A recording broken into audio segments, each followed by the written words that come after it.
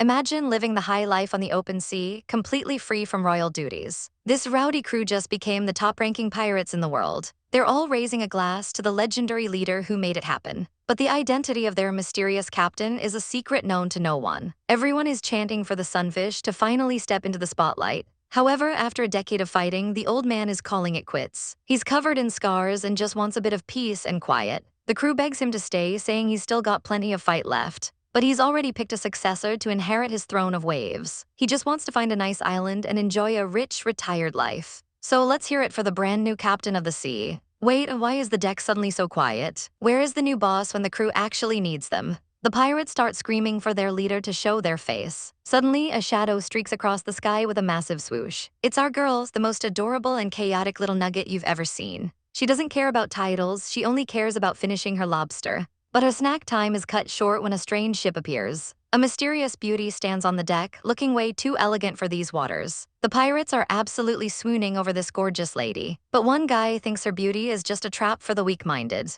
Our heroine drops down from the masts to see what all the fuss is about.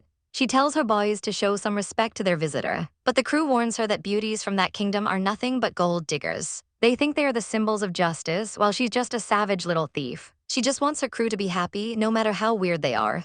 Our girl winks at the beauty, trying to act like a smooth operator. But the lady isn't here for romance, she's looking for her master. Our heroine's soul practically leaves her body in absolute terror. The pirates try to act tough and flex to impress the visitor, but they realize their mighty captain has suddenly vanished into thin air. She's literally crawling on the floor trying to stay invisible. The beauty isn't playing games and whips out a magical purple silk. She lands on the deck with the grace of a deadly goddess. She's here to take our poor heroine back to the palace by force. Our girl tries to act tough and protect her brothers from the lady. She warns them not to resist her terrible and lethal power. In the blink of an eye, she ties up her entire crew with lightning speed. She's actually doing them a favor so they don't get hurt by the beauty. She claims her heart will ache if she has to rough them up herself. Her hands move like a blur as she secures every single knot. Done, now she's the only one left standing on the deck. The crew is left wondering who this tiny monster actually is. She steps up on a barrel, ready to reveal her true identity. Behold, she's actually Princess Bai Duo of the Huayu Kingdom. She thanks them for the memories, but she's stealing all their treasure too.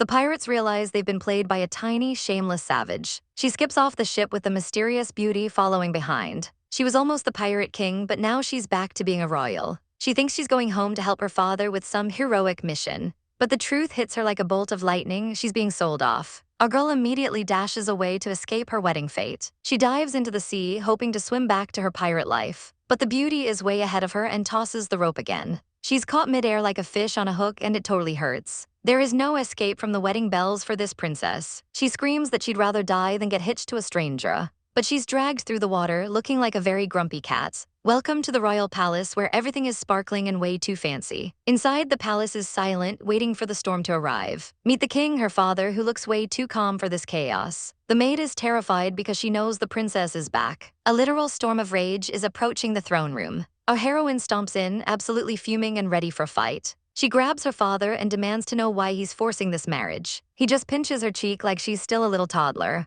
Instead of talking politics, he nags her about her dry skin and tan. She slams the table, refusing to let him change the subject. The king breaks down, crying like a total drama queen on the floor. He claims the entire kingdom will perish if she doesn't marry. Our girl is confused because her brothers were supposed to handle this. But apparently, both of their engagements went up in flames recently. She needs to know exactly what went wrong with her siblings. The beauty brings out a map to explain the messy situation. Centuries ago, this entire area was one single, powerful country. Now it's split into 4 kingdoms that are always fighting. The Zilliang Kingdom is the big bully trying to conquer everyone. To survive, the other 3 kingdoms tried to form a marriage alliance. But her brothers managed to ruin the entire plan by themselves. Suddenly, her second brother strolls in looking like a total playboy. Our girl is shocked to see him back at the palace so soon. He's handsome, charming, and thinks he's God's gift to women. Our heroine can't believe anyone would reject a face like that. But the secret is out. The princess found out he likes other things instead. Our girl realizes that his marriage was doomed from the start.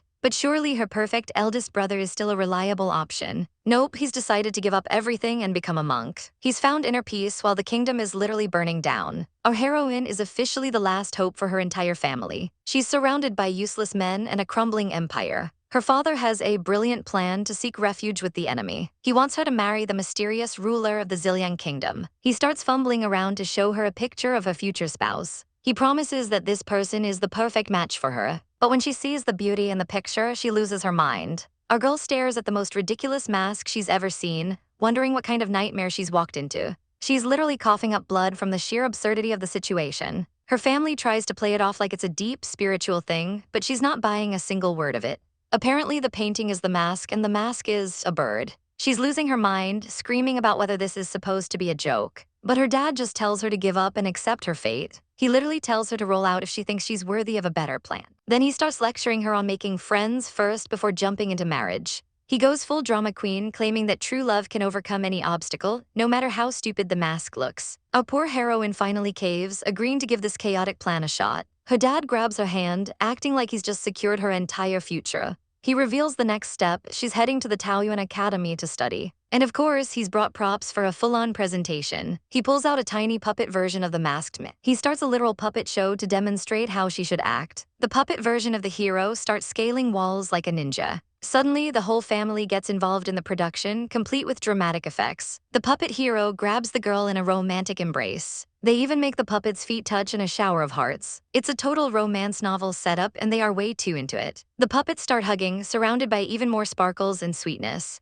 They even set a moonlit stage to prove that status can't stop true love. The scene ends with the puppets in a giant heart while the family looks on with pride. Our girl is sweating bullets, watching her family lose their collective marbles over this puppet show. Her dad holds up a sign for a Bachelor of Science degree like it's the ultimate prize. Her brother chimes in with some cryptic advice about cooking rice that sounds suspiciously like a trap. She fires back that she doesn't even have the tools to cook, but they aren't listening. They just want her to fall in love so the two countries can merge without a hitch. Her dad strikes a pose again, preaching about the power of true love solving every problem. She decides to just take it one step at a time, mostly because she's not sure she'll survive the week. Meanwhile, on a boat, a mysterious woman prepares for the journey to Zilliang country. Our girl is lounging back, staring at the puppet and wondering if her life is a comedy. She looks at the grinning mask and sighs. Over at the palace, the atmosphere is way more intense. A beautiful woman is seen bathing in a massive, ornate pool. She's the centerpiece of the upcoming ritual. A priest announces that the sacrifice has arrived and the vibe is chilling. She tells her attendants to withdraw, her voice cold and commanding. A little maid is busy stuffing her face with buns while waiting for her mistress. She asks why Her Highness has to do the dance herself when others could do it.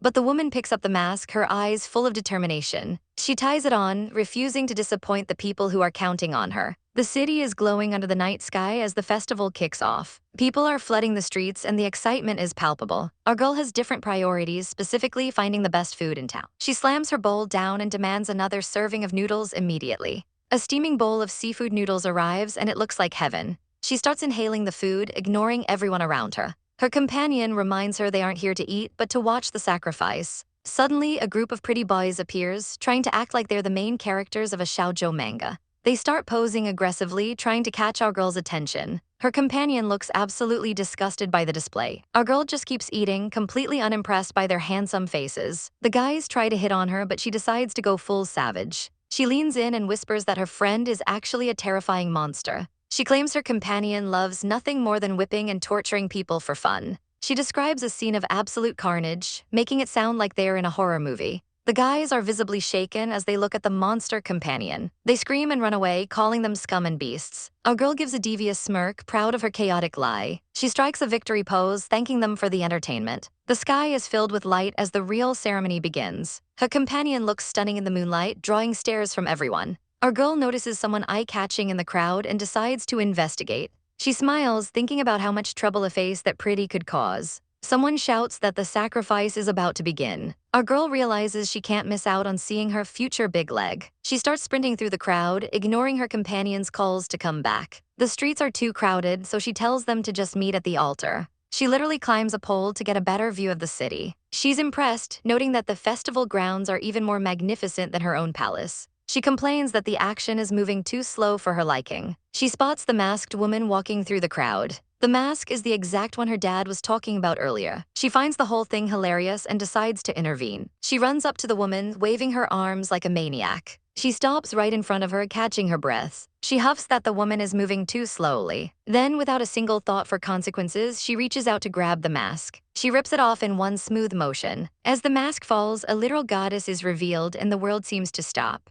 Our girl is absolutely floored by how beautiful she is. The little maid rushes in, screaming and demanding the mask back. Our girl realizes she messed up big time and starts apologizing profusely. The maid wants to give her a meal of fists, but the lady just tells her to let it go.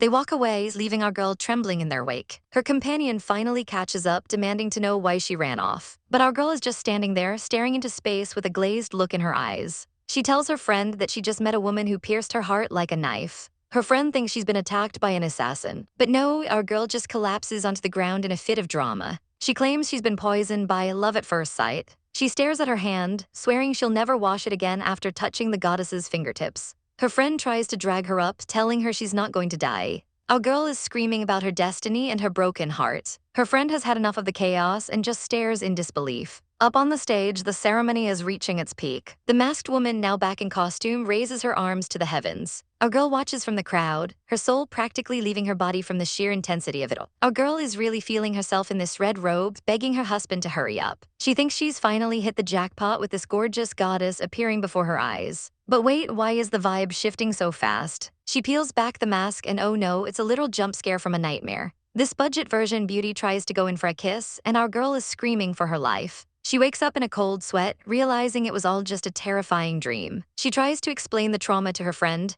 who honestly couldn't care less about her indecent assault nightmare. Our poor heroine is now officially mourning her unrequited love before it even had a chance to start.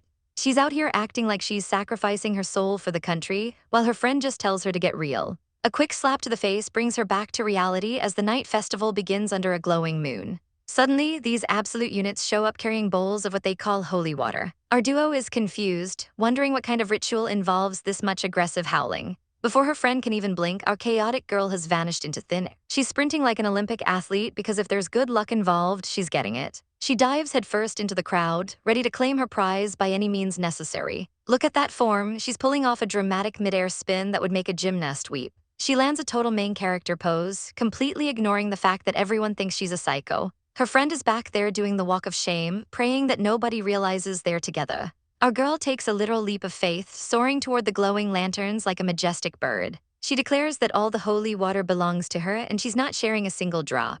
She spots the Emperor and his crew below, but her landing gear is definitely malfunctioning. Midair realization hits, she's about to become a human wrecking ball. Crash, she slams right into the water carriers, taking out the whole formation in one go. It's a total washout as the holy water sprays everywhere like a broken fire hydrant. Our girl is rubbing her head, complaining about the pain while everyone else is in shock. She looks up to see the masked emperor standing there, absolutely drenched and probably fuming. The silence is deafening as everyone tries to process the sheer audacity of this girl. The guards start screaming to catch the assassin, and our girl decides it's the perfect time to vanish. The emperor, who is actually a stunning maiden in disguise, demands that they find her immediately. Her little servant is already on the case, claiming she's memorized the taste of our chaotic heroine. While the palace is on high alert, our girl is busy making a quick getaway. She shows up in a new disguise, acting like she's a total master of stealth with her fancy umbrella. She's determined to dig up some dirt on the emperor and that mysterious maiden. Her brilliant plan, heading straight to the local entertainment district to gather intel. They arrive at the Chrysanthemum Terrace where the hosts are ready to party. Our girl insists that as long as you have the cash, this is the best place for top-tier gossip. Her friend tries to bail, but our girl isn't about to let her wingwoman escape that easily. She literally drags her into the lion's den, ignoring all the protests. She's hyped for a night of investigation while her friend is screaming no in the background. The host welcomes them and offers a selection of the finest guys on the stage. We've got the soft cute boy and the edgy bad boy, take your pick, ladies. Our girl's eyes are literally turning into hearts as she sees the full buffet of handsome men. She decides that one is never enough and demands the entire lineup at once. She's reminiscing about her glory days at sea, wondering how many beautiful boys she can handle. The boys are already exhausted just thinking about it, and the host warns her about the steep price.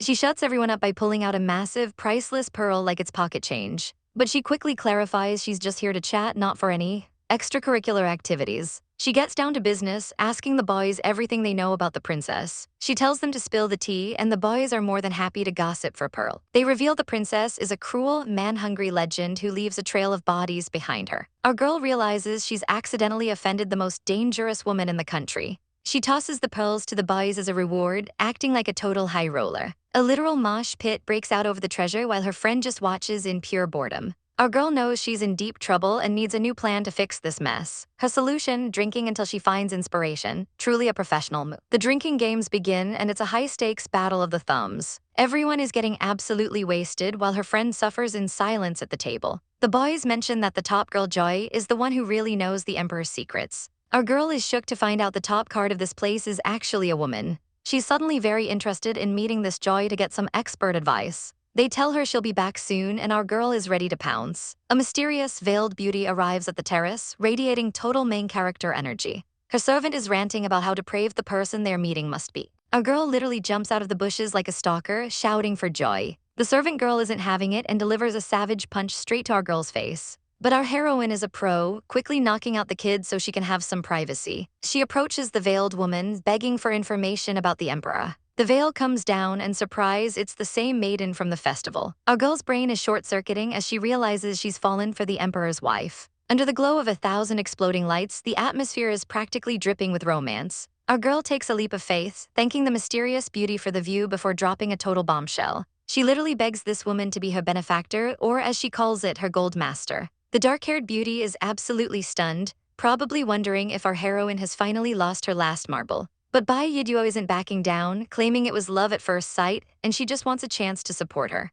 Even as she's being dragged away, she's clinging on for dear life with a look that says, "Please adopt me." Seeing her determination, the beauty finally relents, suggesting they move this chaotic conversation into the room. Our girl is internally screaming with joy, thinking she's finally made it. But the mood is instantly killed when they find a maid passed out cold on the ground. Suddenly, Bai Yiduo switches into hero mode, refusing to let the poor girl catch a cold. She tosses the maid over her shoulder like a sack of potatoes, looking way too proud of herself. Once they are finally settled inside, the mysterious woman begins to prepare tea with a grace that is honestly intimidating. Our girl is absolutely swooning, unable to take her eyes off this literal goddess. She's convinced that just looking at this face could cure any ailment. The beauty offers a cup to warm her up, and Bai Yiduo drinks it down like it's the elixir of life. Of course, her imagination immediately goes to some very rated R places involving undressing and hair brushing. The princess snaps her back to reality, asking the one question she's been dreading: why exactly is she here? Bai Yiduo starts explaining the politics of the Huayu country. She talks about the small but wealthy nation known for its legendary beauties. Then, with a nervous laugh, she reveals her true identity as the Princess of Huayu.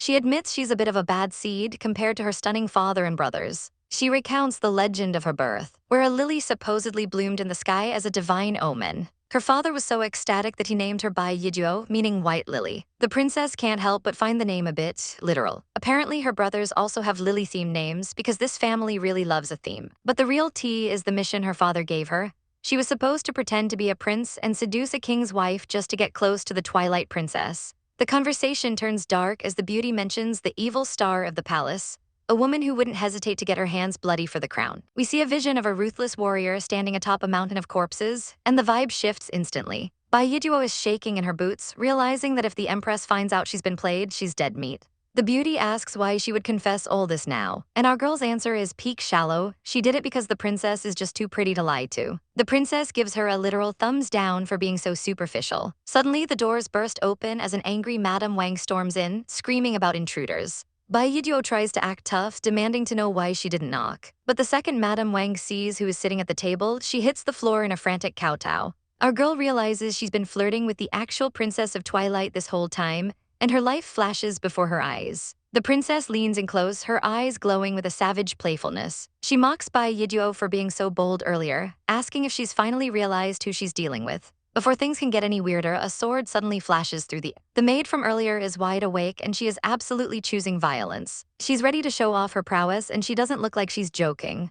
Bai Yiduo realizes her peace-loving fantasy was a total lie. The maid levels a blade at her throat, claiming peace only happens when you get rid of irritating people. Madame Wang faints from the sheer shock of the chaos. Our girl begs for a peaceful talk, and the princess agrees on the condition that she can actually find a place to sit. Bai Yiduo looks down and realizes the seat is a literal death trap covered in iron spikes. There are rat traps everywhere, and she is fuming at the disrespect. The table has been chopped to bits, and she demands some royal respect. The maid just calls her a shallow wretch and throws a shuriken for good measure. Our girl's eyes ignite with a golden fire. She leaps into the air with a whoosh, and sticks the landing. But she didn't land on a chair, she landed right in the princess's lap. I sat down, she cheers, looking way too smug about the situation. She's practically nose to nose with the beauty. And for the first time, we see the princess actually start to blush. The maid is absolutely livid, screaming for her to get off. But the princess calmly tells her to back down because she lost the bet. She orders the maid to leave so they can have a private chat. The maid is stunned, but has no choice but to retreat while Bai Yiduo sticks her tongue out. Once they are alone, the silence is deafening. The princess asks if she's ever planning on getting off her lap.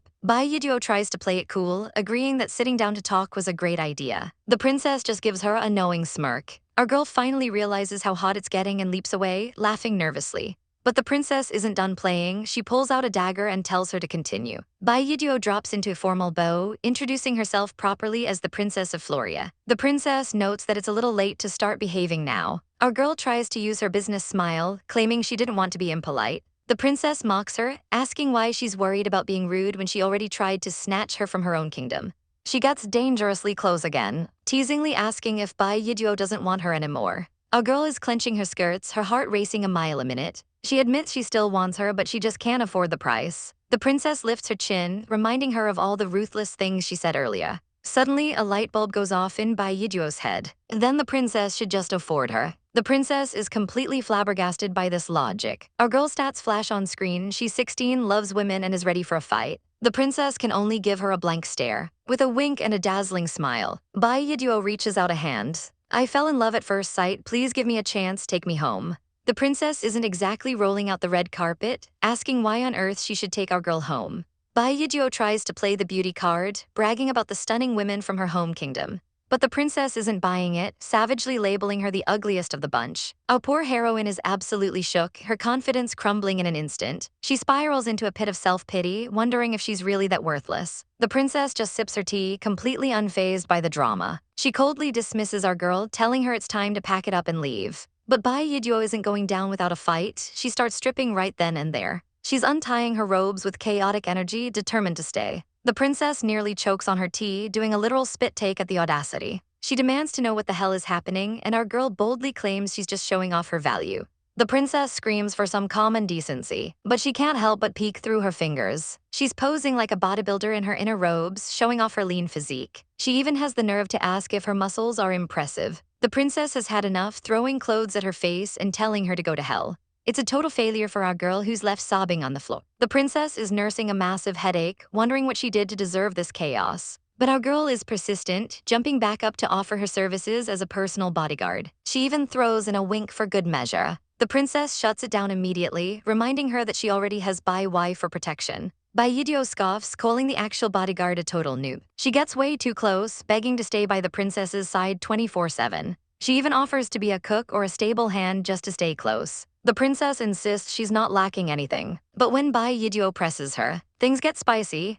The princess pins her chin, whispering that the only thing she lacks is a toy to humiliate and tease. Our girl is frozen as the princess grabs her wrist with a chilling look. She claims to be tainted and warns that getting closer will only lead to our girl getting dirty. She tells her to run away and walks off into the shadows. Instead of running, Bai Yiduo takes the dirty comment literally and pours a whole teapot over herself. She's standing there dripping wet, trying to look like a seductive siren to win the princess. Fast forward to the next morning, and the princess is waking up with a hangover from hell. She has a sudden, terrifying realization of what went down the night before. She remembers Bai Yiduo going absolutely feral while drunk. Our girl was apparently terrorizing a group of guys with ropes, Floria Kingdom style. The princess is mortified, screaming at her to wake up and labeling her human trash. Bai Yi mentions how clingy the brat was, and the princess covers her ears, refusing to hear the scandalous details. She's so stressed she briefly considers ending everyone involved just to keep the secret. Bai Yiduo finally wakes up, swearing she didn't actually touch those boys. She suddenly turns the tables, tying the princess up with her own sash. She pushes the princess down onto the bed and starts patting her chest to check her out. But she quickly gets bored, sighing that she couldn't put up with the princess even if she did like men. The princess is scandalized, asking if she slept with the star girl from the brothel. Bai Yiduo is offended, poking her and claiming she's as pure as driven snow. She announces she has good news and bad news. The bad news is that she's realized the princess is her fated goddess, and she's done pretending to be a guy. The princess tries to kick her out, but our girl pulls a savage power move, pinning her to the wall. She repeats the princess's own words back to her, teasing about getting dirty. Our girl is swooning over her own flirting skills, thinking the princess is a total pro. She explains that her wet look from earlier was a deliberate seduction tactic, but she has to admit it was a total flop. The princess is just relieved the kingdom's future isn't in those hands. As they prepare to leave for the Celestial Empire, Bai Yiduo is left crying about her lack of game. Meanwhile, back at the palace, the princess is hard at work writing, but as she looks at a drawing of our girl, a soft smile creeps onto her face. She whispers to herself that this time she's definitely not letting her go. Our girl starts by carefully rolling up a mountain of ancient scrolls. She's searching through the archives like her life depends on it. Every single piece of paper could hold the key to her survival. She picks one up with trembling hands, making sure not to damage a single fiber of the parchment. Her mind drifts back to a simpler, much more chaotic time when a certain blonde kid was busy grilling fish. The scene shifts as the memory takes hold. Back then, the little guy was practically begging a mysterious hooded figure to eat. Our heroine hiding under that cloak was playing the silent but deadly type. He didn't care about her attitude and just kept stuffing his face. She tries to act all tough and unbothered, claiming she isn't even hungry. But as he takes a massive, juicy bite, he gives her a look that says really, making her blush a deep shade of scarlet. Without a word, the brat suddenly scoops her up. He tells her if she wants to starve, she should at least do it somewhere with a better view. He's incredibly proud of his cooking skills, even if his guest is currently fuming. She can't help but wonder why this total stranger would descend from the heavens just to save her, especially since he eats like a complete animal. Her stomach keeps protesting, and the smell of that fish is pure torture. She decides he's definitely suspicious and she needs to keep her distance. As soon as she announces her departure, the mood by the campfire shifts. He tells her to stop right where she is. She freezes, thinking he's finally about to show his true villainous colors. But no, he just wants his blanket back because it's the only one he has. Talk about a mood killer, he even gives her a little kick to hurry her along. Our poor girl is absolutely scandalized by the physical contact. She's about to give him a piece of her mind for being so rude. He looks a bit confused, wondering if he actually hurt her. Then he reaches out and grabs her again. He has the audacity to call her chubby right to her face. She calls him a crude little brat, but he just tilts his head in total innocence. Suddenly, he realizes the misunderstanding and drops a bombshell. He's actually a girl too. To prove it, she even offers a comparison that leaves our heroine speechless. The scene shifts to a moonlit fountain, where a stunning woman is taking a late-night dip. She's lost in thought, trying to clear her head from the day's drama. A confident smirk plays on her lips as she enjoys the cool water. In her mind, the game is already over, she's won. Stepping out of the water, she's greeted by her frantic maid. The girl reports that every single thing has been packed for their journey. She didn't even forget the precious box of paintings. The maid is practically a pack mule at this point, hauling the heavy chest single-handedly. Our princess looks radiant, but there's a dark edge to her smile. Someone has forgotten her over the last 3 years and they are in desperate need of a punishment. She closes the curtains to prepare for the trip. But wait, there are eyes in the bushes. A telescope is poking out from the greenery. It's our chaotic duo, and they are definitely up to no good. When the curtains close, the blonde spy nearly has a breakdown. She's devastated that her front row seat to the drama has been cut off. Apparently, this was all supposed to be information gathering. She's even taking detailed notes like a dedicated stalker. Her companion tries to talk some sense into her, but she just tells him to hush. Meanwhile, the maid is still lugging that giant box through the woods. She stops suddenly, sniffing the air like a bloodhound. The spies freeze, realizing they might have been spotted. The maid looks left and right, but eventually decides it was just her imagination. The spies realize they need to move fast if they want to stay hidden. The purple-haired companion is already looking for an escape route, but our blonde lead is already planning her next move. She agrees they should leave, but then sprints off in the completely wrong direction. Her partner is left screaming after her, realizing this mission is a total disaster. The stress is literally giving the poor girl white hairs. They manage to track the maid down to the harbor. Hiding behind a massive rock, they watch as the box is loaded onto a ship bound for the Celestial Empire. The guards confirm that everything is ready for departure. Our girl watches from the shadows, her eyes locked on the cargo. The maid, Lady Bai Y, gives the guards a confident thumbs up. She walks away with a skip in her step, thinking her job is done. Back in the woods, the argument continues. The blonde lead points out that the ship is leaving tomorrow. Her companion is ready to throw in the towel, but our girl is just getting started. Suddenly, a rustle in the leaves gives them away. Lady Bai Y is back and she's got a sword drawn. In a move of pure, savage survival, our blonde girl shoves her companion right into the line of fire. The poor girl tries to de-escalate by complimenting the sword, but the maid is a total savage and demands her clothes as compensation. She tightens her grip and tells her to take them off herself. As the sword swings, our girl screams at the top of her lungs that there's an assassin. The guards at the harbor hear the commotion and freak out. They charge into the woods to defend their lady. The companion is absolutely fuming, cursing our lead for framing her so perfectly. From the safety of the bushes, our girl just gives a thumbs up and tells her to fight dirty. She's feeling pretty great about her chaotic plan. With a smug little strut, she heads toward the ship, leaving everyone else to deal with the mess. Our girl sneaks into the most luxurious room on the ship, convinced this must be where her beloved Juoxing is staying. She's absolutely dazzled by the high-end decor, feeling like she's hit the jackpot. She practically teleports inside, eager to scope out the place. From the aesthetic flower arrangements to the massive collection of books, everything about this room screams sophisticated queen. She spots a mysterious painting and wonders what kind of artistic taste her girl actually has. Honestly, she's just impressed that Juoxing is into such mysterious and edgy things. Then she spots the bathtub and her imagination immediately starts running wild. When she sees the bed, her inner fangirl completely loses it. She's torn between her desperate desire to share that bed and the realization that she's being a total creep. She can practically see Juoxing lounging there, beckoning her to come over in the most savage daydream ever.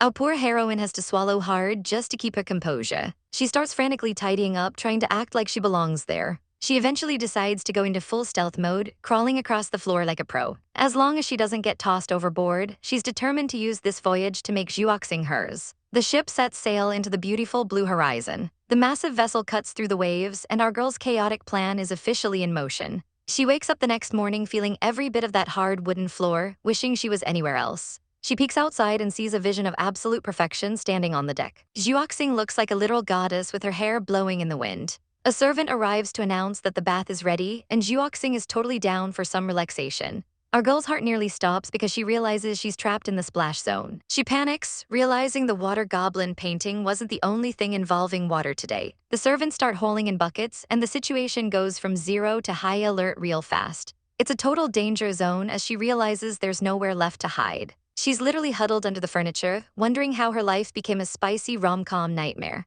She tries to sneak a peek but tells herself she has to be a lady even if it kills her. She manages to shut the door, praying no one notices a stray princess in the corner. Suddenly, a suspicious scent fills the air and our girl knows she's in trouble. She peeks through the door, seeing the search party getting closer. A tiny but fierce servant demands a full sweep of every room on the ship. Our heroine is sweating bullets, leaning against the wall and praying for a miracle. She knows if she gets caught now, it's going to be a total disaster. In her head, she sees herself being dragged out like a common pervert while Juoxing looks on in total disgust. She tries to imagine a more charming way to reveal herself, but her brain is fried. Outside, the servant is literally sniffing the air like a bloodhound. They burst into the room, but luckily it looks completely empty at first glance. The servant is baffled, wondering where that suspicious rat went. Juoxing enters the room, looking calm and collected in her robes. The servant quickly makes up an excuse about cleaning, trying to play it cool. Juoxing just dismisses her, ready to finally enjoy her bath in peace. She steps toward the tub, completely unaware of the stowaway. Suddenly, our girl explodes out of the water, gasping for air like her life depends on it. She couldn't hold her breath for one more second, and the secret is officially out. Juoxing is stunned, and the servant outside hears the splash, asking if everything is okay. Juoxing quickly composes herself, stepping into the tub and blocking the view. She tells the servant to get lost, while our poor girl is literally drowning in embarrassment underwater. Once they are alone, Juoxing demands to know exactly why there's a princess in her bathtub. Our girl is trapped in the water, looking up at a very unimpressed Juoxing. She tries to play it off by purring and acting cute, but it's a total fail. Juoxing stands up to leave, and our heroine's eyes nearly pop out of her head. She realizes Juoxing was rocking the natural look under those robes the whole time. Juoxing is so shocked by the audacity that she literally spits out her tea. She realizes the fit is way too revealing and asks why things are so breezy down there. Juoxing bluntly tells her it's because she's too thick for the skirt. Juoxing promises to find her better clothes later, looking a bit flustered herself. Our girl explains she just wanted a free ride to the academy to be closer to her crush. Juoxing pulls out some heavy-duty intel, showing she's been doing her homework. She looks over a map of the regions, noting that her people are everywhere. From pubs to merchant houses, the intel network is deep. Our girl starts bragging about how talented her people are at blending in. But Juoxing is a savage and calls it a major security threat that needs to be eliminated. She gets uncomfortably close, trying to use her charms to de-escalate the situation. She frantically waves her hands, insisting her people are too cowardly to ever be a real threat. Juoxing finds it hilarious that such a fearless princess is willing to sacrifice everything. She literally clings to Juoxing's leg like a lost puppy. She promises to be the perfect, low-maintenance partner who won't cause any drama. Juoxing gives her a look that says you're actually insane, but she's clearly entertained. Our girl keeps up the flattery, calling it a win just to be near such a beauty. But when she suggests a monthly hookup, Juoxing shuts her down instantly. Juoxing gets serious, revealing she's been in love with someone else for years. She claims her harem will only ever have one seat. Our girl laughs it off, calling her silly for being so loyal. She gets cheeky, suggesting they could just have a secret affair instead. Juoxing immediately silences her, covering her mouth with a smirk. She decides if our girl wants excitement, she's going to give it to her. She pins her down, and our girl is suddenly realizing she might have bitten off more than she can chew. Juoxing whips out a document that looks suspiciously official. It's a pet contract, and the terms are definitely not standard. Our girl is confused, wondering if they're playing a very high-stakes game. Juoxing explains that since she needs a toy, our girl just volunteered for the job. Our heroine worries about the other woman finding out, but Juoxing just calls her a scatterbrain. Secretly, Juoxing is just having fun while waiting for her feelings to be reciprocated. Our girl doesn't even bother reading the fine print before signing. She's ready to play along with whatever her highness wants. Juoxing's eyes glow with a predatory light as the deal is sealed. She promises to protect the kingdom as long as the contract holds. Then she suddenly lifts our girl up, signaling that playtime starts now. Our girl is caught off guard by the sudden intensity. Our poor heroine is left blushing and breathless, realizing the excitement is much more than she bargained for. Our girl is absolutely obsessed with her new jewelry, even if those tiny stars were literally stabbing her a second ago. Princess Jiao drops a sweet smile, and our heroine is already hearing wedding bells. Too bad the princess is a total savage and informs her it's actually just a leash for her new pet. Instead of being offended, our chaotic queen is totally into it and starts demanding a matching collar with a belt. She's already deep in a catgirl fantasy. Things get a little too spicy in her head, leaving the princess absolutely stunned and her heart doing backflips. Once she finally snaps back to reality, our girl is literally shaking her for more attention. Blushing like crazy, the princess decides it's time to get her some actual clothes and makes a quick escape. While she rummages through the trunks, our heroine is still fully committed to the bit, asking if she should start calling her master. She even starts crawling around and meowing like a pro. When the princess shuts down the pet play, our girl throws a full-blown tantrum on the floor. The princess gets serious, warning her that she might not actually like being treated that way. But our heroine isn't backing down. She gets dangerously close, telling the princess she's the only one allowed to do whatever she wants with her. The tension is through the roof, and for a second it looks like we're finally getting that kiss. But nope, the princess panics and chucks a pile of clothes right at her face. Our poor girl is devastated by the missed opportunity. Meanwhile, the princess is trying to keep her heart from exploding, realizing she needs to make the girl fall in love for real first. Our heroine finally gets dressed, and it turns out it's an outfit the princess has been saving since they first met. We get a quick trip down memory lane too when they were just kids in the forest. The princess is full of anticipation, hoping her girl remembers their past. But our girl is a total mood killer and just complains about how ugly the clothes are. Talk about a heartbreak, the princess can only sigh in disappointment. She calls her over for some comfort, but our chaotic heroine ends up tripping and knocking over a precious scroll. She tries to catch it in a panic, but the princess is already looking like she's seen a ghost. Turns out that water ghost painting is actually a memory of when our girl saved the princess from drowning years ago. The princess is deep in thought, while our girl is literally on her knees praying the ghost doesn't haunt her. Suddenly, the princess's favorite hairpin accidentally flies into the ocean. She tells her pet it's time to fetch. Even when she's being bossy, our girl thinks she's way too gorgeous to say no to. Claiming her pirate past gives her super swimming powers, she takes a literal leap of faith into the sea. A maid rushes in to see what the splash was, but the princess just acts like nothing happened. In a total villain move, she orders the crew to speed up the ship. Our girl finally surfaces with the prize, only to realize her ride is leaving her in the dust. She's left flapping in the waves, screaming for them to come back. Luckily, her subordinate isn't about to let her drown and drags her back on board. Though she's clearly questioning her life choices, our heroine just brags about how she got away without a scratch, while her poor subordinate shows off all the bruises she got from the rescue. Our girl just laughs it off as wild play, which earns her a punch to the face. She catches the fist with a smug grin, promising to pay for the medical bills. The subordinate can only grumble, as our girl demands liquor to warm up after her swim. She's chugging it down like a champ, but then she starts wondering why the princess is suddenly acting so cold. The subordinate is just as confused. Our girl realizes she saw her naked, yet she's still alive. and even signed a pet contract. The subordinate is horrified that she's basically become a slave. Our girl gets defensive, insisting it's not a slave contract. It's a little puppy role. The subordinate is literally gagging. Our girl starts overthinking the painting incident. She realizes that maybe that water ghost was actually someone important. They figure out that the Twilight Kingdom worships water, and she might have just accidentally insulted a spirit. Realizing she needs to study up, she declares herself a study robot. Fast forward 15 minutes and she's already passed out. The princess finds her asleep and gently drapes a cloth over her. As she looks through the books, she finds a passage about the traditional token of love. It turns out chaining your lover is a tradition to ensure you're never apart. Talk about a Yandir moves, finally the ship docks at the port. Our girl is absolutely hyped by how bustling the Celestial Empire is. She's pointing out foreigners and monks like a total tourist. The princess has to literally muzzle her so she doesn't embarrass them. They head over to the Taoyuan Academy reception, where the senior students are being total snobs about the bumpkin freshmen. That is, until our girl shows up looking like a top-tier flower boy. She's got the seniors swooning instantly. They're practically fighting over who gets to claim this handsome junior. Our girl introduces herself as Bai Yiduo, flashing a smile that melts hearts. The seniors are already clawing at each other to lead her to the academy. It turns into a full-blown catfight between the girls. Now our poor heroine is stuck in the middle, terrified of offending anyone on her very first day. The seniors are already gossiping about the mysterious new arrivals at the temple. Our girl doesn't waste a second and points out her target immediately, ready to make a move. She's got her eyes on the prize, even as a mysterious veiled beauty watches the chaos unfold. Everyone is swooning over this high-status newcomer being welcomed by the temple master himself.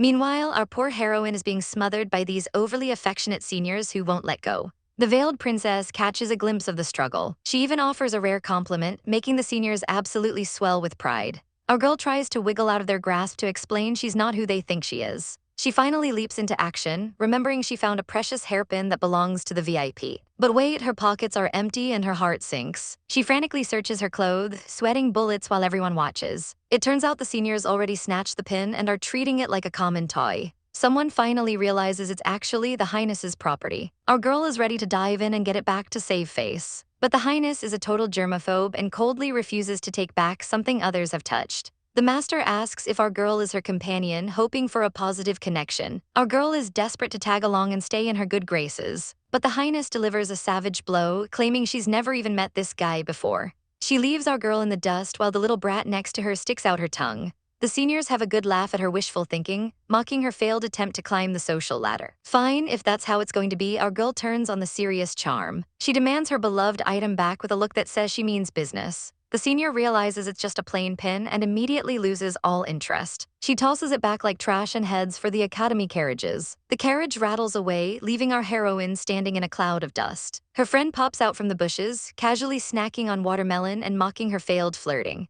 Inside her own carriage, the Highness is deep in thought. The master offers her the VIP treatment with a private room once they arrive. She wants to keep a low profile and be treated like a normal student. But she does have one special favor to ask of him first. Outside, the new students are lining up to board the carriages for the long trip. Our girl is so depressed, she's literally growing mushrooms in the corner of the courtyard. She's completely checked out, staring into the void with soulless eyes. She looks like she's given up on life entirely. Suddenly, she's drunk on despair and spouting nonsense about people being heartless. Her friend tries to shake some sense into her before she becomes a local laughingstock. She keeps wailing about being ignored and abandoned. The friend suggests visiting the love guidance team the king arranged for her. That's all it takes for her to snap back to reality with a vengeance. She grabs her wine and prepares to make a grand exit. She dumps all the paperwork on her friend and sprints off toward the city. She's weaving through the crowd like a professional athlete on a mission. Our girl is finally living her best life, sampling all the cheap street food she can find. She spots a cute kid with a lollipop and wants to know where the candy shop is.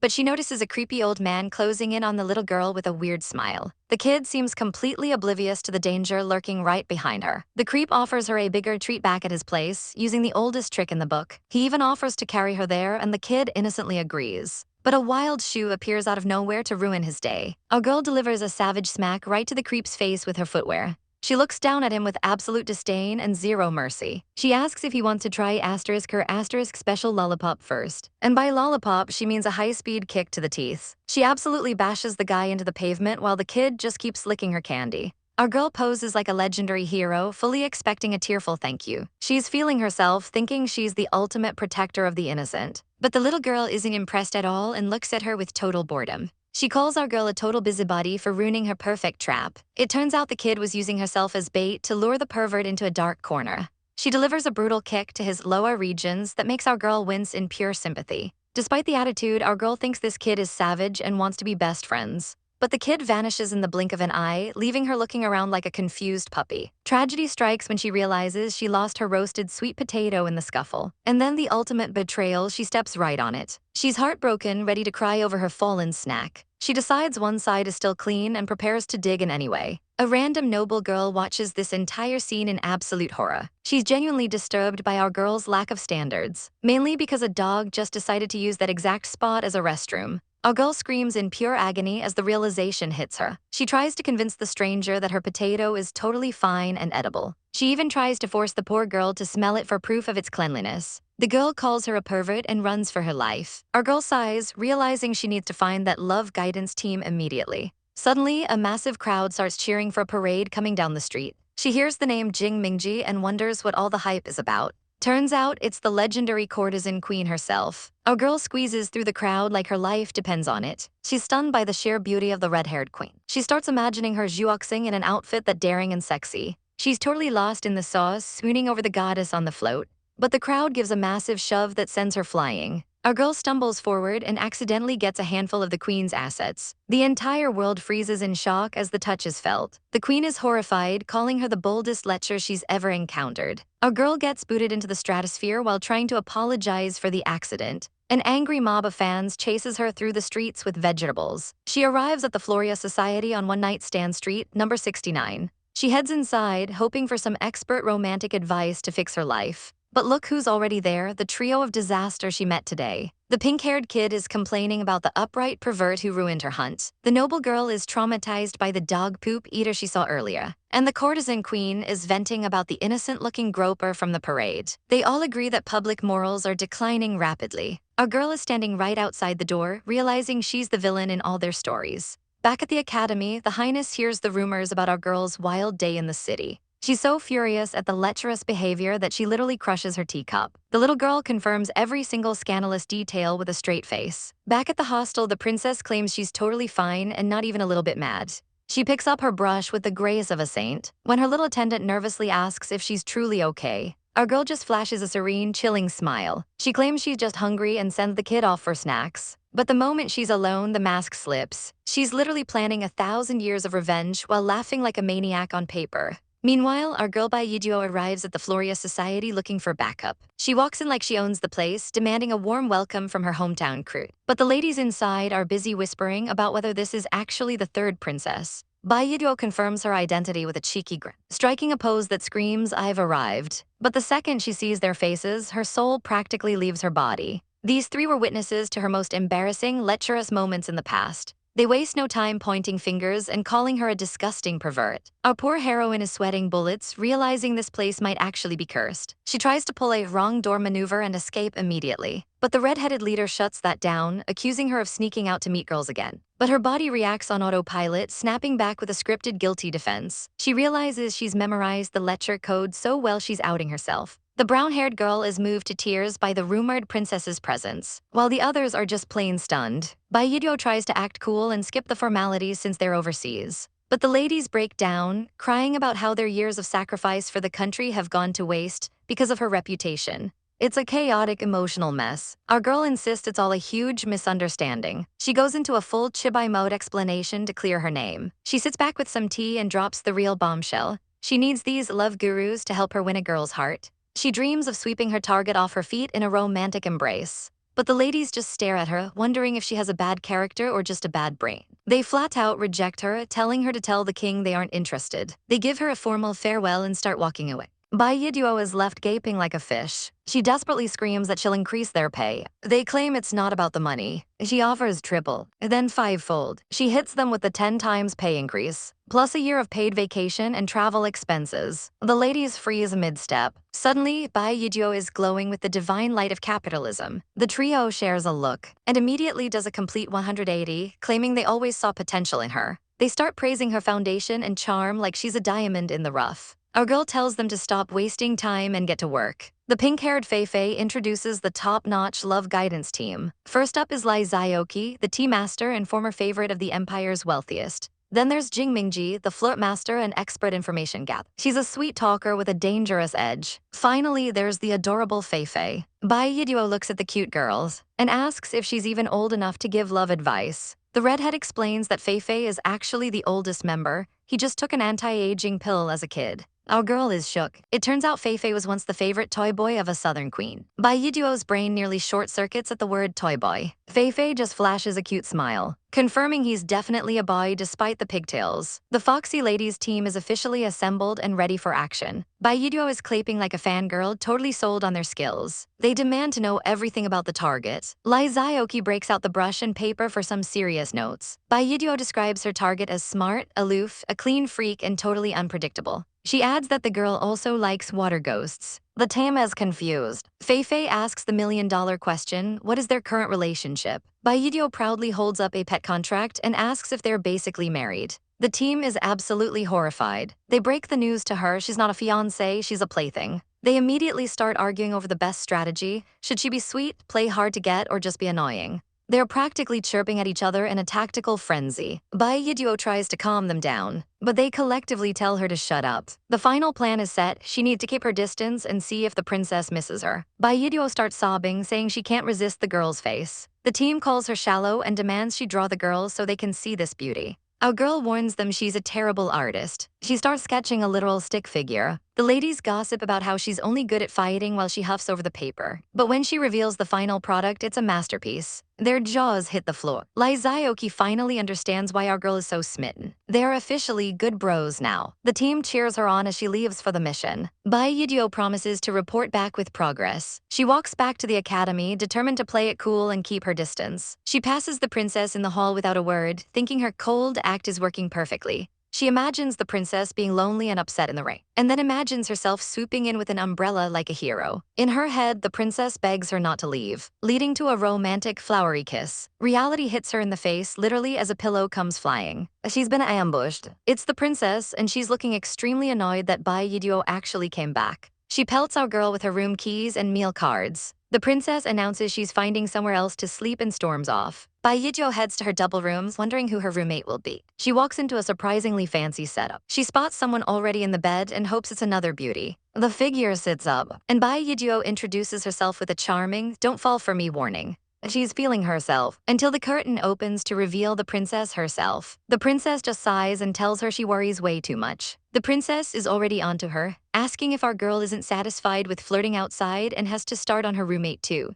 Bai Yiduo is absolutely shook that her victim is actually the royal she's supposed to serve. But the princess isn't letting her off that easy, leaning in with those piercing purple eyes. Our girl knows when she's beat and drops to her knees faster than a heart rate in a horror movie. She tries to play the "I'm just a sick person obsessed with beauty" card to save her skin. She even goes for the full leg cling, swearing that standard beauties don't even move the needle for her anymore. Mo Zhuoxing looks genuinely stunned by the sheer audacity of this girl's flirting. "You're my only cure," she says, flashing a smile so sweet it'll give you cavities. The princess's response, a very blunt, very regal *T. She lifts our girl's chin, demanding to know the most important quality of a pet. Poor Bai Yiduo is buffering, throwing up peace signs and question marks like a confused emoji. But the princess whispers the cold truth, it's loyalty. And to make sure she never forgets, she goes in for a savage bite right on the shoulder. Our poor heroine is left tearing up, complaining that the royal treatment actually hurts. Mo Zhuoxing just stares her down, telling her pain is the only way she'll actually learn her lesson. Then, in a moment of chaotic tenderness, she starts blowing on the wound to soothe it. Our girl is suddenly feeling way too many things at once, begging her to stop because it's getting a bit much. The princess gives her one last warning, sliding her hand down with a terrifying smirk. If there's a next time, the shoulder won't be the only place getting hurt. Once the tension breaks, the princess looks satisfied while our girl tries to keep her spirits up. Time for bed, and our girl is practically floating toward her sleeping quarters. She finds the most luxurious, lavish bedding she's ever seen in her life. It turns out the princess had someone swap out the academy's trash sheets for the good stuff. Bai Yiduo is over the moon, ready to dive into that premium comfort without a second thought. But Mo Zhuoxing looks at her with pure disgust, realizing our girl hasn't even showered yet. Our heroine tries to play it off, sniffing herself and insisting she smells like roses. Not happening, the princess pulls the curtains shut, demanding she get rid of that bad perfume immediately. Since the bathhouse is closed, our girl has to settle for a bucket and some willpower. She even jokes about the princess peeping, though she doubts the royal would be interested. She starts stripping down, thinking she's all alone in her makeshift spa. The warm water feels like heaven, and our girl is finally starting to relax. Little does she know, those curtains are being pulled back by a very curious royal roommate. Mo Juoxing is officially caught in 4K, blushing and panting at the view. Bai Yiduo senses someone watching, but when she looks back, everything is still. She brushes it off, thinking there's no way her goddess would ever be a peeping Tom. After the bath, she's feeling so fresh, she decides to sleep completely naked to enjoy the luxury. She takes a literal leap of faith onto that cloud-like mattress. It feels like sleeping on a dream for about 3 seconds. Suddenly, her face hits something that is definitely not a cloud. A scream echoes through the building as our girl's dream becomes a nightmare. She pulls back the covers to find a literal minefield of durians hidden under her sheets. Mo Juoxing calmly explains it's a hometown custom to help them not forget where they came from. Our poor girl is left sobbing, wondering if she really has to sleep on a bed of spikes. She tries to make it work, but the Twilight Kingdom's traditions are officially her worst enemy. The next morning, the princess wakes up looking like a literal angel in the sunlight. She notices the other bed is already empty and starts to worry she went too far. But our girl pops in with a massive grin, ready to start the day. She's been up since dawn making preparations because she's the ultimate dedicated servant. She brings in breakfast and tea, acting like the durian disaster never even happened. She even offers to help the princess change her clothes, leaning in close. Mo Juoxing's heart starts doing gymnastics, her face turning a bright shade of red. She has to physically talk herself down, reminding herself that our girl is just a flirt. She slaps the hand away, insisting that her own servant will be here any minute. But it's getting late, and the servant is nowhere to be found. Left with no choice, the princess hides behind the curtain to dress herself. Our girl just sits back and waits, knowing exactly what's about to happen. Sure enough, there's a lot of rustling and struggling going on back there. The high and mighty princess can't even figure out how to tie her own sash. She catches our girl laughing and gives her a look that could kill a man at 50 paces. Bai Yiduo can't help it, she didn't expect the perfect princess to have such a cute, clumsy side. She steps in and grabs the sash, taking control of the situation. "Don't move," she commands, getting up close and personal. For a moment, our girl looks dead serious, and it's honestly kind of swoon-worthy. Mo Juoxing is completely stunned, her brain short-circuiting from the proximity. It triggers a memory from 3 years ago when someone else had to dress her too. Back then, a certain someone called her an idiot for not knowing how to wear clothes. She starts wondering if this old friend and the girl in front of her are the same person. But then Bai Yiduo ruins the vibe by reminding her of the time she peed herself from fear. The princess immediately pinches her waist, shutting down the walk down memory lane. Our girl is left crying on the floor again, her mouth officially getting her into trouble. Finally, they make it to class where the teacher is laying down the law. He tells them to focus on their studies, and the princess is the picture of a perfect student. He calls up the top student Mo Juoxing to hand back her pre-entry exam. She stands up gracefully, already the teacher's favorite. He praises her for being knowledgeable and disciplined, basically the class MVP. She accepts the praise with a bow, playing the part of the refined scholar to a T. But then the teacher picks up the next paper and his face turns purple with rage. He screams for Bai Yiduo to stand up and explain this absolute disgrace of an exam. Our girl is caught red-handed, literally hiding behind a pillar with a chicken leg in her mouth. She stands up anyway, greeting the teacher with a greasy, confident smile. "It's me, the beautiful, merry, and outgoing Bai Yiduo," she shouts, owning her chaos. The teacher is absolutely losing his mind over our heroine's answer sheet, demanding she read her work out loud. But our girl is unbothered, striking a pose and claiming she remembers every single genius word she wrote. The teacher points at the paper with a vein popping out of his head. She proudly declares that when you're rich, you should definitely pamper yourself with many wives. In her head, this was the easiest question on the planet. He screams for the correct phrase regarding a husband's hardship. Her answer, "Never stop sleeping with your childhood lover." She's absolutely savage. The teacher's soul is leaving his body as he tells her to shut her mouth, but she points out he's the one who told her to speak. She sighs, thinking men are just way too fickle-minded these days. It's officially game over for her academic career. He tells her to get out, showing off a test paper covered in big red X's. Looking at these answers, it's a miracle she even made it into the room. But our girl realizes that if she's expelled, her political marriage is down the drain. She immediately dives for his leg, calling him the greatest gardener and begging him not to prune this cute little flower. The teacher is mortified by her improper howling. He tries to shake her off, but she's got the grip of a titan. She refuses to move until he lets her stay. The other students are watching this chaotic drama unfold like it's a reality show. He's sweating bullets, calling her a total rascal. Suddenly, a cold silence falls over the room. It's the resident goddess, Mo Juoxing, who calmly suggests that making a scene on the first day isn't a good look. The teacher agrees, but insists he can't let her naughty behavior go unpunished. He orders 30 whips to the palms, and our girl's soul nearly exits her body. She's fine with a beating, but she's got priorities. If her palms are ruined, how is she supposed to hold weapons or, more importantly, chopsticks? The teacher is stunned but tells Juoxing to just get it over with. Juoxing picks up the paddle with a look that says she's actually going to enjoy this. She warns our girl that she won't be showing any mercy. Our heroine strikes a pose, telling her not to hold back just because she's delicate. Big mistake, the slaps are loud, fast, and definitely not for show. Our girl realizes too late that the goddess is actually ruthless. She's taking it like a champ, but man does it sting. The teacher is satisfied, hoping everyone learned a lesson from this display. The rest of the class is absolutely terrified to even breathe. Finally, the actual lesson begins. They dive into the history of the Celestial Empire. But our girl is currently face down on her desk, questioning all her life choices. The teacher wraps up the lecture. Class is finally dismissed. Everyone scrambles to leave as fast as possible. Our heroine is left looking half dead, but Juoxing lingers behind. She slowly approaches the desk. Our girl lets out a pained groan. With teary eyes, she asks the goddess if she's going to take responsibility for beating her into this state.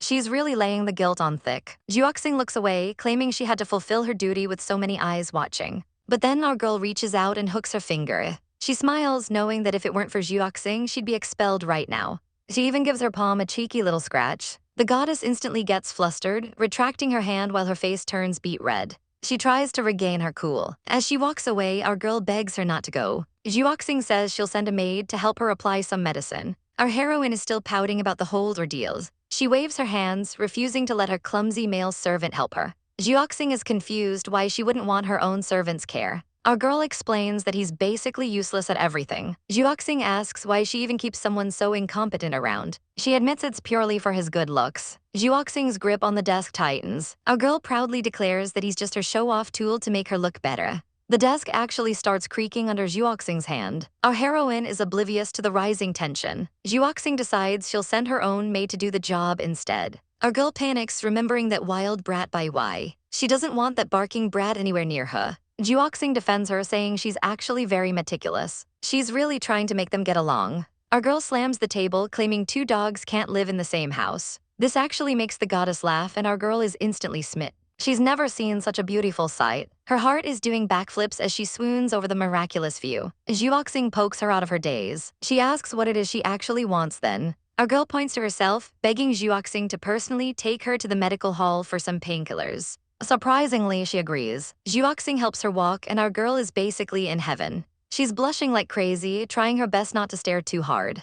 Juoxing tells her to walk faster before the medical hall closes. They make their way through the academy grounds. Our girl notices how soft Juoxing is as they brush against each other. She accidentally says it out loud and has to scramble for an excuse. She claims her legs have just turned to jelly. She complains that even a master can't endure a whipping on the rear. Juoxing reminds her that she chose this herself. Our girl worries that she's ruined her own reputation. But the goddess doesn't care about what others think. Our girl is officially obsessed with her dream girl. In her mind, they look like a stunning power couple, even if everyone else sees a mess. She feels like the main character of a romance novel. They finally arrive at the medical hall. Our girl is sad that their little walk is already over. Suddenly, a senior medical student bursts out of the building. He's in a massive hurry, nearly knocking them over. Juoxing asks where they can get some medicine. The guy stops for a second to check if the injury is serious. Our girl says it's just a superficial wound. He explains that the academy team just got into a massive brawl with a rival team. He's absolutely fuming. Our girl thinks he's rushing to help the injured. Nope, he's actually rushing to join the fight with clubs and shovels.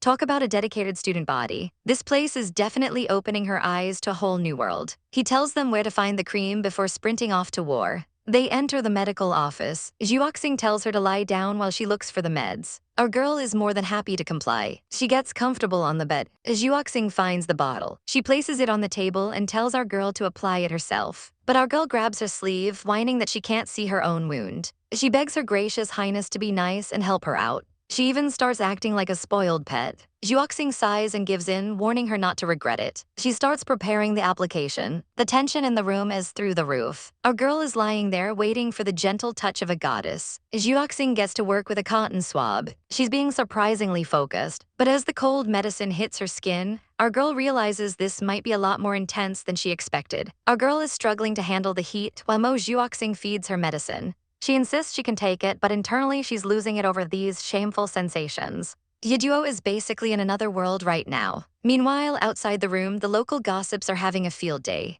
They've spotted the foreign beauty and her supposed toy boy entering the medical office together. They're convinced these two are bringing their bedroom nonsense into a place of healing. Honestly, these guys are just jealous and wishing they could take Yiduo's place in the garden or the classroom. But our girl isn't about to let these losers talk smack about her and her princess. They mock her for being a talentless face loader, so she decides to give them a live demonstration of her talents. With one savage punch, she absolutely obliterates a tree.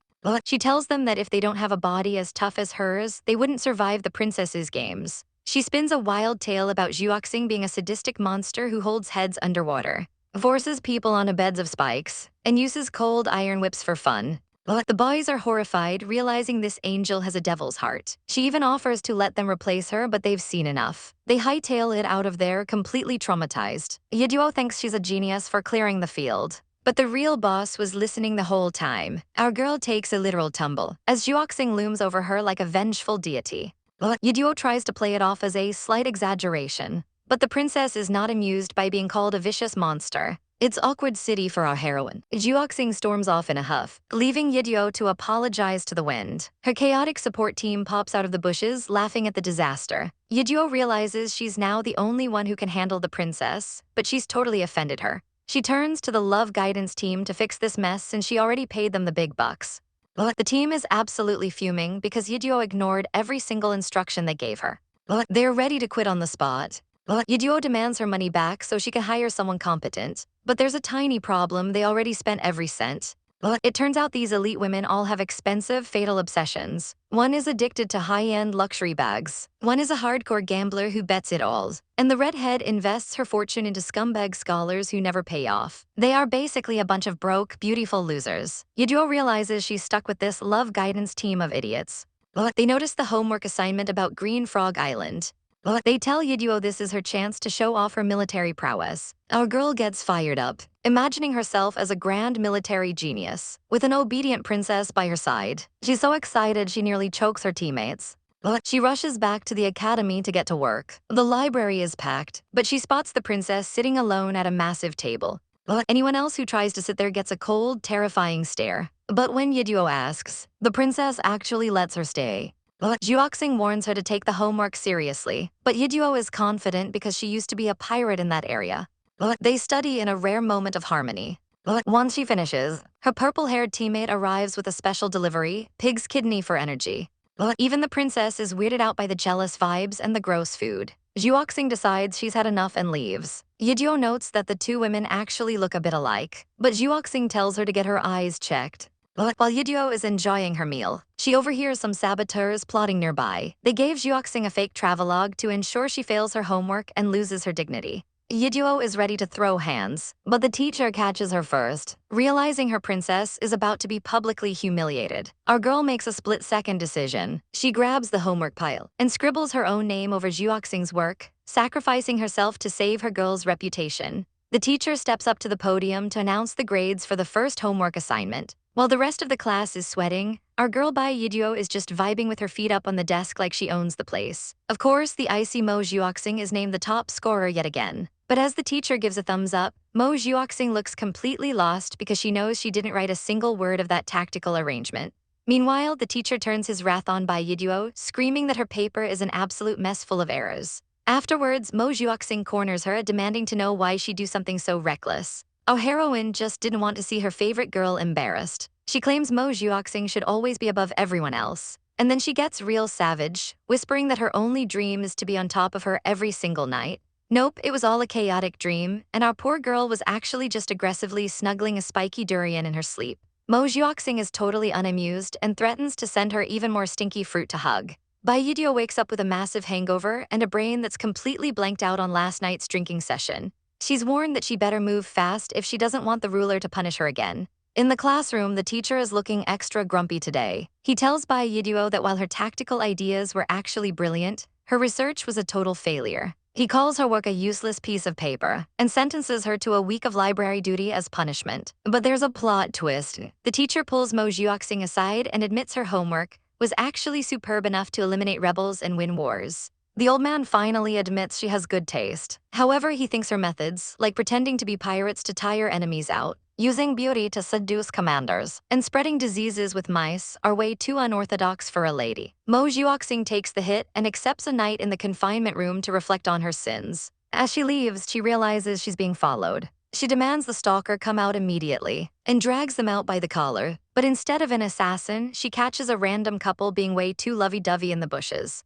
Talk about a mood killer. She finally corners the real culprit, Bai Yiduo, and asks why she swapped the papers. Our girl admits she heard someone was trying to sabotage Mo Zhuoxing with a fake research book and just wanted to protect her. There are enemies lingering in the shadows using underhanded methods, and Bai Yiduo refuses to stay out of it. Mo Zhuoxing looks out at the horizon, claiming she only wants to become a virtuous person. But her version of virtue involves conquering every surrounding island and uniting them under her rule. Our poor heroine is absolutely terrified by this scary level of ambition. A vicious rival appears ready to fight, but the teacher pops out of the bushes to catch Bai Yiduo slacking off from her chores. He drags her away while the rival gives her a very unfriendly gesture. Bai Yiduo arrives at the library expecting a nightmare, but then she meets the library maids. Suddenly, she thinks this punishment is the best thing that's ever happened to her. She is ready for the sisters to teach her some new things, but the fantasy ends the second they hand her a mop. Instead of a fun time, she's got a drill sergeant telling her to quit slacking and start spraying water.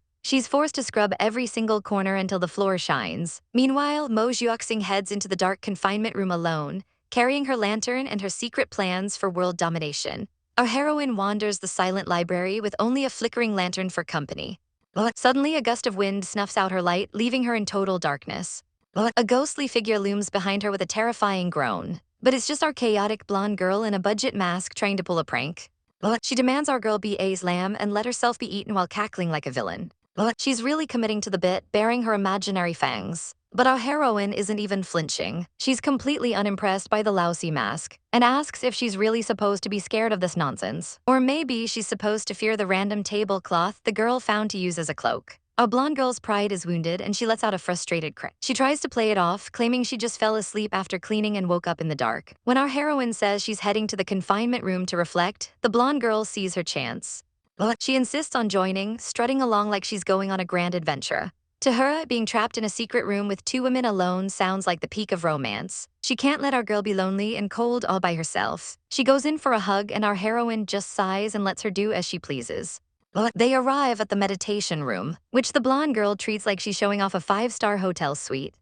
Inside, the atmosphere is strictly for serious reflection. But our girl is already bored out of her mind, rolling around on the floor. She can't believe anyone would actually sit still and meditate all night. Our heroine stays stoic, but the blonde girl is determined to break the silence. She asks if our girl has ever even played a game before. Our heroine admits she hasn't had a playmate in a long, long time. Seeing the hidden sadness, our girl decides to brighten the mood, literally. Even though our heroine says she's used to the dark, our girl starts lighting every candle in the room. She promises to be the one to cheer her up from now on. She turns the dreary room into a glowing sanctuary. Our heroine is clearly stunned by the warmth. She worries that once the light goes out, everything will return to darkness. But our girl just sparkles and says they'll just light another one. As long as there's someone there to light the flame, the darkness doesn't stand a chance. With the mood set, they finally sit down to play. Our girl mentions a traditional game from her homeland. Our heroine's mind immediately goes to the gutter, imagining something wild and scandalous. But our girl is just talking about Cat's Cradle. She starts weaving the string with expert precision, and Tada, she presents a little string heart just for her. Our heroine is deadpan, wondering if this is really the addictive game she promised. Our girl is undeterred, promising to make a star next. But our heroine is over it and goes back to her meditation. Our girl isn't having it and tries to grab her back into the fun. While they play, the talk turns to the cutthroat reality of the imperial family. It's a lonely life when everyone is fighting for power. Our heroine explains how she uses cruel methods to survive her enemies. She's ready to annihilate anyone in her path. She expects our girl to be horrified, but our girl isn't judging at all. Instead, she gets tangled in the string while trying to show off a move. They end up tying their hands together in a total mess. As they struggle to untangle themselves, our girl lunges forward. They tumble together, landing in a very intimate position. Hearts are pounding like a drum. Our girl is totally overwhelmed by the beauty right in front of her face. Our heroine notes that this traditional game is certainly effective at getting close. Our girl is a blushing mess, apologizing for being disrespectful. But neither of them can seem to pull away. Suddenly, our girl's instincts kick in. She hears footsteps. Someone trained is approaching with lethal intent. She immediately bites through the string to free her hands. She warns that there's an assassin in the building. She orders the lights to be put out immediately. With one swift move, she snuffs the candles. Our girl shields the heroine, promising that no one will lay a finger on her.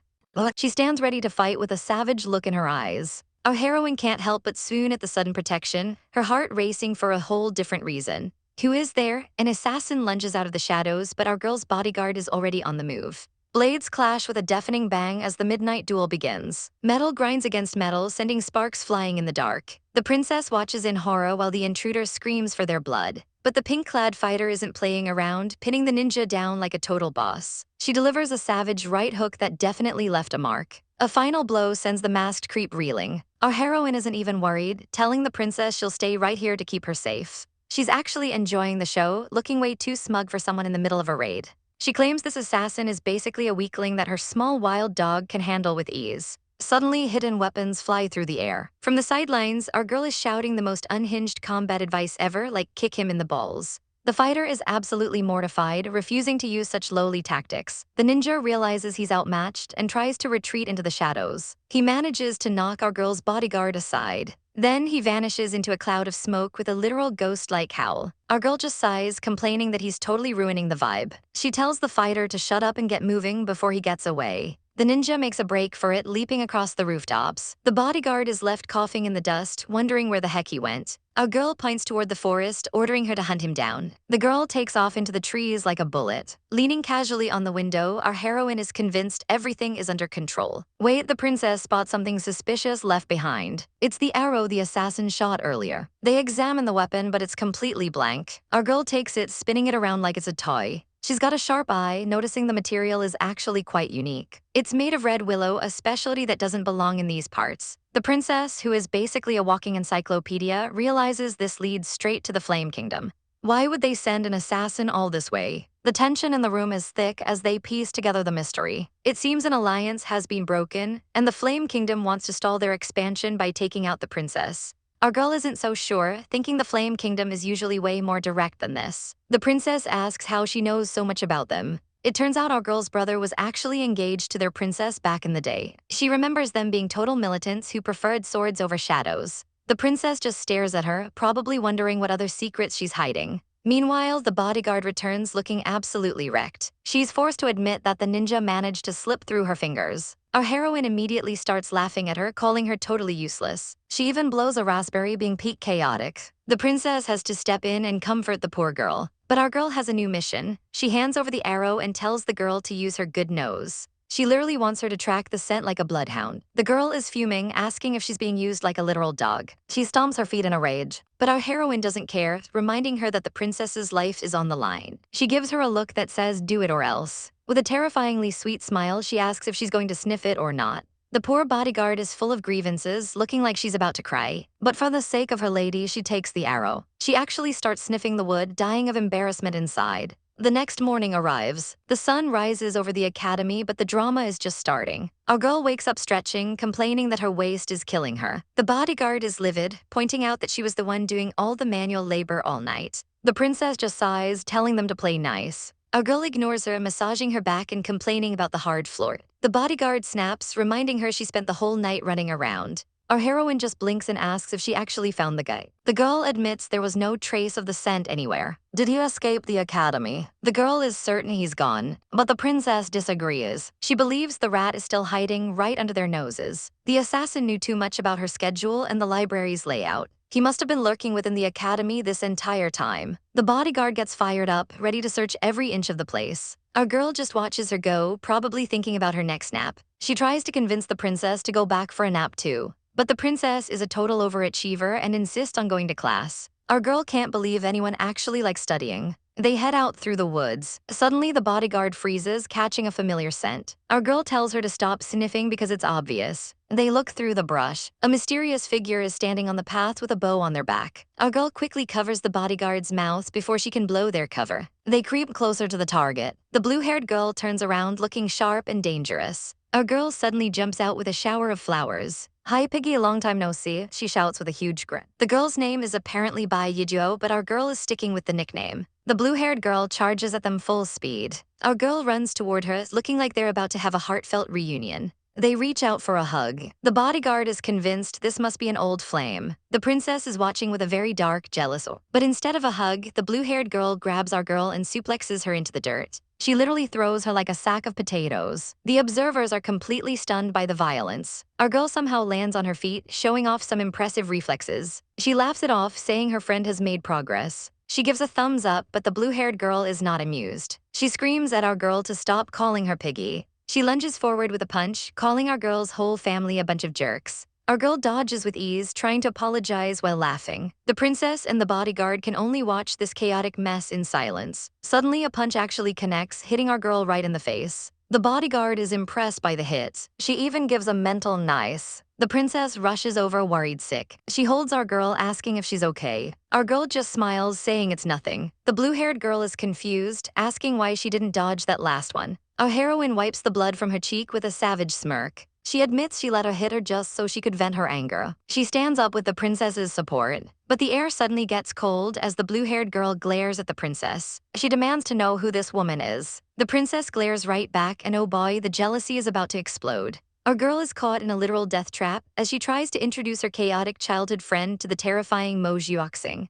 The air is thick enough to cut with a knife as the princess radiates a pure, murderous aura. Little Piggy is acting way too smug, and our poor heroine is sweating bullets trying to keep the peace. Things go from bad to worse when the word engagement is dropped, leaving the princess absolutely stunned. The tension spikes as they demand to know exactly what kind of relationship they have. Jiuxing looks her dead in the eye and asks the million-dollar question, "Who am I to you?" Ranchin is panicking inside, wondering if she should just admit she's basically the princess's pet. She settles for calling Piggy a classmate, but Piggy is out for blood and reveals they actually grew up together. And then the ultimate betrayal, Piggy brags about them frequently sleeping in the same bed. The princess is literally vibrating with rage as a fire of jealousy erupts behind her. Ranchin desperately tries to shut her up before they all get executed. She finally reveals that this ordinary girl is actually the cruel and ambitious princess of the Twilight Kingdom. After giving Piggy a well-deserved smack for her big mouth, the drama is cut short when the princess decides she's had enough of this reunion and storms off to class. Our girl tries to chase after her, but she's intercepted by the teacher and forced to finish the tour. While Ranchin is busy playing guide, the princess is sitting in class, seething with a grudge and writing, slept on the same bed over and over on her paper. Meanwhile, a little spy is hiding in the bushes, taking notes on every single flirty interaction between Ranchin and Piggy. After a welcome meal where Piggy eats like she's never seen food before, the little spy catches them hugging and adds it to the tally. Ranchin tries to get serious, asking why Piggy really came to the Empire. It turns out the Flora Kingdom is just looking for a strong backing, and Ranchin is relieved she won't be the only one at the bottom of the class anymore. The tour finally ends at the dorms, where Piggy is acting like a total country bumpkin. Disaster strikes when they accidentally barge into the wrong room and catch a student changing. They get a face full of water and a bucket for their troubles. Finally getting to their own room, Ranchin is ready to call it a day. But then Piggy lets out a massive sneeze right in her face. Since Piggy's luggage hasn't arrived, Ranchin has to sneak her into her and Jiuxing's private room to find a change of clothes. Just as Piggy is half-dressed, the door creaks open. Jiuxing is back early. Our girl's adrenaline hits an all-time high as she slams herself against the wardrobe to hide her friend. Jiuxing looks pale and admits she's not feeling well. She confronts Ranchin about the engagement, and our girl has to explain that it was just a childhood misunderstanding. The wardrobe starts to creak, and to stop the princess from investigating, Ranchin pulls a savage move and pins her against the wall in a dramatic hug. The princess is completely flustered as Ranchin notices her hands are freezing cold. Forget the jealousy, our girl swoops in and carries the princess off to bed like a true hero. Hurry up and lie down. Our girl Yiduo is taking her role as a caretaker very seriously. She's sweating bullets because being this close to the royal highness is making her heart do backflips. When the princess asks why she's so twitchy, Yiduo can't even find her words. She finally snaps that it's all the princess's fault. In a moment of chaotic energy, she pins the princess down to make sure she stays put. She starts lecturing her about the importance of rest like a worried mom. The princess is actually blushing, caught off guard by this sudden assertiveness. Yiduo aggressively tucks her in, making sure she's snug as a bug. Meanwhile, Duduo is watching this whole spicy scene from the floor, convinced Yiduo is sacrificing her dignity for her sake. She tries to sneak out quietly, but she's such a klutz that she slams right into the door. Yiduo is fuming at the interruption. While the princess demands to be released from this blanket prison, Yiduo realizes she might have overstepped and quickly hops into bed to explain herself. She puts on a world-class performance, faking tears and acting like her pure intentions were cruelly misunderstood. The princess actually feels bad and tries to comfort her. Seizing the opportunity, Yiduo insists on getting her some hot sugar water and tucks her back in with extra care. The princess says she'll just endure the pain. But Yiduo notices her hands are ice cold. When she hears they've always been that way, a light bulb goes off in her head. Without a second thought, our girl ducks right under the covers. The princess is losing it, demanding to know what she's doing. Yeonjo claims she's just trying to share some body heat. She starts giving the princess a massage under the sheets, making the royal highness stammer like a schoolgirl.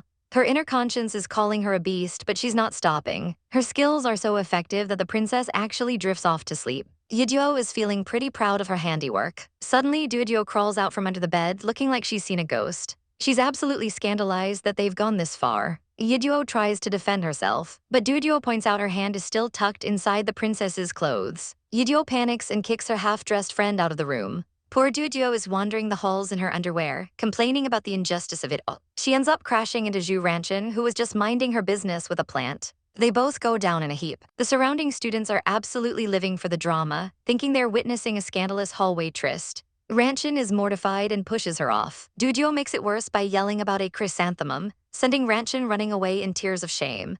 Back in the room, the two are sleeping soundly together. Yeonjo wakes up first, getting a face full of the princess's scent and losing her mind. The princess opens her eyes, feeling the tension. She watches Yeonjo sleep, wondering if this girl is only being nice to her for political reasons. But looking at that face, she decides she has the patience to wait until Yeonjo truly falls for her. She immediately calls her subordinate to investigate Zhu Ranchen's background. Then, feeling a bit petty, she orders her maid to change her fragrance sachet because Yeonjo doesn't deserve the elegant one anymore. When morning finally hits, Yeonjo is clinging to the princess like a human pillow. She wakes up in a daze and realizes she's completely entangled with the royal highness. She tries to perform a stealthy extraction without waking the beast. She carefully lifts the princess's head. But of course those purple eyes snap open immediately. Yeonjo falls back in shock, ready to apologize for her life. She's terrified that her beastly fantasies actually happened in real life. She imagines herself being a total predator, but the reality was just her being a messy sleeper. The princess remembers the rubbing from last night and looks away.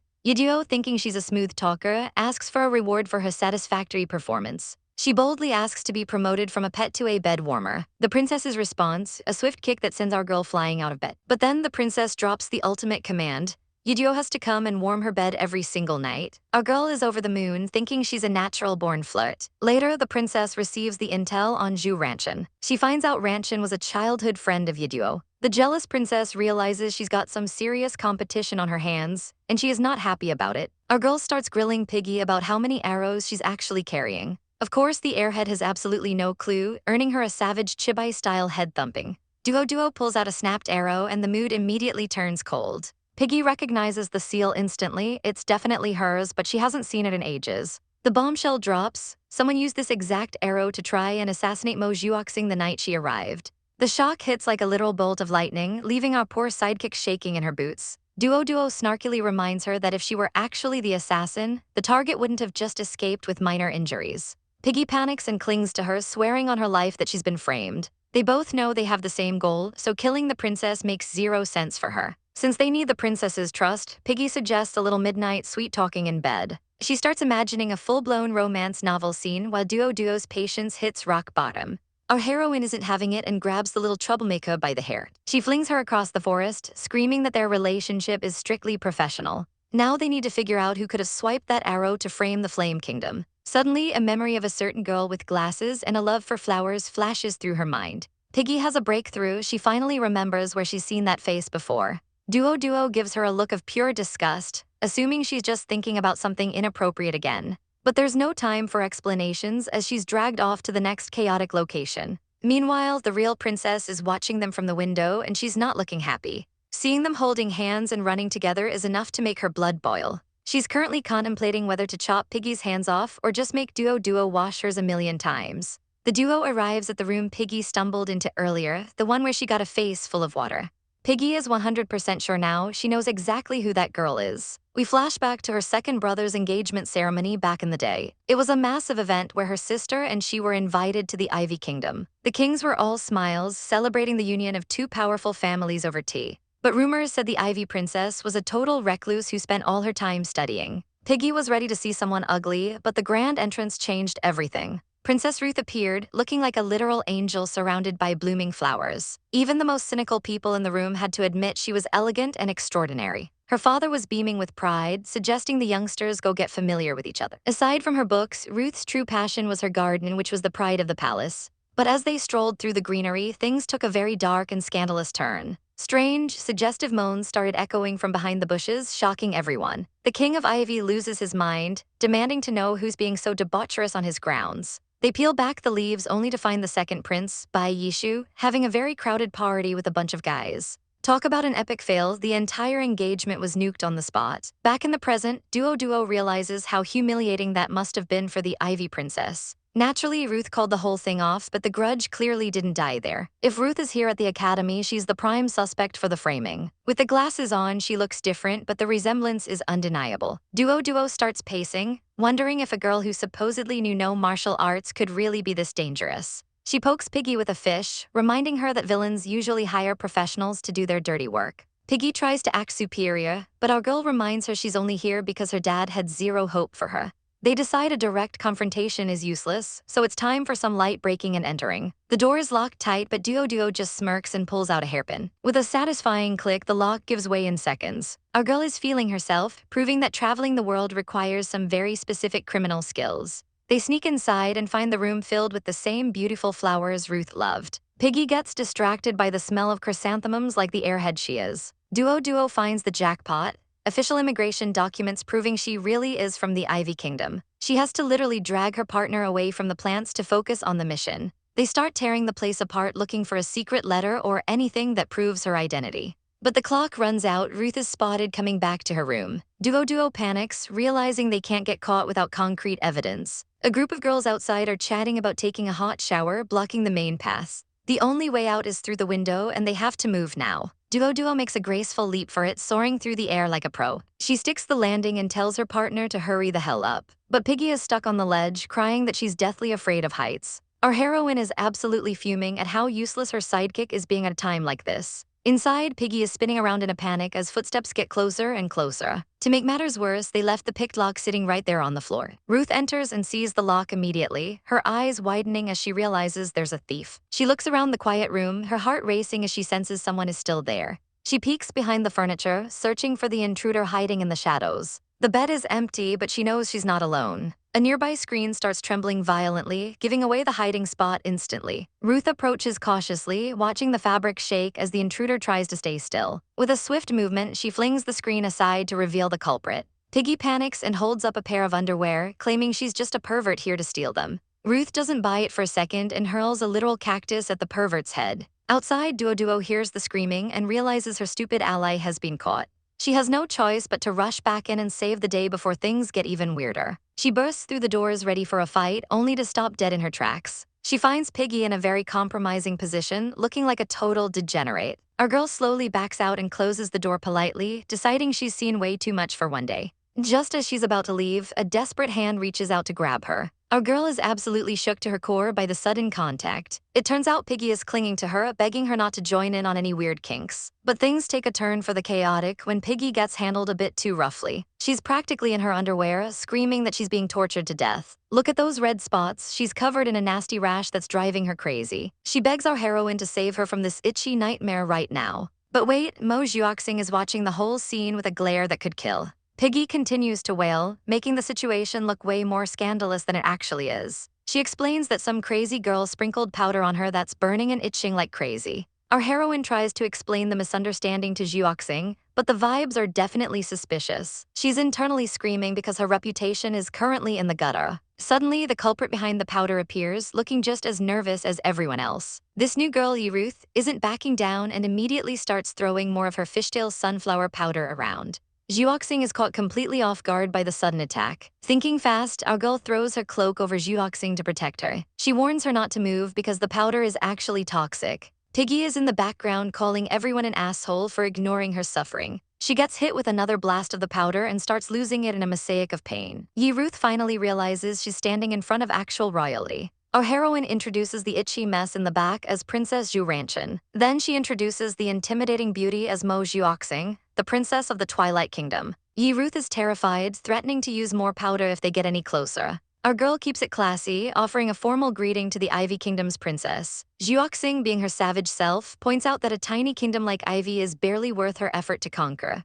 Poor Ruth feels totally humiliated by the cold, hard truth. She starts spiraling, thinking her kingdom is doomed. She imagines a dark future where Zhuoxing takes over and reduces her people to slavery. Zhuoxing just stares, probably wondering why this girl has such a wild imagination. Finally, our girl manages to get the antidote powder from Ruth. She steps in as the ultimate peacemaker, trying to de-escalate the royal drama. Zhuoxing clarifies that she's only here as a student and has no plans for world domination today.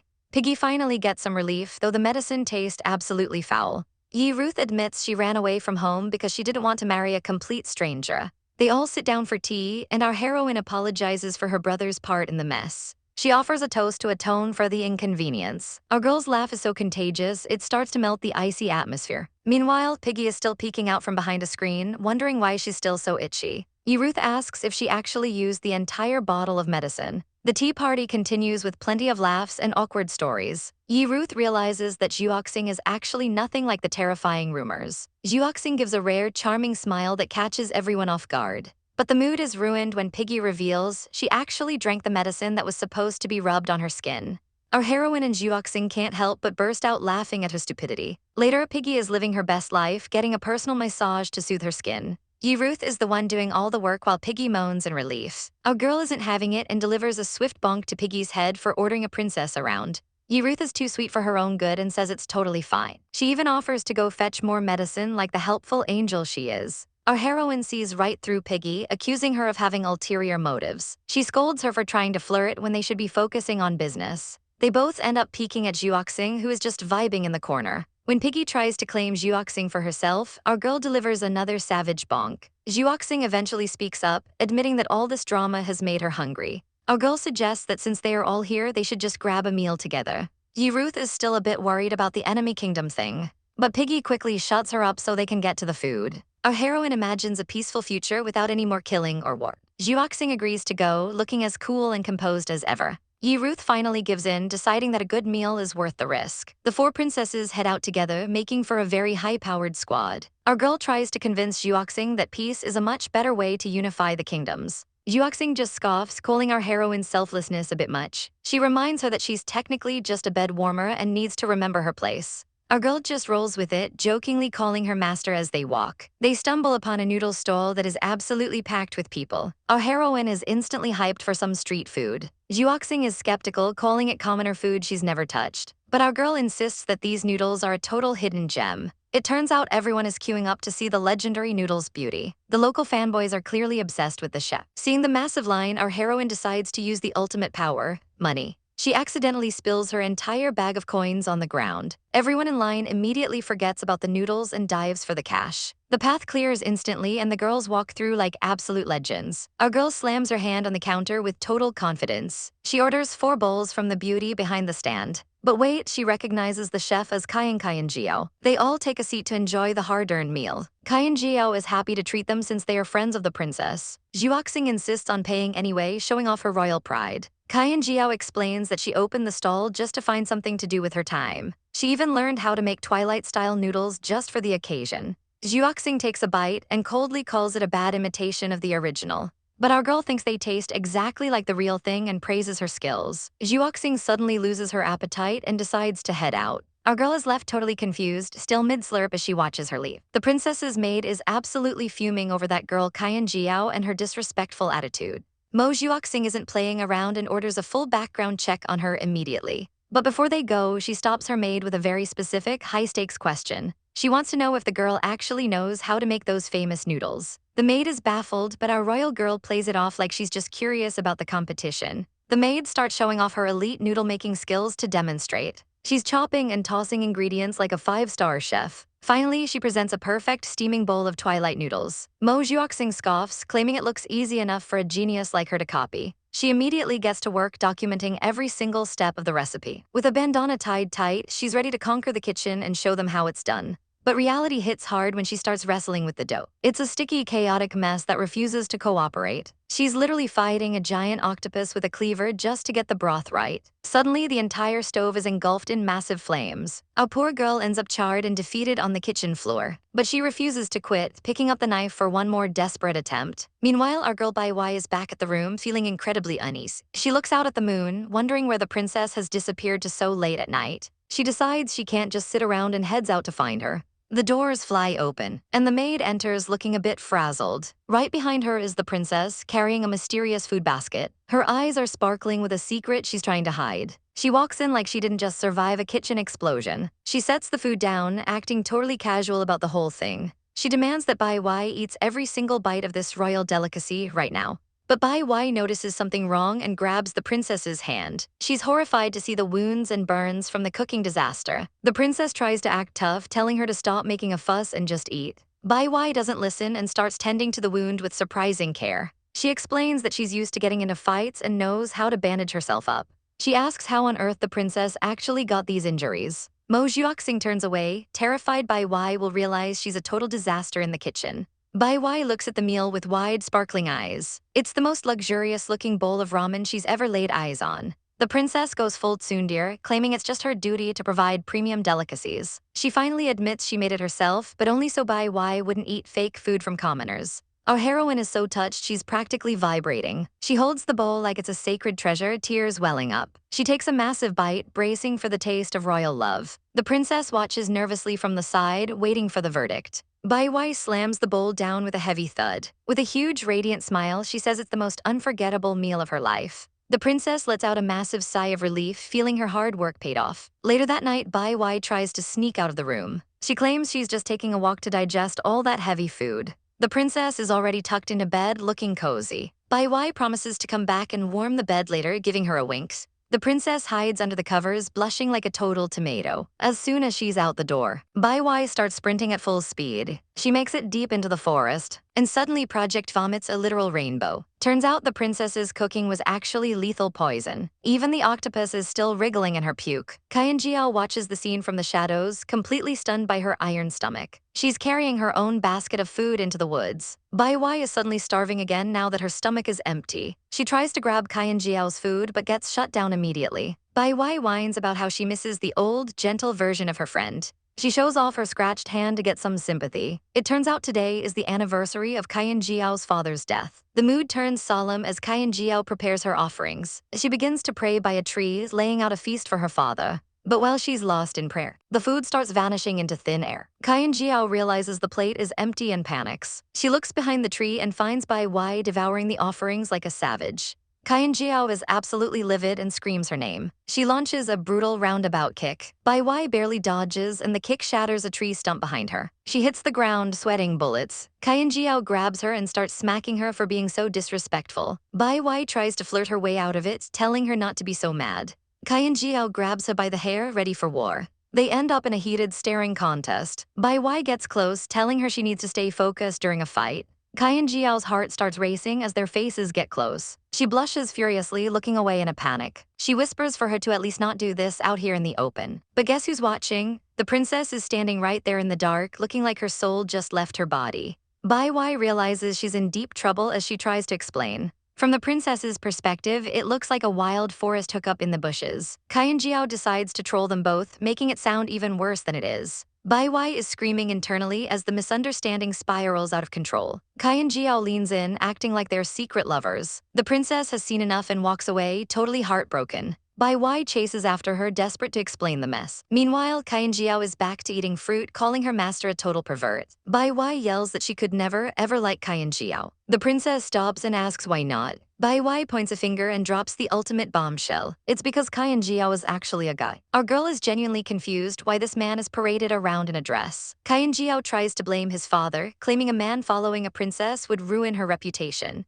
Bai Yiduo isn't buying it, looking at him like he's lost his mind. He gets all demanding, insisting he's staying by her side no matter what. He even starts posing like he is in a photo shoot. But the gratitude is short-lived when he complains about almost having to sleep on durians. Our girl snaps, reminding him he ate the offerings meant for her father. A chaotic scuffle breaks out immediately. That is, until the princess gives them a murderous look that could freeze hell over. They both freeze like deer in headlights. Bai Yiduo quickly follows her, leaving a very salty Kaiyan Jiao behind. As they walk through the woods, he watches them with intense, longing eyes. Poor guy is left alone with nothing but an apple for company. He wonders if being a man makes him unqualified for the job. He looks absolutely gorgeous even while stress eating. He can't help but think back to the day she saved him. Back in the present, our heroine is already cozy in bed. The princess is at her vanity, calmly combing through her hair. Bai Yidyo is living her best life, lounging around without a care. The princess asks for the tea on how she actually saved that guy. It turns out back in the day, Bai Yidyo wanted to be a heroic swordswoman. She was out there absolutely wrecking thugs. Her sword skills were no joke. Masked up and savage, she was the ultimate girl boss. The local goons were shaking in their boots. She told them to suck it up because she's just that good. They were sweating bullets, begging for their lives. They even started worshipping her just to stay alive. But for our girl, the world was just too lame and easy. The thugs weren't done though. They plotted to hire a killer from the Megu brothel. These killers were famous for seducing their targets before the final blow. They head to the infamous brothel, presenting a hilariously bad drawing of their target. The madam isn't impressed by their taste. Little did they know, Kyan Jiao was already there in disguise. The thugs offer a chest of gold, and it's literally glowing. The madam gives it a look, but tells them it's not nearly enough for a high-profile hit. The thug is so desperate he literally strips to show he's broke. All the other killers start making the most pathetic excuses to skip the job. One's poisoned, one's sick, it's a total mess. The madam turns her eyes to Kyan Jiao. She assigns the mission to him. He's shocked he actually has to take a life. But the madam offers the ultimate bait, information on his father. He locks in, ready to do whatever it takes. She reminds him that his looks and body are his deadliest weapons. He agrees, ready to start the hunt. Cut to Bai Yidyo chasing a wild boar for fun. She stumbles upon a group of thugs harassing a beauty. The goons are laughing, thinking they've got an easy victim. Our girl thinks she's hit the jackpot. She loves playing the hero for a damsel in distress. She dives in, dealing out justice with style. The thugs recognize her and run for their lives. Kyan Jiao makes his move, grabbing her from behind. He starts acting like he's been drugged and needs help.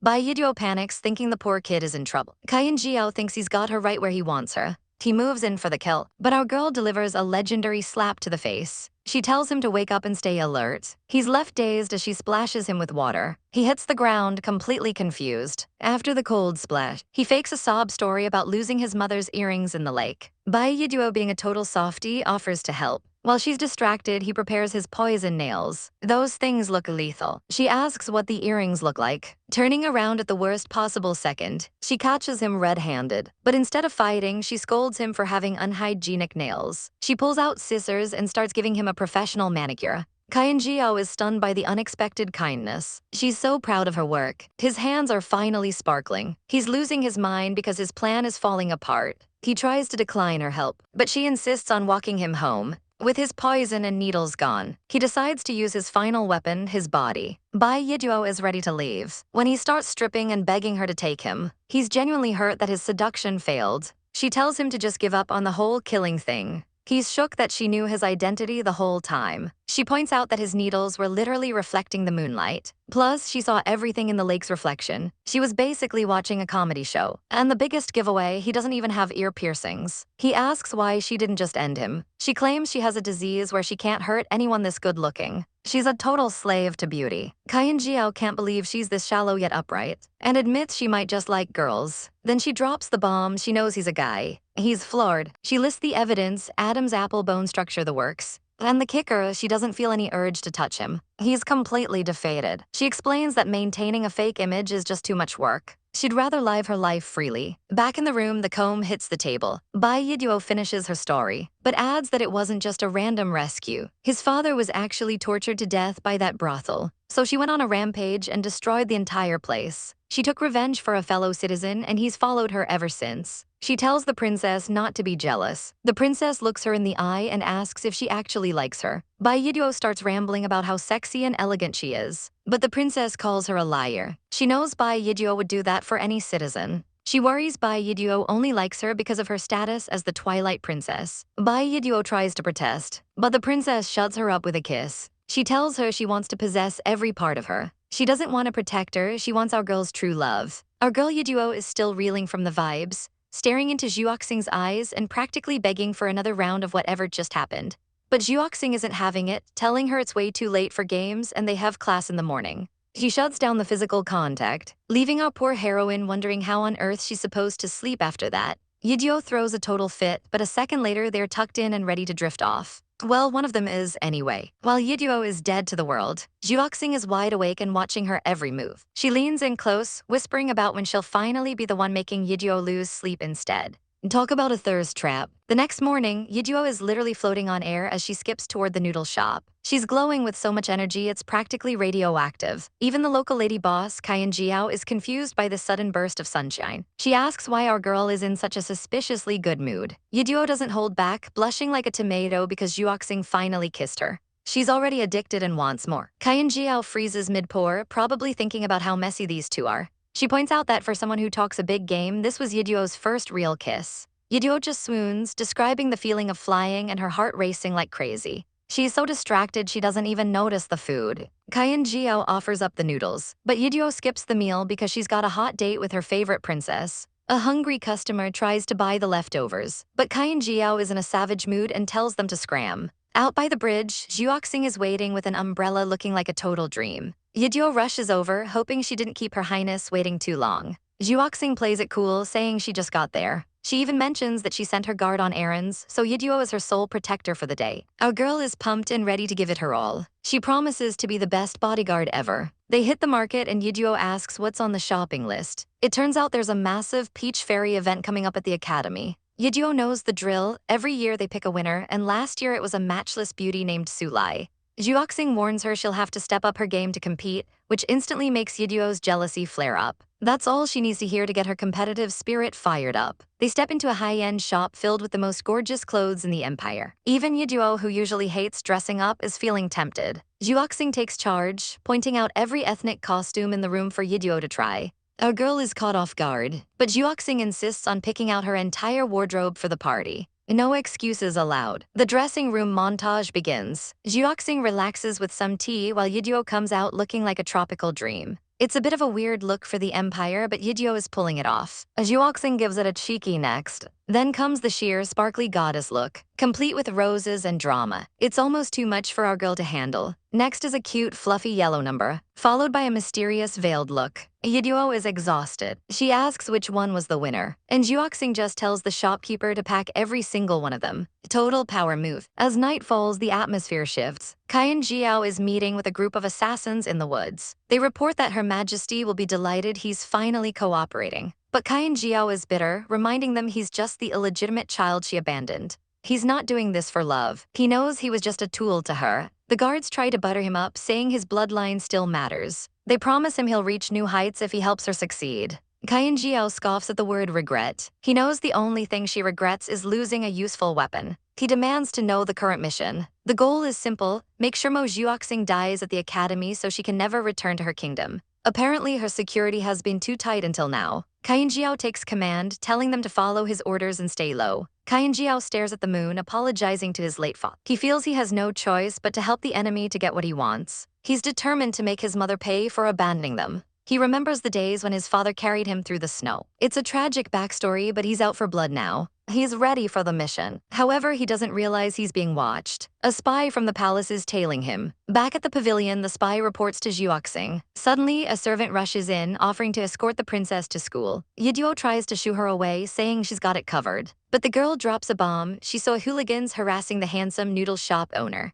Yiduo's protective instincts go into overdrive. She thinks Kaian Jiao is in serious danger. She can't let anything happen to the ramen beauties. Juoxing watches her go, completely calm. Yiduo is more worried about her future bed warmer status than the actual danger. She's determined not to let anything ruin her bright future. Meanwhile, the spy tells Juoxing that Kaian Jiao is actually her aunt's illegitimate son. Juoxing isn't impressed, wondering if he's even worthy of being her rival. Back at the pavilion, they continue their talk. The spy explains the connection. They whisper about the details. The aunt is clearly behind it all. Juoxing thinks about the family drama. The spy is shocked that Kaian Jiao is royalty. Juoxing just compares him to herself. They discuss how to handle the situation in the empire. It's not convenient to use too many people. Juoxing decides to see what he's capable of first. At the noodle shop, the assassins are actually just broke and hungry. They're begging him for free food because they spent their entire allowance. They're practically crying over a bowl of noodles. They've spent everything on the failed mission. They beg for free food every day. And just as they're about to dig in, Yiduo bursts through the door with a kick of justice. She poses after the hit. Kaiyan Jiao is absolutely stunned. She slams one of the guys into a table. She tells the imbeciles to go to hell. As she kicks them across the room, our girl looks smug as ever. Yiduo stands over the wreckage looking like a total boss. She barely even stays to hear his thanks. She realizes she's going to be late for class and bolts out the door. The assassins are trembling, realizing she's the one who's been ruining their plans. They decide she needs to be taken out first, but Kaiyan Jiao steps on one of them, warning them never to touch a hair on her head. He'll make their lives hell if they harm her. At the academy, the teacher is calling roll and Yiduo is freaking out. She's sobbing outside the window, but Zhuoxing steps in and offers to take attendance for the teacher. She waits until the perfect moment to call Yiduo's name, and our girl pops up just in time. Saved by the princess, our heroine is swooning over how nice her friend is, but she can't shake the feeling that something is off. She remembers those shady guys from the shop and wonders if they're the same ones who attacked earlier. When asked what's on her mind, she panics and claims she's just stressed about what to wear for the upcoming peach-picking party. She's sweating bullets because lying to her friend feels like a crime. Her friend reassures her that with her taste, she'll definitely win the prize for best dresser. But our girl is curious, what exactly is this grand prize anyway? It turns out the winner gets a legendary peach from a 100-year-old guardian tree. Our heroine is less than impressed, thinking the academy is being cheap with just fruit. But her friend explains that these aren't just any peaches and starts telling the tragic tale of the peach fairy. Once upon a time, a beautiful fairy fell for a mortal man. It was a classic forbidden romance that would make anyone tear up. They were totally obsessed with each other. Unfortunately, the local demon king was a total simp for the fairy and flew into a jealous rage. The fairy tried to protect her lover from the king's wrath, but in a tragic twist, the demon king accidentally ended her life instead. She magically transformed into a peach tree, and her lover died right by her side so they'd never be apart.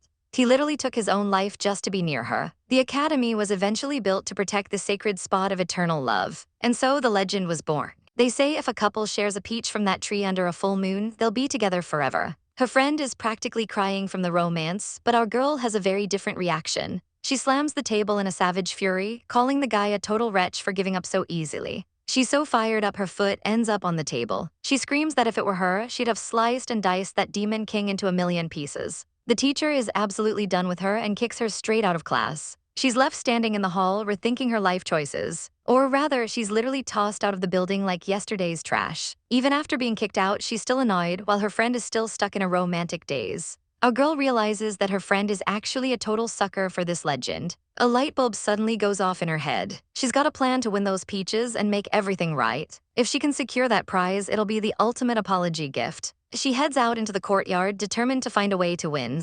On her way, she spots those hooligans from before, now working as waiters to pay off their debts. She quickly grabs her friend Kaiyan Jiao to get some expert advice. Winning that peach is now her top priority. Kaiyan Jiao is stunned that our girl actually wants to share a peach for forever. She suggests checking out what style won the prize last year for inspiration. She zooms off at lightning speed to find the senior sisters. Meanwhile, Kaiyan Jiao has her own sinister mission to handle. She plans to sneak into the bedroom while everyone is busy. Her henchmen are ready for some high-stakes villainy like poison or traps. But her plan is much more petty. She's going to ruin all of Bai Yiduo's clothes. Even the henchmen are confused by how ruthless yet childish that is. Our girl finally finds the senior sisters and greets them with a smile. They're a bit surprised to see her and wonder if she's looking for a favor. These girls are the peak of academy fashion. One of them is convinced our girl is totally smitten with her. But our heroine cuts to the chase and asks about last year's winning look. The sisters can't help but giggle. They tell her she's come to the exact right people. They even have a picture of the legendary winner. And the winner was a girl dressed as a giant shrimp.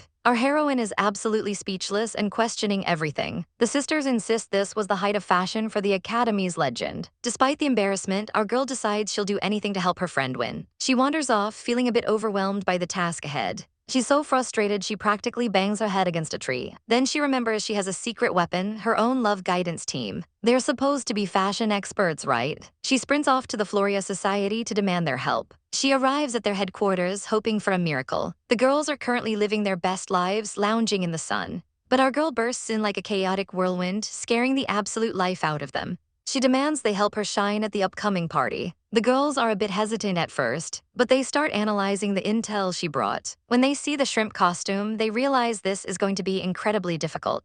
Our girl is hyped up, insisting they have to surpass last year's winner. They think she's being ridiculous and should focus on actual dating, but she's stuck on the idea of sharing that romantic peach forever. She's already imagining the perfect moment. She points out that winning the competition is the only way to get it. The team just stares at her, completely unimpressed. They start laughing at how childish she's being. Our girl isn't having it and gives them a swift kick to get them moving. They decide the key is to blend an animal element with an ethnic style. As they brainstorm, they realize the theme is quite specific. Their ethnic totem is a fox, which is actually pretty cool. But the girls are still a bit skeptical about how it'll turn out. They imagine a beautiful fox demon aesthetic. Our girl blushes, thinking her friend will definitely love this look. However, the team warns her that the judges have some very unique tastes. They lead her away, telling her that sacrifices are necessary for victory. She just has to trust their vision. Meanwhile, back at the academy, people are starting to gather. Shady figures are peeking from behind the plants. Kai and Jiao is lurking nearby, making sure everything is in place. Suddenly, three girls in heavy makeup and flashy outfits make a grand entrance. They strut through the hall like they own the place. A bystander gets caught looking and is immediately labeled a pervert. He tries to defend himself, but the girl isn't hearing it. Little does anyone know, these superstars are actually the henchmen in disguise.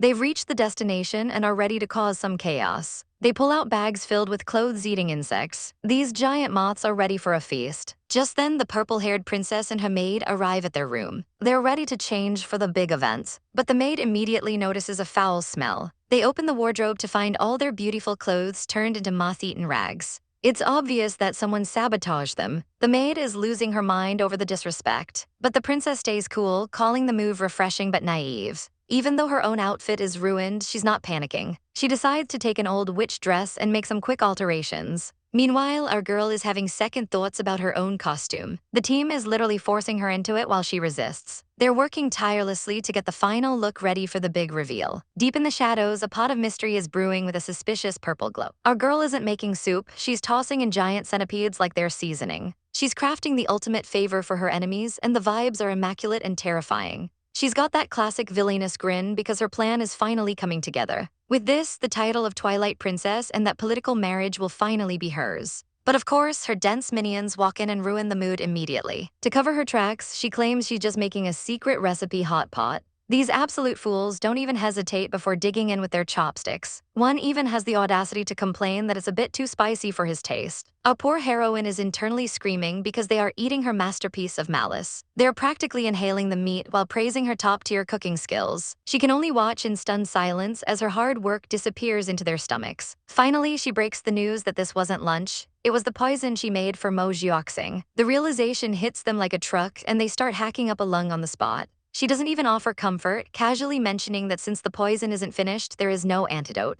They start wailing about whether this counts as an occupational injury. She just gestures to a vacant plot of land and tells them to go lie down and die quietly. It's chaotic energy at its finest. They cling to her robes, begging for mercy and crying about their unfinished life goals. Suddenly, itchy purple spots start erupting all over their faces. She finally takes pity on them, explaining that since it was incomplete and they puked it up, they'll be fine by morning. They're just lucky they didn't finish the whole pot. She calls her creation disfigurement soup, and she's quite proud of the name. She imagines Mo Jiaoxing covered in those hideous spots. In her head, Mo Jiaoxing becomes an ugly ghost that everyone mocks. She envisions the girl being dumped by every beauty in the land. While Mo Jiaoxing suffers, our girl plans to live her best playboy life. It's a savage dream, and she's totally here for it. She explains to her minions that even if the poison doesn't kill, it'll ruin any chance of Mo Jiaoxing inheriting the throne. Reinvigorated, she sends her idiots off to find more materials so she can try again.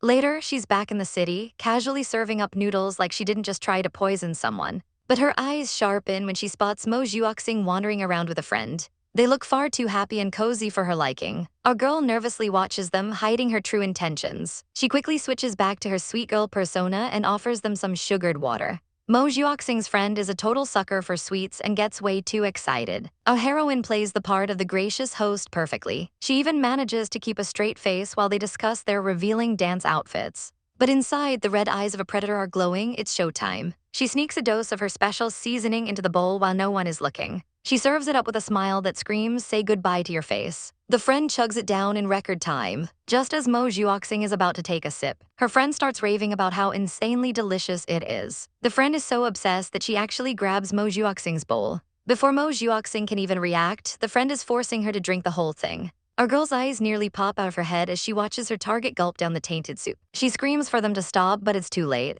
She lunges forward and snatches the empty bowl. She panics and blurts out the first excuse she can find, "You'll get a toothache." The girls are rightfully confused by her sudden outburst of dental concern. They start questioning why she's acting so incredibly sus. As they head off to a puppet show, our girl finally lets out a massive sigh of relief. She looks at the remaining soup and, in a moment of pure petness, tells her rival to drink it instead. The rival isn't having it, coldly stating they don't like sweets. In a total power move, the rival dumps the entire bowl on the floor. The rival then turns on her, calling out her dirty tricks. The rival questions why she's still working for Queen's Eye after everything that happened to her family. Our girl snaps back, claiming she's only using the Queen's power to get what she wants. The minions can only watch the tension escalate between these two powerhouses. The rival sneers, asking if she really thinks Bai Yiduo likes her for her. According to the rival, Bai Yiduo only wants a protector for the people of Floria. The face-off is legendary, with sparks practically flying in the air. But then the rival drops a massive bombshell. Bai Yiduo once had a lover. Our girl is visibly shaken by the news. The rival describes this past lover as a man who was poor, ugly, and almost killed Bai Yiduo. She demands to know who it is, but the rival just gives a cryptic, villainous smirk. Just then, Bai Yiduo returns, waving like the ray of sunshine she is. Our girl looks at her, her heart softening despite the warnings. She decides that even if Bai Yiduo is heartless, she will be the one to love her enough for both of them.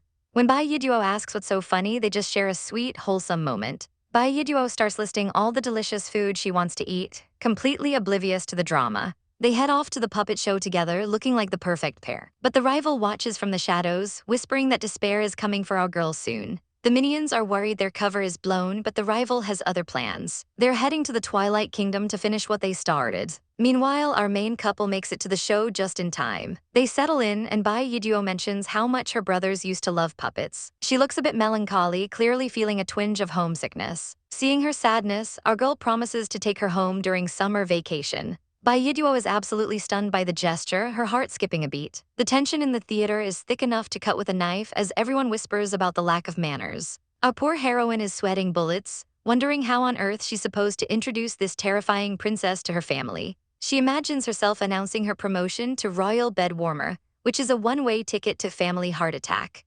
Zhuoxing isn't making it easier, giving a backhanded compliment about her improved service with that savage smirk. All our girl can do is offer a nervous thanks while her legs literally turn to jelly in the background. Seriously, she's trembling so hard she might actually vibrate right off the bench. The sheer humiliation is hitting her like a freight train, and she's ready to just dissolve into a puddle of tears. She can handle being shamed, but dragging her father and brother into this mess? Absolutely not. But the princess isn't letting it go, demanding to know why she's so hesitant to introduce her own family. Our girl panics, waving her hands frantically and insisting that now is definitely not the time for a meet and greet. Zhuoxing leans in with those glowing purple eyes, asking the million-dollar question, then when is the right time? Luckily, the drum beats save her as the puppet show finally kicks off, providing a much-needed distraction. She quickly shushes the princess, desperate to change the subject before she gets interrogated further. While Zhuoxing huffs in annoyance, our heroine lets out a massive sigh of relief. Crisis averted for 5 seconds. Out pops Hero Bai, the most energetic puppet you've ever seen, ready to save the day. Our girl points at the screen, totally convinced that this brave hero looks exactly like her. Zhuoxing takes one look and savagely declares that the puppet is actually way cuter than she is. On stage, a poor girl is being threatened by a masked villain, screaming for a hero to save her. The tension builds as the tiny puppet feet race across the stage. Hero Bai strikes a pose, demanding the villain let go of the innocent maiden immediately. But wait, the hero fumbles his lines, making it clear he's a bit more enthusiastic than he is skilled.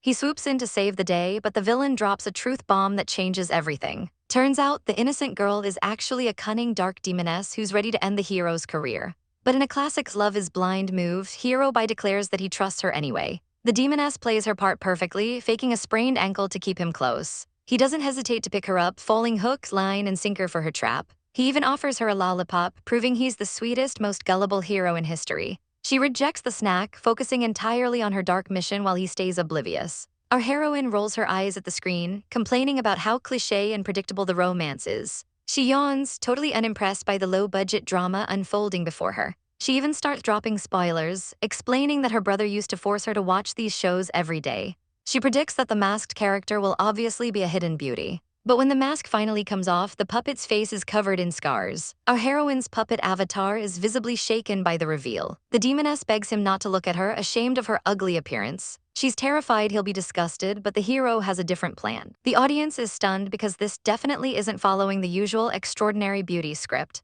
Hero Bai delivers a heart-melting line, saying he doesn't care about looks as long as she's kind. This hits our girl right in the feels, making her realize she's a bit of a shallow face con herself. The drama escalates as the demoness reveals she's been poisoned and will die without help. The hero immediately produces the antidote, thinking he's finally saved his love. They share a tender embrace, and for a moment it looks like a happy ending is in sight. She reveals there's a second, much darker requirement to cure the poison. She needs the blood from the heart of someone who truly loves her. Before he can even process it, she stabs him, proving that ugly women can be just as deadly as the pretty ones. The audience goes absolutely feral, demanding a refund for such a depressing and chaotic ending. Juoxing is equally unimpressed and suggests they find somewhere else to hang out. But then she stops dead in her tracks, noticing that Bai Yiduo is actually crying her eyes out. Our girl is sobbing uncontrollably, completely moved by the tragic puppet sacrifice. She can't even explain why the tears won't stop falling over a bunch of wooden dolls. She tries to play it cool, rubbing her eyes and blaming the strong wind inside a theater. The princess just stares at her with a mix of confusion and "Are you serious?" Embarrassed to the core, our heroine decides she needs to make a quick exit. She literally flies away like a cartoon character, promising to see Juoxing back at the academy. Meanwhile, backstage, the puppet master's assistant is worried they didn't make any money. But the puppet master is a true artist, insisting the audience just isn't sophisticated enough for his work. He hugs his little hero by puppet, claiming his stories are cautionary tales based on real life. This guy is clearly dedicated to his craft, even if it leaves his fans in tears. He spins around in joy, thrilled that at least one person, our heroine, understood his vision. Juoxing approaches him, looking for answers about the strange play they just watched. He's delighted to meet a fan and is more than happy to chat about his inspiration. They sit down for a serious discussion about the deeper meaning of puppet betrayal. The princess gets straight to the point, asking who the inspiration for the demoness was. She's looking for the real-world connection behind the tragedy. He reveals that the story is actually about his younger sister and a hero he's never met.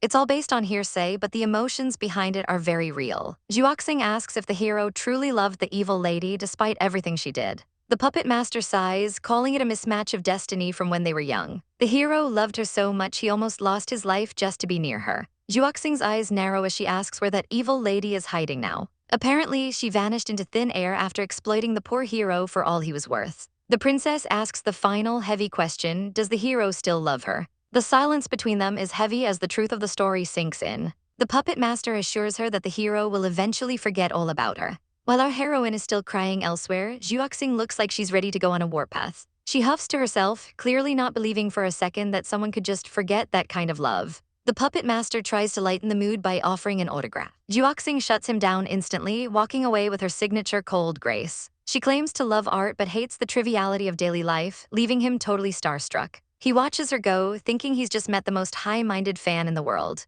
Flashbacks of the puppet master's sister and the hero start to blur together with the play. The hero's resemblance to our girl is more than just a coincidence in this twisted story. Shards of the past show a devout lover who was never seen for who she truly was. Juoxing stands alone in a dark void, haunted by the parallels to her own life. Her eyes show a deep hidden pain that she refuses to let anyone see. She starts to move, but her path is suddenly blocked. Our girl appears out of nowhere, declaring that her love for others doesn't take away from her love for the princess. Juoxing is left in the woods, grappling with the desperation and fear of being abandoned. Back in reality, our heroine bursts through the doors screaming like her life depends on it. She's begging for help, her face a complete mess from all the crying. She kicks the door open with zero chill, desperate to find a cure for her leaky eyes. She finds her friends mid-skincare routine, looking like a trio of creepy ghosts in their masks. They just stare at her, totally confused by her sudden dramatic entrance. They immediately jump to the worst conclusions, asking if she's been domestically abused. Our girl has to explain that she's only crying because of a puppet show, which makes her look even crazier.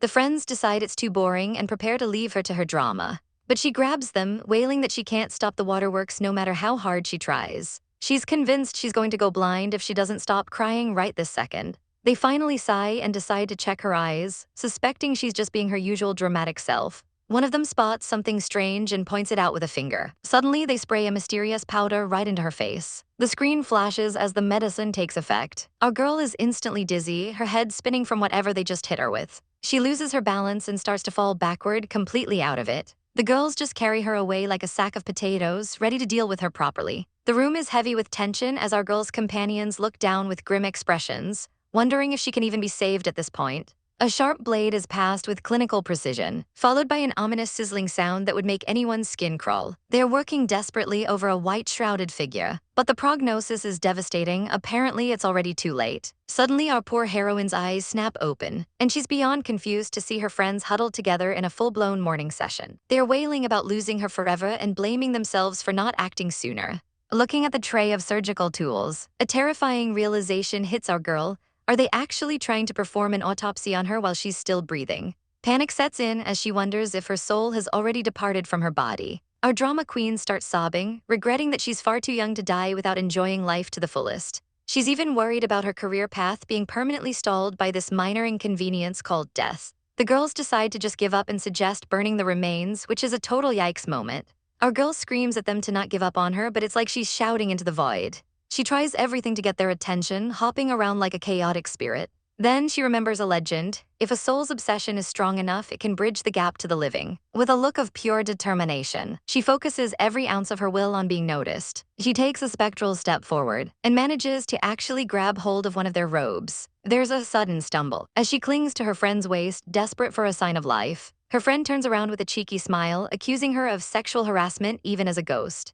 Before she can process that, a massive bam sends her flying. As she finally snaps back into reality, our girl wakes up with a literal lump on her head, looking absolutely done with life. It turns out she was just deep in a hypnotic sleep after a crying fit, and her friends were just using some questionable powder to keep her down. She demands to know what they were dissecting earlier if she wasn't the victim. They sheepishly lead her over to a cart. In a hilarious linguistic fail, it turns out boar sounds exactly like princess, leading to the most unnecessary heart attack in history. The girls were actually just crying because the meat was too tough to eat. Our girl tries to play it cool and act like it was all a big misunderstanding, but she's still bothered by why she was crying so hard in her sleep. The girls give her the side eye as she recalls the ugly girls plot that triggered her breakdown. They ask if she's ever had a similar traumatic experience, but she insists that's impossible. She brags about having a legendary memory and starts listing every single chaotic prank she pulled as a kid, like putting frogs in blankets. She goes on a non-stop talking spree. She talks so much that her friends literally pass out from boredom. But then she hits a wall. She can't remember a single thing from when she was 13. She shrivels up in a ball of existential dread, realizing that year of her life is a total blank. The girls suggest it might be a sealed memory, either from trauma or someone else's interference. Even if her brain forgot, her heart clearly still carries the weight of whatever happened. One of them offers a specialized skill to unlock those hidden memories. But our girl hesitates. She looks genuinely torn, wondering if the truth is something she's actually ready to handle. Later, our girl takes a walk through the woods to clear her head. She suddenly senses someone lurking nearby and spots a figure rushing toward her. Before they can even finish their sentence, she executes a savage overhead throw that sends the intruder flying. The guy is left reeling in the grass, only for her to realize it's her own second brother. He's a total mess, crying about how he crossed seas and performed for money just to see her. He's here as a family rep to check if she's successfully seduced the princess yet. He gets all touchy-feely, asking when the wedding is. But our girl's progress is, well, pathetic. She's currently stuck at level 1 pet status. Her brother tries to cheer her up with gifts from home. He digs through his stash and pulls out a string of crystal beads from their eldest brother. Our girl's mind goes straight to the gutter before she realizes they're just for calming. Then comes the big prize, an ex-girlfriend mask invented by her father. One side makes you look like a sleep-deprived zombie, but the other supposedly makes you ravishing overnight to make an ex regret everything. Our girl points out she doesn't even have an ex-girlfriend, but her brother says it's just for emergencies. She starts wondering if maybe she forgot an ex during her missing year. Her brother accidentally slips that she should forget her because she wasn't important. Our girl goes into full interrogation mode, demanding the truth. He almost spills that she was played by someone, but quickly shuts up, insisting they'll always love her. They share a rare emotional hug, until a wild mob of stalker fans appears in the distance screaming for her breath. They're spotted immediately, and it turns out these crazy fans followed him all the way from their home kingdom. Our girl tells him he needs to be more ruthless. He agrees and prepares to take care of the situation by dumping the entire mob on her and running away like a coward. He vanishes into the brush, leaving our girl to face the thirsty crowd alone. They're screaming his name until our girl loses her patience and unleashes a terrifying scram. The fans bolt in terror, spreading rumors that she's a cold-blooded killer. She just scoffs, thinking about how much it would strain her eyes to not blink while killing. Still, her brother's weird behavior about her past lingers in her mind. She contemplates whether she should actually restore those lost memories, but decides to leave it to fate. Deep in the night, someone is watching her from the shadows. It's the princess who finds our girl deep in the forest. Our girl starts a strange, ethereal dance under the moonlight.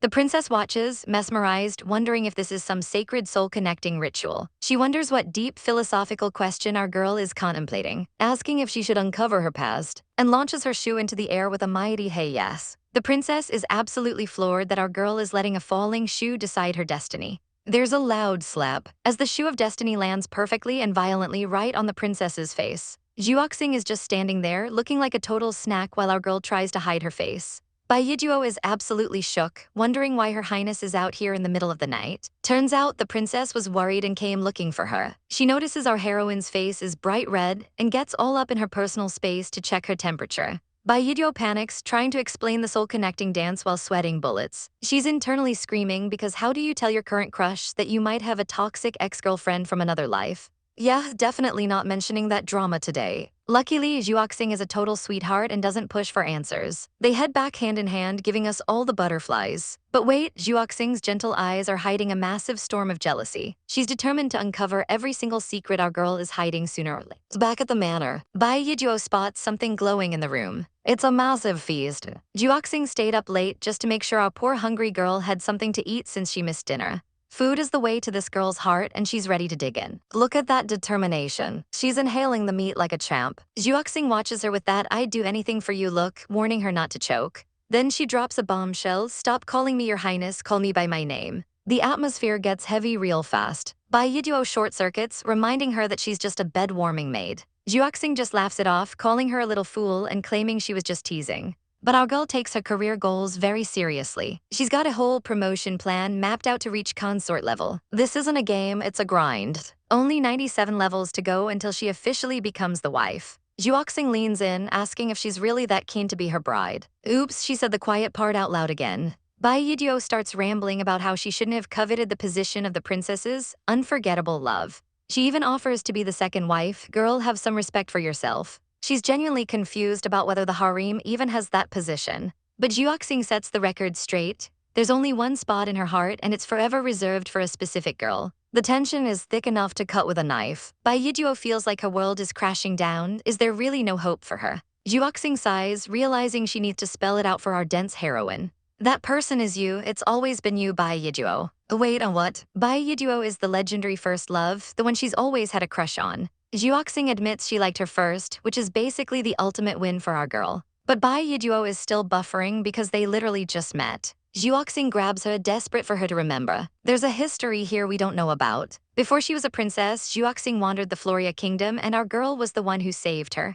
The realization hits, but there's a major problem. Bai Yiduo lost a whole year of memories and has no idea who she is. She explains that her family thought it was better for her to just forget about it. Juoxing plays it cool, saying it's fine if she doesn't remember. But then Bai Yiduo spills her own tea. She thinks she was betrayed and deeply hurt during that lost year. It's a wound that still stings, even without the details. She was asking the gods if she should even try to restore these memories. She feels like she lost something precious and it's eating her alive. Juoxing's expression shifts instantly to pure protective mode. Bai Yiduo worries that her messy past will bother the princess. Juoxing pulls her into a tight embrace. She's not bothered by the past, she's bothered that someone dared to hurt her girl. And she promises to slaughter whoever did it without a shred of mercy. Bai Yiduo thinks that's a bit cruel, but then her inner savage wakes up and she absolutely loves it. Killing them is too easy. They need a more painful punishment. They should act so lovey-dovey that the enemy wishes for death. Juoxing is totally down for whatever our girl wants. Later that night, tucked into bed, Bai Yiduo asks the real questions. How did they actually meet and fall in love? She snuggles up, ready for bedtime story. We jump back 3 years to the Twilight Kingdom's succession drama. There was the oldest princess, Mo Zihin, a cold-blooded strategist. But the nobles hated her because of her father's status. They didn't think a lowly bloodline deserved the throne. Then there was the fan favorite, second princess Mo Danren. She was kind, high-born, and had the most adorable daughter, our baby Juoxing. Bai Yiduo swoons, thinking her mother sounds like a literal angel. But Juoxing looks pained. If her mom was so perfect, why is everything so chaotic now? Flashback to Mo Danrin trying to cook for her daughter. She's so excited to show off her new dish. Except she's serving up a plate of instant death mushrooms. Baby Juoxing has to literally save her mother from herself. The woman is so naive she thinks poisonous mushrooms are just pretty. Juoxing demands to know who gave them to her. Mom says she picked them herself, but it turns out the big sis recommended the spot. She's so pure she can't even imagine her sister wanting to harm her. Bai Yiduo realizes the mom was a total airhead, but Juoxing explains that her mother had a special condition.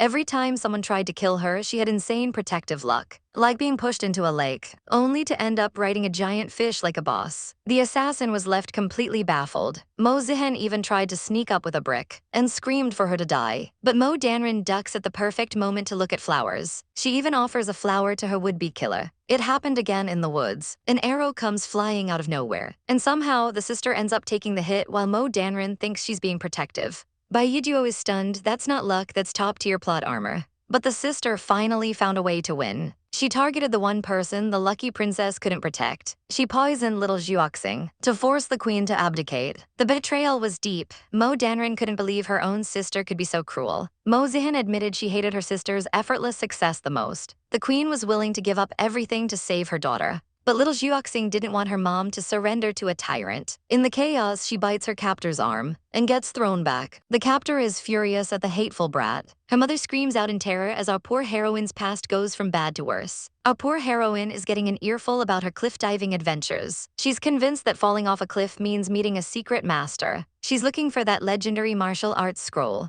because that's how every puppet show and book says it works. Our girl is literally glowing with the hope of becoming a cultivation master and reclaiming her throne through pure anime logic. The princess is just staring at her like she's lost her last marble. But Yiduo is already performing her victory dance, fully embracing her role as the chosen protagonist. Juoxing is officially done and just wants to sleep. But Yiduo is like a golden retriever on caffeine, demanding to know where the loot is. She's convinced there's hidden gold at the bottom of that ravine and won't stop kicking around until she gets answers. Juoxing finally softens, looking at her with those deep, mysterious eyes. She admits she actually did find a treasure once, lost it, and finally got it back. Yiduo is practically vibrating with curiosity, but the princess just whispers that she's hidden it somewhere safe where it'll never be lost again. Yiduo tries to peek at the secret, begging for just one tiny glimpse, and tells her to go the heck to sleep. Our girl pouts, asking what it felt like to see that treasure for the first time. Juoxing closes her eyes, remembering. To her, it felt like seeing a single ray of light in total darkness. Flashback time, the waves are crashing and the water is freezing. A younger Juoxing is clinging to a log for dear life. She's ready to give up as the ocean tries to swallow her whole, and she sinks into the blue abyss. She thinks her death will at least help her mother win a political battle. She's drifting away, eyes closed, ready for the end. A golden figure appears through the murky water. Juoxing thinks she's seeing a literal water fairy. It's Yiduo looking like a total angel as she dives down. She's gorgeous even while holding her breath. The princess is barely conscious as she's pulled from the depth. Yiduo grabs her tight, refusing to let her go. Back in the present, she cuddles her treasure closer while she sleeps. Yiduo has no idea she's the most precious thing in the room. The next morning, it's back to chaotic energy as Yiduo stuffs her face. She tells the maid to stop being a hater, and even tries to put her in a headlock for complaining. She claims she's the future consort and everyone needs to respect her authority. The maid is literally screaming because the marriage hasn't even been confirmed yet. Yiduo immediately runs to her honey for protection. She tells them they are going to be late if they don't move it. Suddenly, Yiduo remembers she forgot her homework and tries to steal the maid's notes. She makes a clean getaway while the maid cries for justice. But the princess shuts it down instantly, saying she chose Yiduo and won't hear a word against her.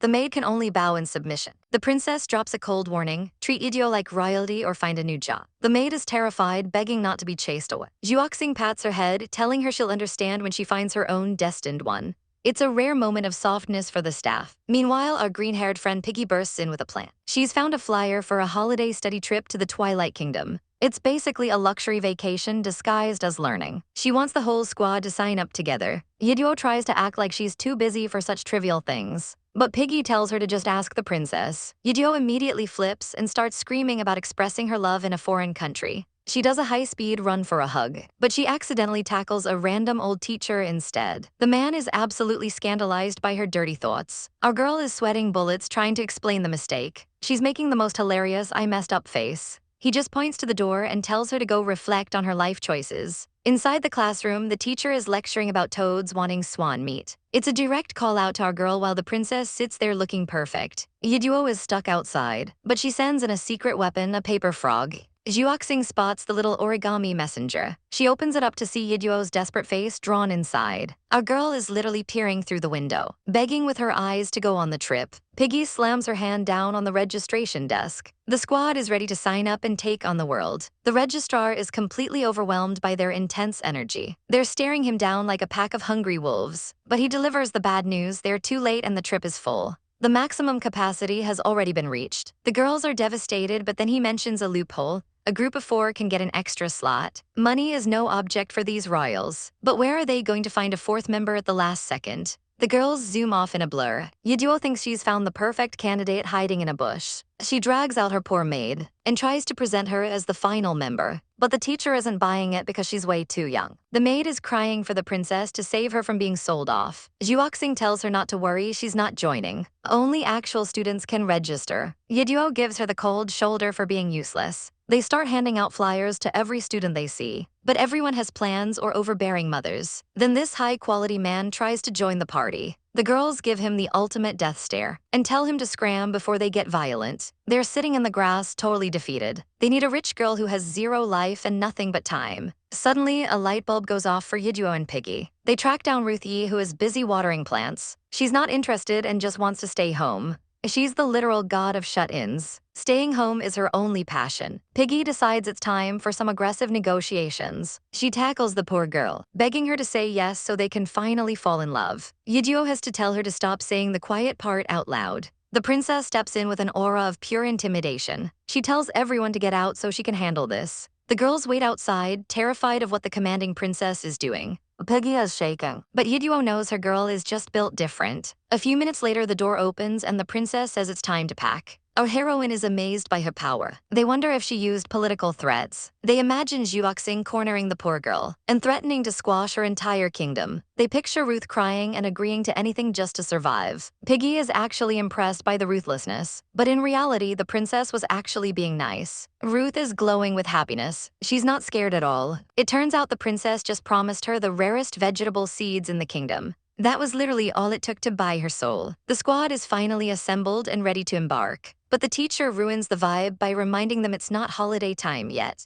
They still have to survive year-end exams before they can go anywhere. Teacher says exams are canceled and Yiduo loses her mind with joy. Our girl is literally flying because she thinks she's off the hook. But the teacher kills the vibe instantly, announcing a mandatory exhibition instead. The subject, their dream house. Yiduo thinks she's a genius and turns in a literal scribble in 5 seconds. The teacher's blood pressure is hitting dangerous levels. Luckily, the elegant Juoxing steps in to save our chaotic heroine from being expelled. She promises they'll take it seriously, and one look at her scary aura has the whole class shaking. Juoxing reminds them they're here to find partners. But the other girls are just here for the money or to escape cheating exes. Our girl Juoxing isn't playing around. She wants to rebuild their nation and demands total cooperation. She slams the table so hard, everyone's souls almost leave their bodies. Poor Ruth tries to mention she's not even in this class, but Juoxing's intense gaze says otherwise. She claims all the islands are one country now, so no excuses. Piggy quickly muzzles Ruth before they all get murdered. Yiduo is actually stumped on what to build. She spends more time balancing her chair than working. Finally, she decides to go snoop on her classmates' progress. She finds Piggy working on a literal metal fortress. Yiduo calls it ugly, and Piggy fires back that Yiduo's won't be any better.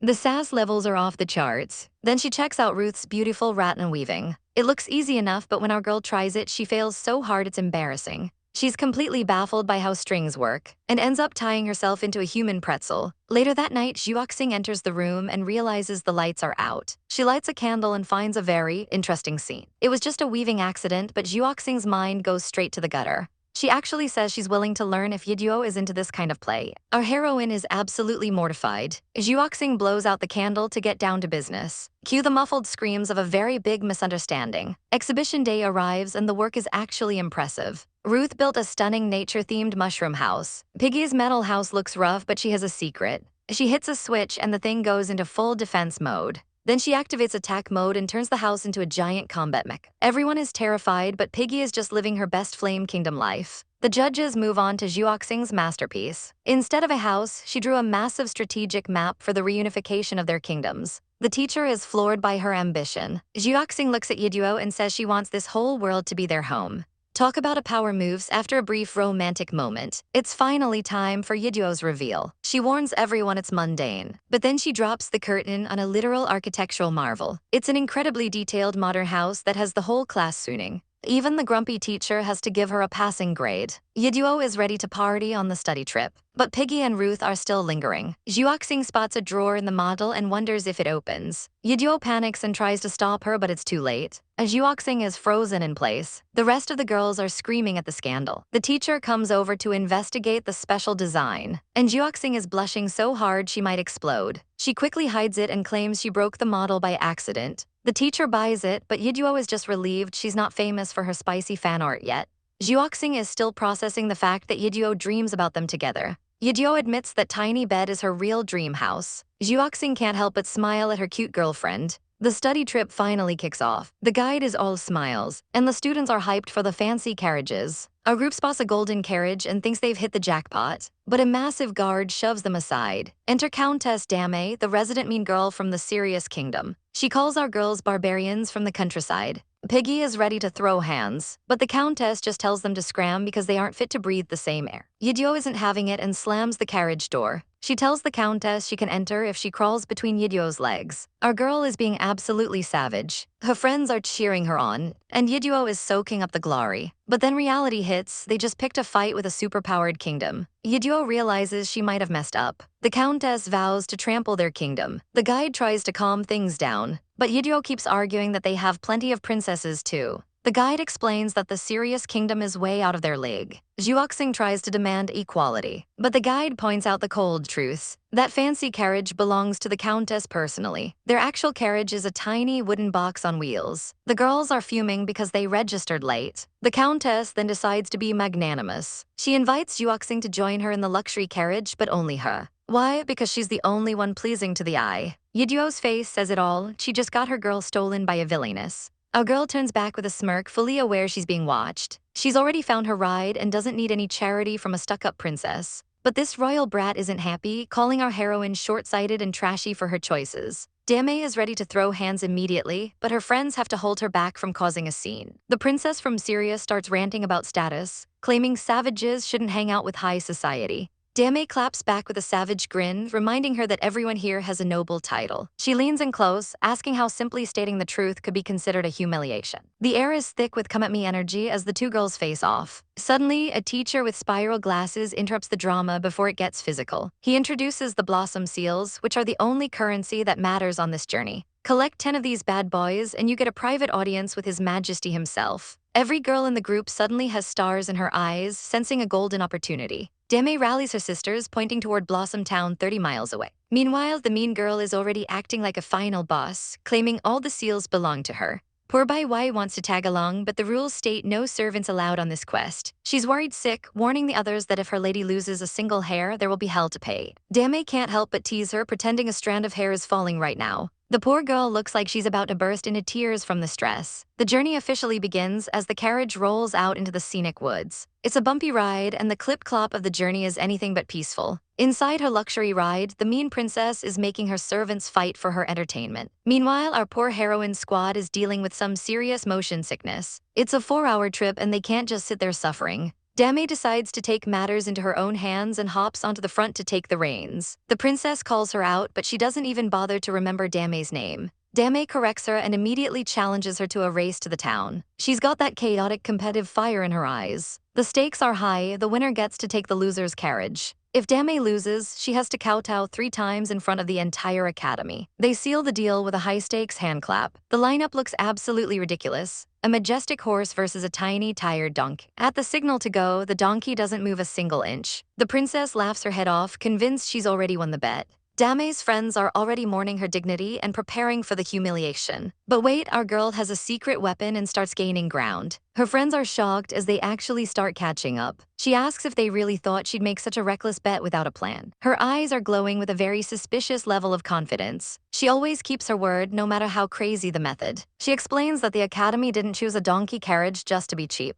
She dangles a shiny red apple and the beast goes into absolute turbo mode. It's a full-on hee-haw boost that defies the laws of physics. Her friends are screaming for their lives, begging her to slow down. The princess realizes she's losing and goes into a full panic. She figures her carriage is way too heavy compared to the donkey's load. So she decides to discard the useless things on board to lighten the weight. And by useless things, she means she literally throws her own guards off the back. Our girls watch in horror as people go flying into the bushes. The race is neck and neck, and the princess is acting like a total psycho to win. The wheels are practically spinning off their axles. Dame's friends are freaking out, convinced they are about to lose the bet. But our girl has that main character look in her eyes again. She decides to take a shortcut through the dense woods. There isn't even a path, but she doesn't care about logic right now. She launches the carriage off a literal cliff like a stunt driver. The princess watches from the main road, completely stunned by the audacity. She thinks it's an impossible move, but Dame is just built different. However, the princess's horse loses control near the edge of the ravine. Dame warns her about the sharp turn up front, showing a rare moment of kindness. She tells the brat to slow down for her own safety, but the mean girl is too stubborn and lashes her horse even harder.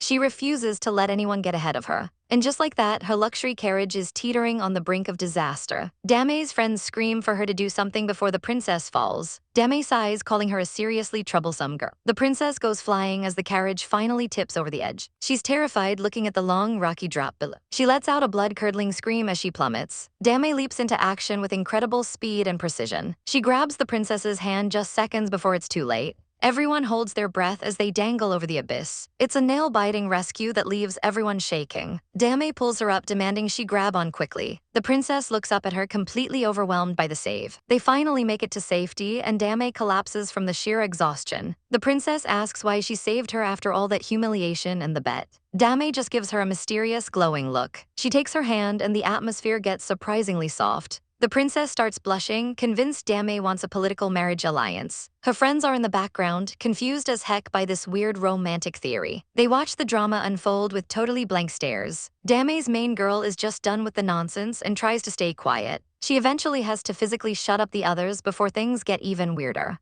Dame snaps out of the moment and immediately demands her prize. The princess is shaking with pure rage at being reminded of the bet. Dame doesn't care and hugs her new carriage like it's her favorite thing in the world. Her friends start gushing about how Dame is madly in love with her. But the princess tells them to shut it before she loses her mind. Dame tells everyone to move their stuff into their new luxury ride. She's humming a happy tune while carrying their boxes over. But then she drops everything in total shock. The princess is trying to escape with the carriage, claiming the race isn't over. She's being completely shameless, proving she's a true villainess. Dame just smiles, ready to match that chaotic energy. She picks up a heavy stone from the ground with a dark grin. With a powerful whoosh, she winds up for a massive throw. The rock hits the carriage with a satisfying, destructive crack. The whole thing tips over again, sending the princess flying through the air. Dame calls it compensation for her interference earlier. Her friend just watches, totally impressed by the savagery. The princess screams in terror as she falls toward the ground, and she lands headfirst into a massive, steaming pile of manure. A rope whip cracks through the air like a lightning bolt. Suddenly, our ungrateful princess gets yanked back right before she hits the dirt. She barely manages to keep her footing. Blushing like crazy, she thinks she's finally found her knight in shining armor. She starts swooning over those strong arms and smooth muscles, imagining a total hunk behind her. The grip is firm and her heart is absolutely racing. But when she looks up, it's not a prince but a girl in a straw hat. The realization hits her like a ton of bricks. She's immediately disgusted that her savior is just some poor passerby. Our girl starts screaming to be let go, worried this commoner will ruin her expensive dress. She's such a brat, honestly. Meanwhile, our heroine and the squad are watching from the sidelines with their jaws on the floor. Our girl is totally enamored by the stranger's cool martial arts moves. Her friends have to tell her to get a grip because she's sighing way too loudly. The purple-haired Juoxing thanks the stranger for the help. Turns out this cool girl is Li Tang, and she's actually there to welcome them to the academy. The princess is fuming, calling Li Tang a mere servant. She doesn't care who anyone is. She threatens to have 80,000 troops trample the country for this insult. But Juoxing isn't intimidated and tells the princess she needs a serious geography lesson. She needs to check a map before making empty threats. The Sirius Kingdom is totally landlocked, meaning those troops would have to march through the entire Celestial Empire first. The princess is stunned as Juoxing lays down the facts. Does she really think the Empire will just let an army stroll through their backyard? Imagine asking a neighbor for permission to go attack their other neighbor. The answer would obviously be a giant scram. Since the princess doesn't have a navy either, her threats are basically zero. The princess can only stutter in rage as she's totally schooled. Our heroine reminds her that since she kicked her guards out, she's currently just a weak, pitiful girl with no backup.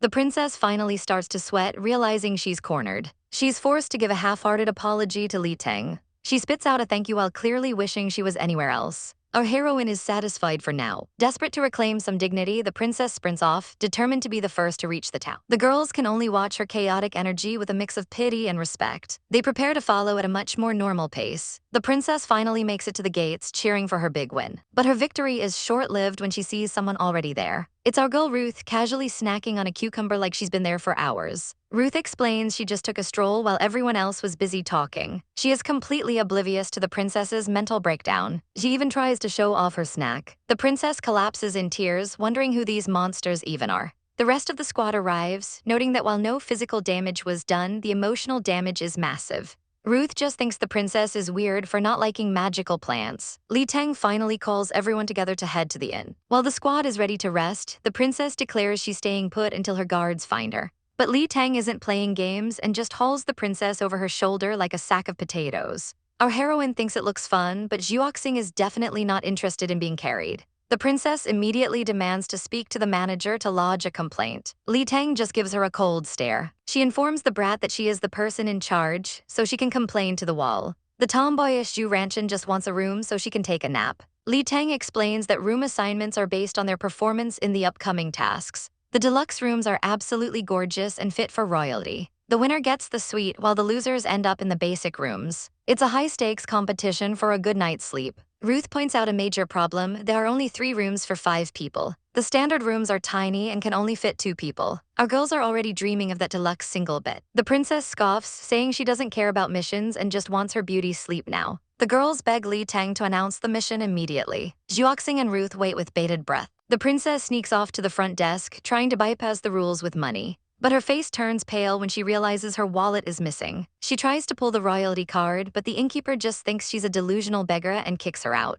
He's dealt with too many shameless scammers today. She has to pretend she was just joking to save face. She realizes she's completely broke and has no choice but to go back. Our heroine spots her and asks why she's back so soon. The princess lies through her teeth, saying the deluxe rooms were boring. She pretends she just wants to join the fun mission after all. Li Teng explains the task. There's a lantern festival in town tonight. The mission is to use their own skills to earn money and buy a lantern to release into the pond. The girls are worried, especially since some of them have major social anxiety. Li Teng warns them that academy assistants are watching, so no cheating. Our heroine is ready to take this seriously. Zhuoxing is impressed by the local traditions. They agree to meet at the pond later tonight. The girls start grouping up to tackle the challenge. Zhu Ranchin tells Ruth to just relax while she handles the money-making. The princess is left all alone, still acting like she's too good for everyone. She's still stressing over her lost wallet, wondering how she could have dropped it. Plot twist: Li Teng is holding the wallet, looking very smug about it. Zhuoxing notices our heroine looks super confident. Our girl claims she knows how commoners live because she used to observe them while sneaking out of the palace. They share a laugh, feeling good about their chances. The heroine finds a nice spot for Zhuoxing to wait. She promises to be the breadwinner and bring home the gold. She's determined to win that deluxe room with the big bed. Our girl starts wandering the market, realizing that odd jobs might not pay enough. She needs a big payout and fast. She notices a huge crowd gathered at the blacksmith's workshop. Turns out Zhu Ranchin is absolutely crushing it, showing off her insane strength. She's a one-woman industrial revolution, telling Ruth to go enjoy the shops. She starts looking at the local advertisements, looking for her own path. Meanwhile, the genius Zhuoxing is making bank by beating old men at chess. She's a total pro, but she has to wrap it up as the sun starts to set. She looks around, wondering where our heroine disappeared to. She follows the sound of another cheering crowd. Everyone seems to be having a great time. She finds our heroine putting on a performance, claiming to be a traveler from the Floria Kingdom. Our girl is really leaning into the role. She's begging for support, playing the part of a broke performer perfectly. The crowd is eating it up. But then a total jerk shows up. He starts insulting her kingdom, making gross comments about the women there. Our girl's eyes flash with a savage light as she challenges him to a spar. She is definitely not a sissy. The jerk proposes a bet. If he wins, she has to become his mistress. Zhuoxing is absolutely livid in the background. Our girl casually mentions she's already engaged, so it's a no-go. But the jerk calls her a coward, so she ups the stakes to 100 silver taels. She's got that "I'm about to ruin this man's whole career" look. She mockingly agrees to his terms, knowing she won't lose. The jerk thinks he's hit the jackpot, but he has no idea what's coming. Our girl is absolutely wrecking this poor dude while the crowd watches in complete horror. Zhuoxing just stands there with a savage smirk. honestly thinking the heroine is being way too soft on him. The guy is literally weeping, handing over a 100-tael bill and begging for his life. Our heroine isn't satisfied yet, but Juoxing steps in because watching a brawl is apparently more fun than her usual chess matches. They've officially earned enough money to finish their mission, so it's time to go shopping. Meanwhile, the rest of the squad is out here grinding,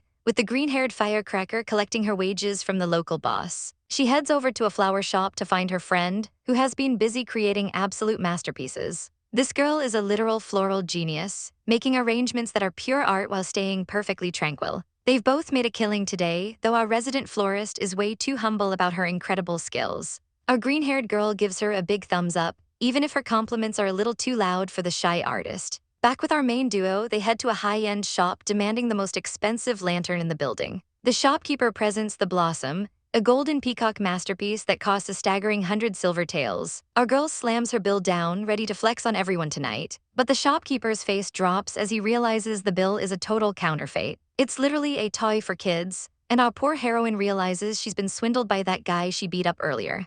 Juoxing tries to keep her cool, but the situation is looking pretty dire as they get kicked out. To make matters worse, the other girls swoop in and buy the lantern right out from under them. They literally hand over the bag of silver while mocking our girl for having an empty wallet. Our heroine is fuming, especially when they call her a piggy and rub their victory in her face. She's so triggered she starts reciting a savage poem about how fake sisters and promises are all scams.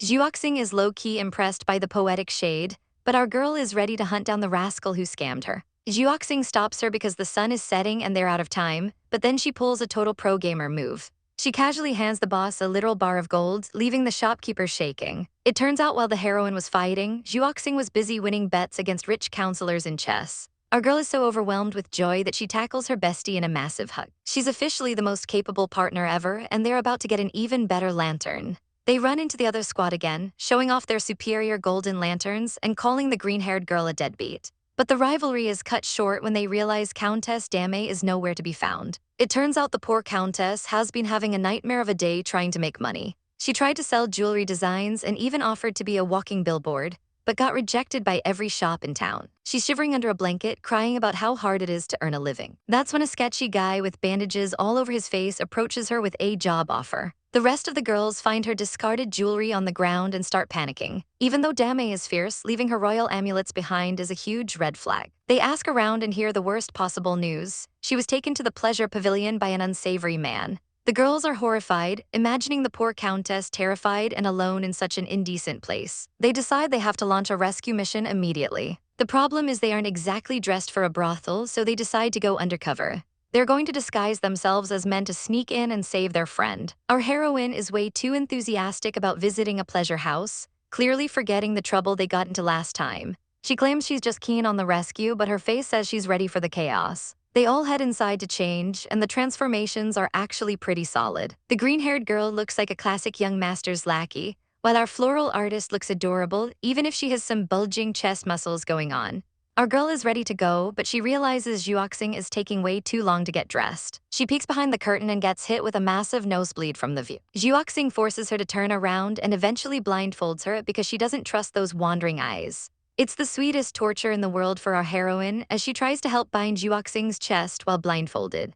She's definitely using a bit too much force, but eventually the job is done. When they finally step out, they look like a group of high-tier handsome scholars. The local women are literally swooning in the streets, convinced these men are the hottest thing they've ever seen. The girls play the part perfectly, acting like arrogant young masters as they enter the pavilion. The madam welcomes them with open arms, sensing their deep pockets. They sit down and demand to see someone special, exotic, and maybe a little bad-tempered. The madam tells them they have perfect timing because a new girl is about to perform on stage. A dancer named Thorny Rose comes out first, but she's just the opening act. Then they see her, Countess Dame is pushed onto the stage, looking completely lost. The sketchy guy tells her to just shake her body to the music, and she decides to give it her all. She steps out with total confidence, ready to show the crowd a real performance. The girls are stunned, wondering if she's actually enjoying herself or if the trauma broke her brain. But instead of a graceful dance, Dame starts doing a serious battle dance, which looks more like she's fighting invisible demons. The entire audience is dead silent, completely confused by her aggressive moves. She's going full chaotic mode, howling and swinging her arms like a wild animal. Our girl realizes that Dame hasn't been tortured. She's just being her usual weird self. They decide to just sit back, sip their tea, and wait for her to finish her battle before they bother rescuing her. She actually thinks she's a star, but the only thing she's killing is everyone's eardrums. Our girl is dying of secondhand embarrassment just watching this disaster unfold. Even her friends have to admit that this is a whole new level of cringe. MC remembers her own past stage blunders, but even those weren't this painful. The crowd isn't just bored, they're actively offended by this rubbish. People start throwing things, demanding their money back immediately. A performer tries to act tough, calling the audience unrefined barbarians. She tries to make a grand exit, but the madam isn't about to let her go for free. She grabs our girl by the wrist, demanding she pay up for the trouble she's caused. Instead of negotiating, the girl decides to choose violence and takes a massive bite out of the madam's arm. The madam screams for her guards to seize the brat. MC's group watches the chaos from the sidelines, wondering how on earth they're going to fix this. Our heroine gets that savage glint in her eye, realizing that a little chaos is exactly what they need. She prepares to make her move. Suddenly, a massive brawl breaks out in the middle of the room as a distraction. People are flying everywhere while the group works their magic. MC's allies start tripping up the guards like it's a professional sport. The madam realizes she's been played and screams for them all to be captured. One of the guys yells for the girl to jump, and she doesn't hesitate for a second.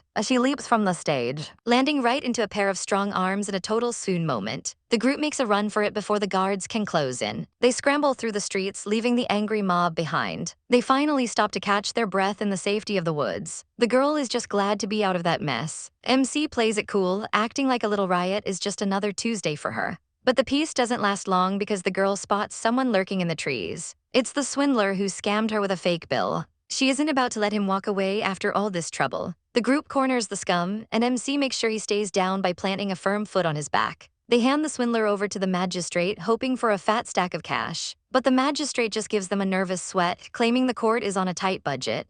Our girl starts wailing about being broke and having to sleep with horses. MC just rolls her eyes at the drama. However, they manage to negotiate a consolation prize, a high-quality lantern. Mission accomplished, the girl is back to her cheerful, chaotic self. They head to the water to release their lanterns and celebrate their survival. The sky looks absolutely stunning as the lights drift away. Our girl notices something hilarious on her lantern. It's a warning about drinking and riding. The group can't help but snicker at her luck. MC tells her to stop complaining and just make a wish already. Everyone closes their eyes, hoping for a bit of peace. MC's wish is a little more personal, hoping for a future where she can be with her favorite person without holding back. With the lanterns gone, it's finally time to head back to the inn. MC's friend asks what she wished for, and our girl puts on her best innocent face. She claims she only wished for world peace like a true patriot. Her friend looks at her with total disbelief while MC brags about being a great princess. Back at the inn, the leader starts handing out room keys based on their performance today. Because they actually caught a criminal, MC's team wins the grand prize, the key to the large room.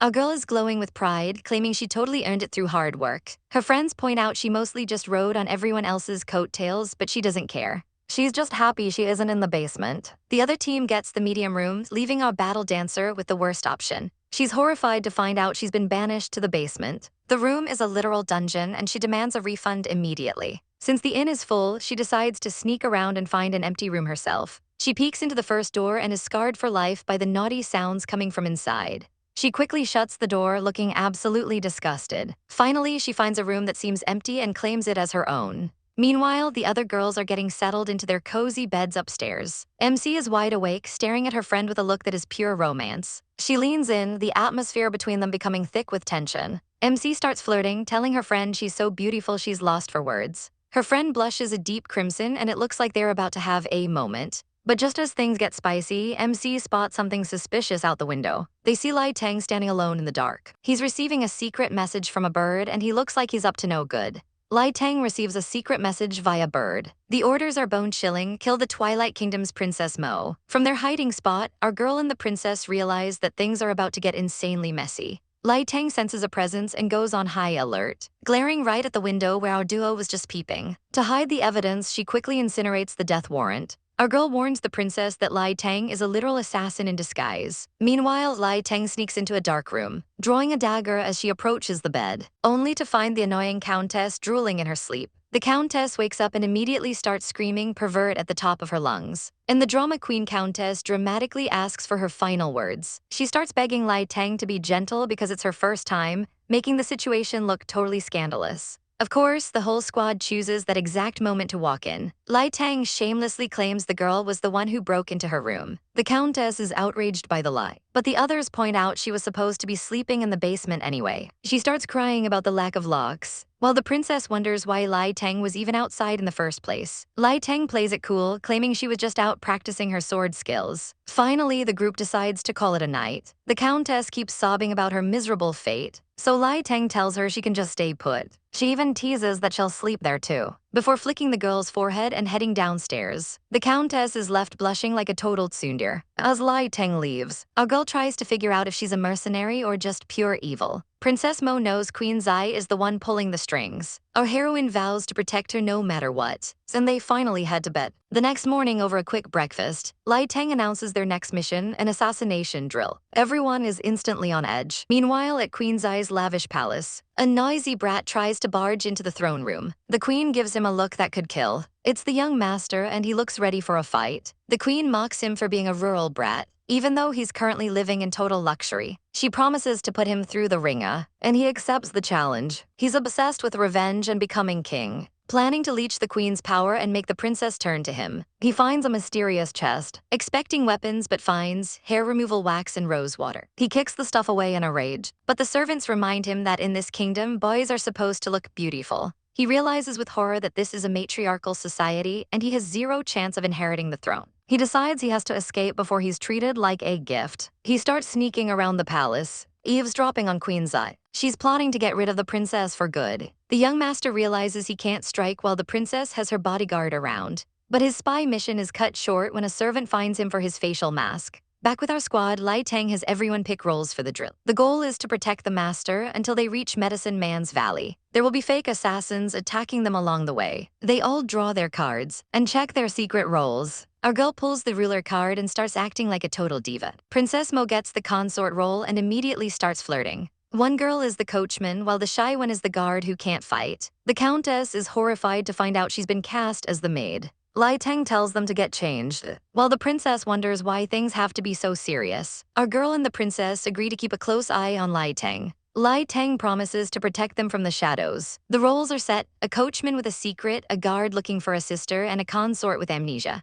plus a bounty hunter posing as the master and an assassin disguised as a maid. They're finally ready to hit the road and face whatever chaos comes next. The girls gather for a high-stakes game of who's the biggest liar to finally uncover the truth behind their messy situation. Our masked queen is ready to take notes on every single detail, while the others are already getting defensive about their secret roles. Our girl Lai Tang steps up first, claiming her spot in the spotlight. In her version of the story, she's a suave, legendary bounty hunter with skills for days. She claims a mysterious person hired her to find a missing princess and escort a drugged consort through dangerous lands. Her master plan was to disguise herself as the princess to lure out a killer. The consort is impressed by the script but warns her that she's watching her every move. Lai Tang nervously laughs it off, promising she wouldn't dare try anything sneaky. Next up is Ruth, who's ready to spill her own tea. She reveals she was a sickly child who could never master the blade. She spent all her time visiting her sister, until the night she found her sister missing and the room covered in bloodstains. Piggy thinks the story is absolutely fantastic, but her mind immediately goes to a very chaotic and questionable place involving twins. Ruth doesn't hesitate to smack that nonsense right out of her head. The group descends into bickering as Lai Tang realizes Piggy definitely deserved that hit. Even the little maid is judging this bunch of weirdos, though she gets defensive the second someone calls her a child. When it's the maid's turn, she tries to play the ordinary girl card. But the consort smells a rat, and the maid's internal monologue reveals she's actually a secret assassin. She tries to shut down the interrogation before her cover is blown. Then it's Piggy's turn to share her simple life story. She claims she's just an introverted coachman who filled in for a sick worker. Lai Tang quickly connects the dots, suspecting that the sick worker was actually Ruth's missing sister. Finally, the consort reveals she woke up with total amnesia and was simply told she was royalty. She went along with the plan just to recover her lost memories. Lai Tang realizes the terrifying truth: not a single person in this carriage has actually seen the real princess. The consort lays out the facts, and it's a complete mess of fake identities and suspicious motives. Looking at the evidence, everyone is a prime suspect in this mystery. The girls are spiraling into a pit of confusion and mutual distrust. They start wondering if this whole game was just a trap set by Lai Tang. But our girl softens the mood, grabbing the consort's hand and promising to protect her no matter what. Suddenly, the romantic vibes are shattered as the carriage begins to shake violently. The consort is nearly thrown from her seat as chaos erupts. Lai Teng swoops in for a heroic save, catching her in a firm embrace. For a second, the world stops as they share an intense, blushing moment, but the awkwardness returns instantly as they pull apart. Outside, Ruth and Piggy have ended up in a very compromising and painful position. Ruth is blushing furiously while Piggy tries to act like she's totally fine. Piggy even tries to act cool despite the literal blood on her face. The maid is absolutely fuming about the terrible driving. But wait, if Piggy is inside the carriage, who the heck is driving the horses? The carriage begins to rumble and thump like it's possessed. Lai Teng looks out the window and realizes they are in deep trouble. There's nobody at the reins. The horse is acting like it's lost its mind, and the maid claims she's a pro rider who can fix this. They all crowd the window, shouting over each other as the carriage careens out of control. Ruth realizes the poor horse has been poisoned with Japanese Andromeda. Lai Teng panics, demanding someone make the carriage stop before they all die. The maid starts lecturing the horse about drinking and driving, which is zero help. Piggy decides it's her time to shine and puts on her hero headband. The girls swoon over her sudden bravery, thinking she's glowing with justice. She takes a leap of faith to save them all, but she misses the horse entirely and goes flying into the sky like a shooting star. The consort drops a truth bomb. They have exactly 30 minutes before they go over a cliff. Hidden in the bushes, mysterious enemies watch the carriage race toward its doom. Lai Teng draws her sword, claiming that sacrifices are necessary. The girls scream, thinking she's about to toss them out to lighten the load. They beg for their lives as she swings her blade with savage precision. But our girl isn't a monster. She only cuts the ropes, letting the horse go free and bringing the carriage to a halt. The group is chilling by the fire, but our girl Mo Jiuxing feels like something is missing. It hits her like a truck. She forgot the most important thing for a BBQ, the spices. Zhu Ranchen asks if she's finally regained her memory, but it's just a flavor emergency. Our heroine looks absolutely devastated over her bland meat. But the comedy stops when she senses a presence lurking in the shadows. Suddenly, a wolf bursts from the brush, but it's just a starving Lai Teng ready to devour everything in sight.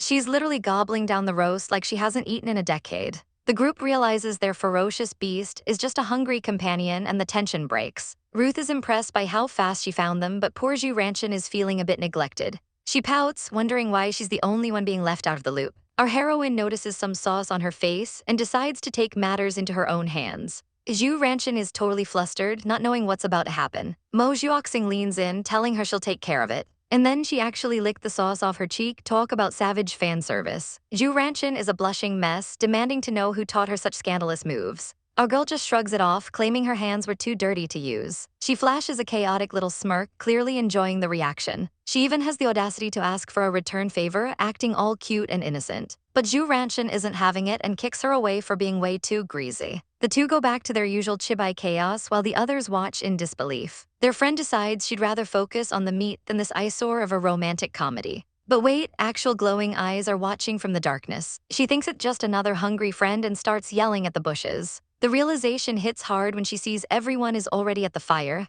so who's that behind her? It's a full-blown wolf attack and everyone starts screaming for their lives. Our heroine finally gets her moment to shine as a hero, drawing her blade with total confidence. She cuts through the pack like a hot knife through butter, showing off some serious skills. She even finds time to tease Lai Teng for being a scaredy cat despite her tough exterior. But the wolves aren't backing down and the group is backed into a corner. A stray wolf lunges at Ruth, catching her off guard. She falls to the ground, crying out for help as the beast closes in. Lai Teng screams her name in pure terror. She steps up with a massive sword, proving she's more than just a glutton. She quickly checks on Ruth, her face full of genuine worry. Ruth clings to her, sobbing that the whole thing was way too scary. It's a total knight in shining armor moment as Lai Teng comforts her. Of course, their friend is still fighting for her life and tells them to stop the lovey-dovey banter and save her already. Mo Jiuxing realizes something is wrong. These wolves are way too aggressive. She deduces that someone must be controlling them from the shadows. She tells Lai Teng to cover the group while she hunts down the puppet master. Our girl vanishes into the trees, moving with the grace of a pro assassin. She stops to listen, catching an odd sound carried by the wind. Her eyes sharpen as she pinpoints the location. She launches herself into the air, ready to strike. But as she approaches, the sound suddenly cuts off. She demands the cowards show themselves and stop the wolf games. A mysterious man blocks her path, his long hair flowing in the moonlight.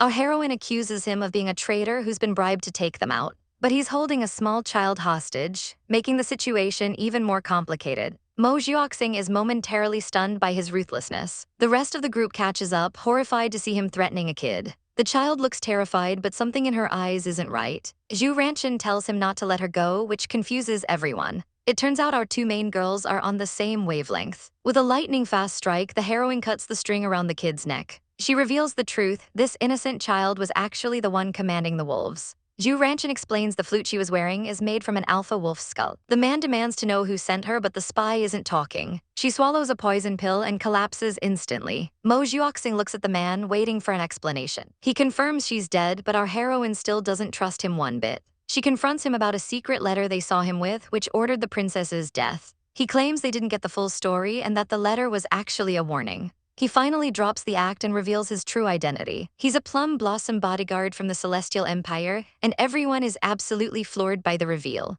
The mysterious host insists on keeping her secrets, but our girls aren't buying her protection act for a second. She claims she's already exposed enough, but the tension in the air is thick enough to cut with a sword. Our girl in red calls her out, accusing her of using them as literal bait to lure out assassins. The whole squad is rioting now, realizing they almost became human shields. But the host just smirks, telling them to relax because that little skirmish was child's play for her. Our heroine isn't impressed by the flex and demands to know what would happen if they actually got serious. With a simple snap of her fingers, the forest suddenly crawls with hidden guards, proving she's been holding back an entire army. The girls immediately realize they are totally outmatched and decide it's probably best to just trust her for now. The host calls off her dogs, telling the guards to stop scaring the foreign guests. She then drops a bombshell. They haven't finished their murder mystery game yet, and she wants to wrap it up right here in the woods. Our consort finds this chaotic energy absolutely delightful and is totally down for the challenge. The group gathers in a circle to recap the wild plot of their roleplay game. The mission was to escort the princess, but even though they've reached the destination, the VIP is nowhere to be found. There isn't a single trace of her anywhere, and they didn't pass anyone on the road. Our consort points out the obvious. If she's not out there, she has to be one of the people sitting right here in this circle. Everyone starts throwing side eyes, wondering who among them is the ultimate liar. Our heroine theorizes that the princess must have hidden her identity to avoid the assassins tracking her. The consort suggests they pick apart everyone's backstories to find the one person whose logic doesn't hold up. They start the interrogation with the maid, who starts sweating bullets because her script is looking a little suspicious. She tries to play it off as being a newbie, but the girls smell blood in the water. They pressure her to reveal if she's actually there to hinder the mission or, worse, commit a little light assassination. The pressure is too much and the maid breaks down, admitting she's actually the secret assassin in the game. With one suspect down, they turn their savage gaze toward the coachman. They catch her in a massive contradiction about the guard's sister, proving she knows way more than she let on. The coachman panics, insisting she has nothing to do with the murder plot, but our girl in red isn't letting her off the hook that easily. Trapped, the coachman confesses she was forced into her role because of a scandalous secret. The entire group is stunned as the tea starts spilling. It turns out the coachman has a massive crush on the guard's sister. She accidentally peeped on her while she was bathing and got blackmailed into helping her run away. Our heroine calls total rubbish on that ridiculous excuse, but the consort is confident that the real truth is about to be unmasked. The guard's sister insists her sibling is loyal and would never just abandon the princess. The consort counters that she might have done it to protect someone even more important. Suddenly, the coachman remembers she was supposed to hand over a letter once her secret was out. Our heroine snatches the envelope before she can even blink. She offers it to the consort with a level of brown-nosing that is truly impressive. As they read the letter, a tragic backstory unfolds about two sisters born at the same time, one healthy and one frail. To save her sickly sister, the healthy one was willing to betray anyone for magical medicine. The consort realizes the truth. She was drugged to lose her memories so her identity could be hidden. The sister then disguised herself as the princess to act as a decoy and lead the assassins into a trap. It's a heartbreaking sacrifice, and the letter even mentions that the coachman would be the one to protect the sister left behind. The realization that the medicine was hidden under the carriage the whole time hits like a ton of bricks. The group is absolutely bawling at this point, completely moved by the tragic drama. Our heroine finally connects the dots and realizes the consort is the real princess they've been looking for. The consort confirms it with a cheeky kiss on the cheek, leaving our girl completely flustered. She tries to deny the chemistry, but it's way too late for that. The consort just smiles, enjoying the chaos she's caused. Meanwhile, the guard's sister is still caught up in the emotions of the game, feeling like she's lost a real family member. The coachman steps up to comfort her, promising to protect her just like the script said. It's a total awe moment as the two of them share a blushy connection. The maid, however, is just sitting there wondering why she feels like a background extra in her own life. Suddenly, confetti explodes everywhere. The host officially declares them the winners of the second round for keeping everyone alive. The girls are hyped and immediately demand to see the loot. The host presents a table full of mysterious medicine boxes from the legendary medicine man's valley. Our girl is eager to see what kind of power-ups are inside. But there's a catch, some are miracles and some have absolutely cursed side effects. The maid decides to gamble first, hoping for a jackpot. She gives the boxes a vigorous shake, trying to feel for the best one. The host warns her that you can't cheat the system by weight or smell. The maid takes a leap of faith and picks a box. Inside is a bottle labeled Pink Dream, and the girls think she scored something magical. The host drops the punchline, "It's medicine that makes your business turn bright pink." The squad absolutely loses it, laughing at the maid's literal crappy luck. The coachman is up next, determined to do better as she grabs a red bottle. Everyone thinks she's hit the romantic jackpot when they see the pretty pink liquid. But the host ruins the vibe again, explaining that it just makes your vision turn blood red, which is about as unromantic as it gets. Our girl Duor decides to test her luck and picks the most colorful box she can find. Inside is a green worm elixir that makes you feel like insects are crawling all over your skin, which is honestly a nightmare in a bottle. While Duor thinks it sounds fascinating, the others are just straight up horrified by her taste. Bai Yiduo isn't impressed by this rubbish luck and decides to show everyone how a pro handles a gacha pull. She prays to the heavens for something legendary, but ends up with a despicable past potion that forces people to spill their darkest, most cringe secrets. Ruth thinks it's actually pretty useful, though most people would probably prefer to keep their skeletons locked in the closet. Ruth decides to go for the white box next to see if she can break the streak of weird prizes. As she looks inside, she realizes she's hit the hidden jackpot, a rare painful memory eraser. It's a powerful tool, but our heroine secretly hopes she'll never actually have a reason to use it. The group is told their next stop is Medicine Man's Valley. But chaos erupts when they realize Countess Dame has vanished after messing with some questionable potions. They find her tent empty, but her bags are still there, which is never a good sign in a forest full of trouble. Bai Yiduo notices a bottle of experimental elixir is half empty, and suspects the Countess was brave or just chaotic enough to test it on herself. The girls realize they have to find her before she wanders off too far. Bai Yiduo starts shouting through the woods, savage enough to bring up the Countess's pink poop situation just to lure her out.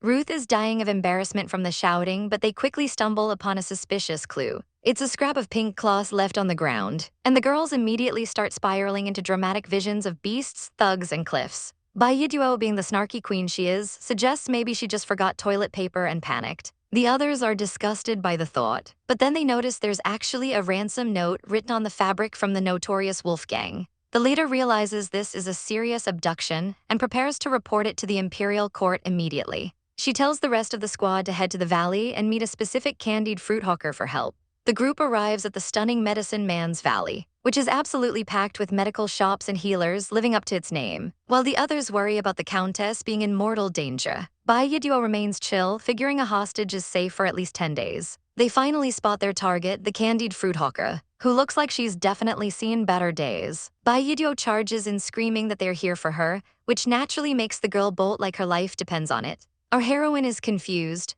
while the others point out that her wretched, aggressive appearance probably scared the poor kid half to death. They realize this abduction might have messed up their trial and decide to pursue her. The girl is fast, disappearing into the village in the blink of an eye, leaving the girls huffing and puffing in the dust. Suddenly, Bai Yiduo appears high up in a tree, showing off her superior scouting skills. She bets the girl is hiding somewhere nearby, and confidently points to a massive jar as the perfect hiding spot. She demands the girl come out and stop running, only to realize the jar is actually full of stinky, rotten pickled radishes. Bai Yiduo is absolutely devastated, claiming her dating life has clearly dulled her survival instincts. Meanwhile, the hawker is hiding nearby, smirking at their failure, until she walks right into Ruth, who has been waiting patiently in the shadows. The girl tries to run again, but Ruth hits her with the green worm elixir to make her stay put. The hawker starts scratching like crazy, and Bai Yiduo is just relieved the chase is finally over. Ruth makes the capture look easy peasy, and they start interrogating the girl about where they're staying tonight. They assume this is all just a job for the academy, and Bai Yiduo explains that they really need a place to rest so they can rescue their kidnapped friend. The girl finally seems to understand they aren't just playing around. As they walk through the town, the hawker asks if life at the academy is actually interesting, revealing that her family never allowed her to go to school because of their patriarchal views. Ruth feels for her and encourages her to save up her money to get an education one day. They eventually reach a coffin home, and Bai Yiduo immediately assumes they're sleeping with corpses. Ruth has to explain that it's actually just a charity home for the elderly and homeless built by wealthy families. The hawker jokes that she already cleared out the dead bodies, giving everyone a heart attack before admitting she was just kidding. But as the girl goes to fetch water, she takes a nasty, suspicious spill in the woods. She claims she was just startled by a rat, but her panicked reaction suggests she might be hiding a secret of her own. The girls are gathered in a dusty room to discuss the recent kidnapping of their friend. Yidyo explains that she's likely trapped with the notorious wolf gang as we speak. Our poor heroine Dame has a talent for getting into trouble, but this time it's not just a brothel, it's actual bandits. Juoxing reads the ransom note, noting they only have 10 days to act. The note demands something called the 9-color elixir. Yidyo wonders what kind of precious medicine could be worth a human life. The local medicine expert nearly jumps out of his skin at the mention of the name. The girls corner him, demanding to know if he's hiding something. He explains that in legendary circles, this elixir is said to actually resurrect the dead. Juoxing realizes that if the wolf gang is resorting to kidnapping for it, the stuff must be insanely rare. Yidyo doesn't want to waste another second and calls for a dawn raid. She splits the team up, sending Piggy and Little Yi to track down the medicine while she handles the recon. Our girls are looking fierce and ready for war. The kid notes how dedicated they are to their friend. But honestly, they mostly just think she's a temperamental brat with princess syndrome. Even if she is annoying, Yidyo insists they can't just leave a classmate behind, though she admits off the record that the girl is a total headache. Meanwhile, in the middle of a dark forest, the victim is being dragged around by a couple of low-level thugs. They tell her she's in the middle of nowhere and no one is coming. Dame isn't even scared. She's just offended that they think her friends have money and tells them to kidnap her rich father instead. She's literally trying to upsell her own kidnapping. When the bandits realize her dad is a month's ride away, they realize they're stuck with her. Frustrated, they kick her into a filthy cell. She meets the other hostages, but instead of bonding, she tells them to stay away from her. This savage girl is actually demanding a private cell because the service in this dungeon is terrible. The bandits are already regretting their life choices. Back in town, our lead duo is on the move. Juoxing asks where they should even start looking for information on a criminal gang. They head into the heart of the city, and Juoxing immediately suspects Yidyo is just looking for an excuse to visit a brothel again. Yidyo swears she's looking for a tavern where bounty hunters hang out. They step into a high-end establishment, where Yidyo immediately starts flirting with the lady boss for the best wine. She makes herself right at home, kicking her feet up like she owns the place. She tells Juoxing that as long as they're together, she's always at home. Juoxing isn't buying the sweet talk and gives her cheeks a good squeeze to keep her focused. The signature wine arrives, but Yidyo claims she's miserably poor and asks for work instead. The boss points her toward the job board on the wall. Most of it is just weird dating ads, but they start digging. Yidyo spots posters from other families whose relatives were snatched by the wolf gang. They overhear customers gossiping about the gang leader being poisoned and on the verge of death. It turns out the elixir is his only hope, which is why they're desperate. Just then, Piggy and Little Yi run up, claiming they actually bought the legendary medicine. Yidyo is shocked they managed to find something so rare so quickly. They meet up in the street to inspect the goods. Piggy is beaming, claiming they found it at a medicine shop by pure luck. Yidyo gives Piggy a good job smack, though she's clearly taking all the credit. But when Juoxing takes a closer look at the bottle, her expression immediately sours. She points out a tiny, suspicious stain on the label. It doesn't say 9-color elixir, it says Nini color. Juoxing realizes our poor sidekicks just got scammed out of every cent they had. The realization hits the pair like a ton of bricks. Yidyo, being a total savage, just starts pointing and laughing at how dumb they are. Piggy is ready to catch a case and demands to find the scammer immediately. Little Yi explains that they were just asking around the streets when they ran into a distinguished scholar. He told them the elixir was too rare for ordinary shops and asked if they were looking for a specific legendary place. He pointed them toward a century-old business, and they walked right into the trap. Yidyo realizes the scholar was just a shill for the shop. As Juoxing looks done with this city, they march back to the shop to demand a refund. There it is, sitting on a pedestal like it's a national treasure. Piggy slams the bottle down, calling the man a liar. The shopkeeper calmly explains that they only restock once a bottle is sold. When Piggy screams about the fake medicine, the man pulls out legal permits showing his business is approved. He smugly explains that Nini color is a perfectly valid plant-based dye for meatballs. Little Yi is fuming, calling it total fraud. But the man just shrugs, saying it's their fault for not reading the label carefully. Yidyo points out the text is microscopic, but the man says unique design isn't a crime. He tells them to get lost if they don't have proof of a crime. Juoxing whispers a plan to Yidyo, who gets a devilish glint in her eye. Yidyo suddenly accepts the mistake and says they don't want a refund anymore. She pops the top and chugs the entire bottle of meatball dye in one go. She tosses the empty bottle aside with a smirk. Then she suddenly clutches her throat and starts gagging. She collapses into Juoxing's arms, screaming that the medicine is actually poison. Piggy and Little Yi catch on, threatening to burn the whole shop down if Yidyo dies. The shopkeeper starts sweating bullets, begging them not to call the authorities. The surrounding crowd starts panicking, terrified of the evil shopkeeper. Desperate to save his skin, the man brings out a tray of silver to make the problem go away. Yideo keeps up the act, sobbing that she needs expensive herbs to survive the toxin. She makes sure to emphasize just how pricey her recovery will be. The shopkeeper is practically in tears now. He offers to double the compensation just to get them to leave. Our girl and her crew are lecturing a scammer about a century-old business. The guy starts crying, admitting they just opened today. His name is literally Century, which is a level of petty lying we can almost respect. Our heroine decides to ask the local kid instead, since she's actually hired by the academy. They find the girl Jiu tending to some beautiful plants in the garden. Jiu asks if they've found the legendary 9-color elixir yet. Not yet, and our poor heroine is exhausted from almost getting scammed. Our girl asks for the kid's name, and she humbly says to just call her Jiu. Jiu, being a local, might actually have some real tea on where that elixir is hiding. She points them toward a herb-rich forest in the southeast, marking it as the source of the legend. A magical forest, that sounds like the perfect place for dramatic side quest. Our girl is basically vibrating with excitement for a new adventure. The scenery is breathtaking, but we know danger is lurking behind those hills. Jiu hands over a pouch to keep the venomous mosquitoes away. Safety first, babes. Our girl gives Jiu a massive, suffocating hug because she's just that sweet. Her companion has to literally peel her off before she accidentally ends the kid. But wait, our girl notices a strange medical smell lingering on Jiu. Jiu plays it off, saying she probably just picked it up from one of the many shops around. Our heroine doesn't think much of it and focuses on the mission to rescue the Countess. They wave goodbye, heading off toward the mysterious forest. But Jiu's expression turns chilly, wishing them luck in a way that feels totally ominous. They reach the entrance, only to find the path heavily guarded. Security is tight, and sneaking in isn't going to be a walk in the park. The guards are demanding a health amulet from everyone trying to enter.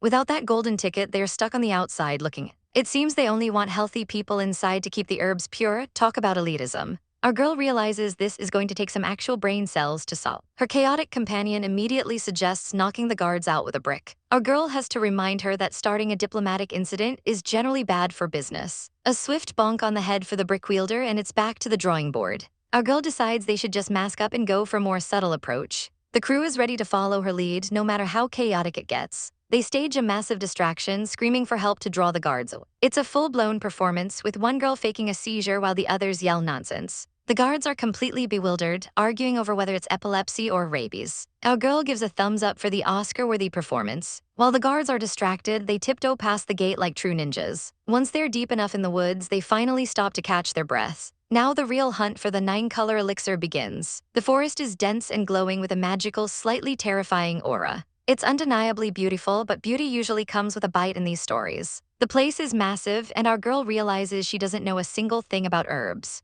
Luckily, her friend is a literal walking encyclopedia, naming every plant they pass. Our girl feels a bit useless, just standing there while the genius does the work. She's shocked her friend knows all these complex names by heart. The secret, she can actually read the labels left by the academy. Savage. They decide to split up to cover more ground because that always ends well. After searching for a while, our girl comes back empty-handed, mostly. She found a flower called False Daisy that shares her friend's name. She's blushing like a schoolgirl, admitting she plucked it just because of the name. Her friend is touched and offers a Chinese peony in return. It's a sweet, romantic moment amidst the high-stakes herb hunting. The atmosphere is getting heavy with tension and maybe a little bit of magic. Her friend's heart is officially throbbing from all this sudden affection. They lean in close, and the tension is high enough to power a small city. But duty calls, and they have to get back to the actual mission. Our girl suggests making bracelets out of the flowers instead of wearing them in their hair. They match their floral accessories, looking like the ultimate power duo. As the sky darkens, they realize they haven't made any real progress on the elixir.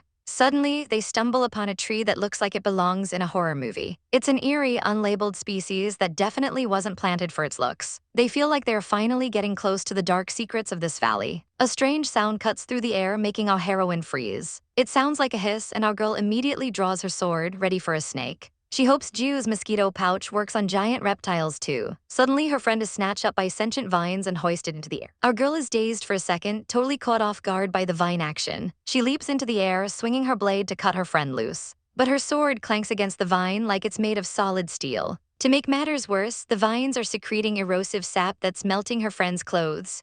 Our girl is having a total internal meltdown. Our poor heroine is caught in a bind, looking completely flustered as those vines tighten their grip. Juoxing isn't about to let this slide, though she's definitely feeling the heat of the moment. Our girl realizes she needs to step up and be the hero. She demands the vines let her go, her eyes practically glowing with protective rage. She lunges forward, grabbing the dark material with both hands. With a savage shout, she declares that she's the only one allowed to get this hands-on with her bestie. Seriously, nobody else gets to rip those clothes but her. She lets out a chaotic scream as she exerts every ounce of strength. Finally, she manages to break the trap and stands tall over the wreckage. She immediately scoops her friend into a hug, relieved that she's safe and sound. But the purple-haired beauty is just deadpan, wondering if she could have maybe saved her a little more quietly. The tension between them is thick enough to cut with a sword as they share a lingering look. Our girl tries to play it cool, but her face is a total giveaway. The purple-haired beauty smirks, telling her she can try ripping those clothes off whenever they actually have some privacy. Our heroine's brain immediately short-circuits into dirty-minded mode. She tries to regain her composure while still being a total protective mess. Fine, it's a deal, but let's focus on the mission first. She starts taking off her own outer layer to cover her friend up.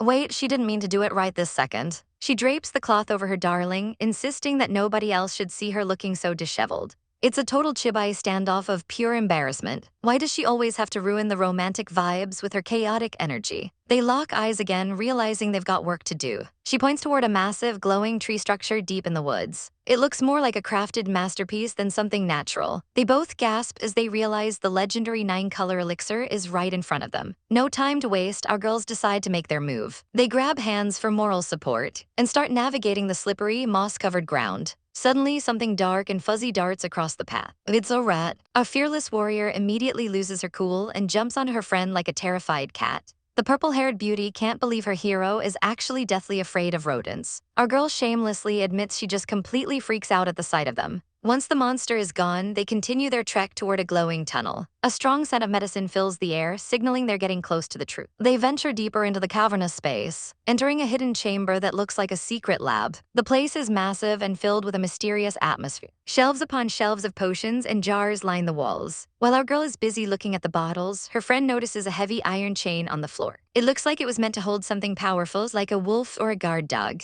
Or maybe the animal itself is the medicine they've been looking for. A wild theory starts to form in their minds. Could the 9-color elixir actually be a living creature? Our girl tells her friend to turn around slowly. A pair of glowing, majestic antlers emerges from the shadows. It's the legendary 9-color deer in all its radiant glory. Their eyes practically turn into stars at the sight of it. Yuoxing decides she's the best person to lure the creature over. She starts doing a bizarre bird-like dance that leaves the deer looking completely confused. Her friend is totally unimpressed by the performance, so our girl doubles down with an even weirder "come dance with me" routine. The deer looks like it's reconsidering its entire existence. It's about to bolt, and they realize the dancing definitely isn't working. Our heroine remembers she has a bag of sweet herbs and decides to try the foodie approach. She tosses the treats toward the majestic beast. A success, the deer can't resist a good snack. It turns out this legendary creature is just a total foodie at heart. Our girl gently pets the deer, promising it all the herbs it can eat if it follows them. They've finally found their prize and are ready to head back. But a sudden creak echoes through the chamber, stopping them cold.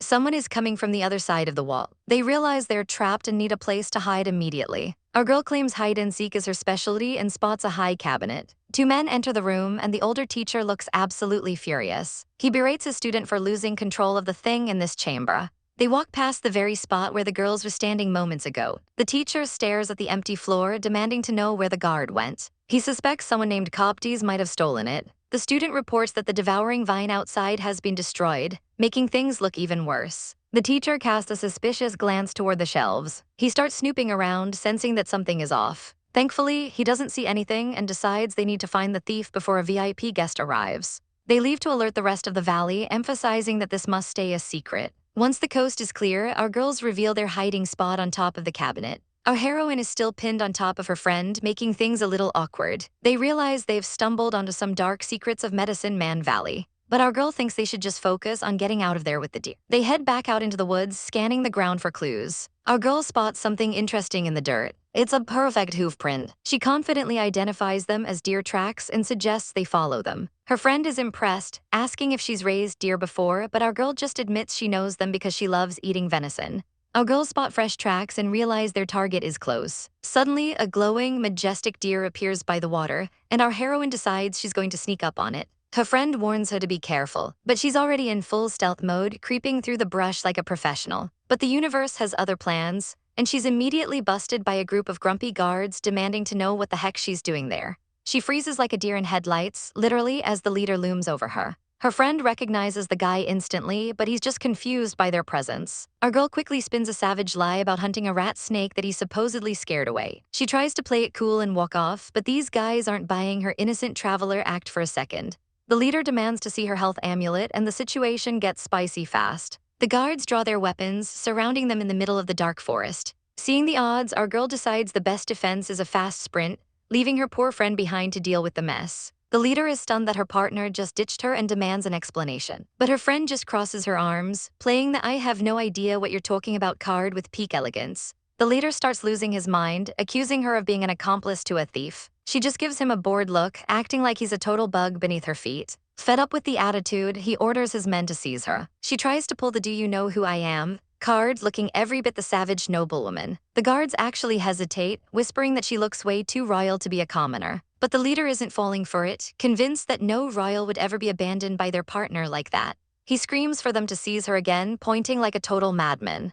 Two guards grab her arms, and it looks like it's game over for our poor heroine's friend. Suddenly, a rock flies out of nowhere, hitting a guard right in the hand. Our girl makes a grand entrance, riding the glowing deer like a literal goddess. The leader is livid and tells his men to get them both. But this isn't a normal deer, it leaps over the guards with insane grace, knocking them aside in a burst of light. Our girl reaches out to her friend, shouting for her to hop on. They link hands in a dramatic rescue moment, and the friend pulls herself up onto the deer's back. The leader can only watch in fury as they make their chaotic getaway. They soar through the forest, our girl feeling pretty smug about the whole thing. She tells her friend to hold on tight, and she definitely takes that advice literally. They arrive back at the fence where the rest of the squad is waiting, looking absolutely shocked. Our girl shouts that she's leaving the defense to them as she speeds off toward the main building. A massive cloud of dust signals the guards are right on their heels. The green-haired girl panics, wondering how she's supposed to stop an entire squad by herself. Her friend suggests using a special medicine called Crimson Romance. They quickly prepare a trap with some vines. As the guards rush in, she swings the vine, releasing a cloud of pink gas. The guards are instantly hit by the fumes, coughing and choking. The girls don't stick around to see the results, booking it while they have the chance. They're sweating bullets as they run, knowing they need to get back to safety. Our heroine finally makes it back to the house, calling out to Ju that they've returned with the prize. Everyone gathers around the glowing creature, and our girl reveals it's the legendary 9-color deer. It's a majestic sight, and they can't stop staring. One of the girls is confused, realizing they brought back a live animal instead of a bottle of medicine. They praise the deer, which seems surprisingly chill with the humans. Our girl thanks the deer, realizing it was attracted to her herb pouch the whole time. Her friend is stunned that the deer bonded with her so quickly. The deer even starts nibbling on her, which is just too cute. But the reality of the situation sinks in.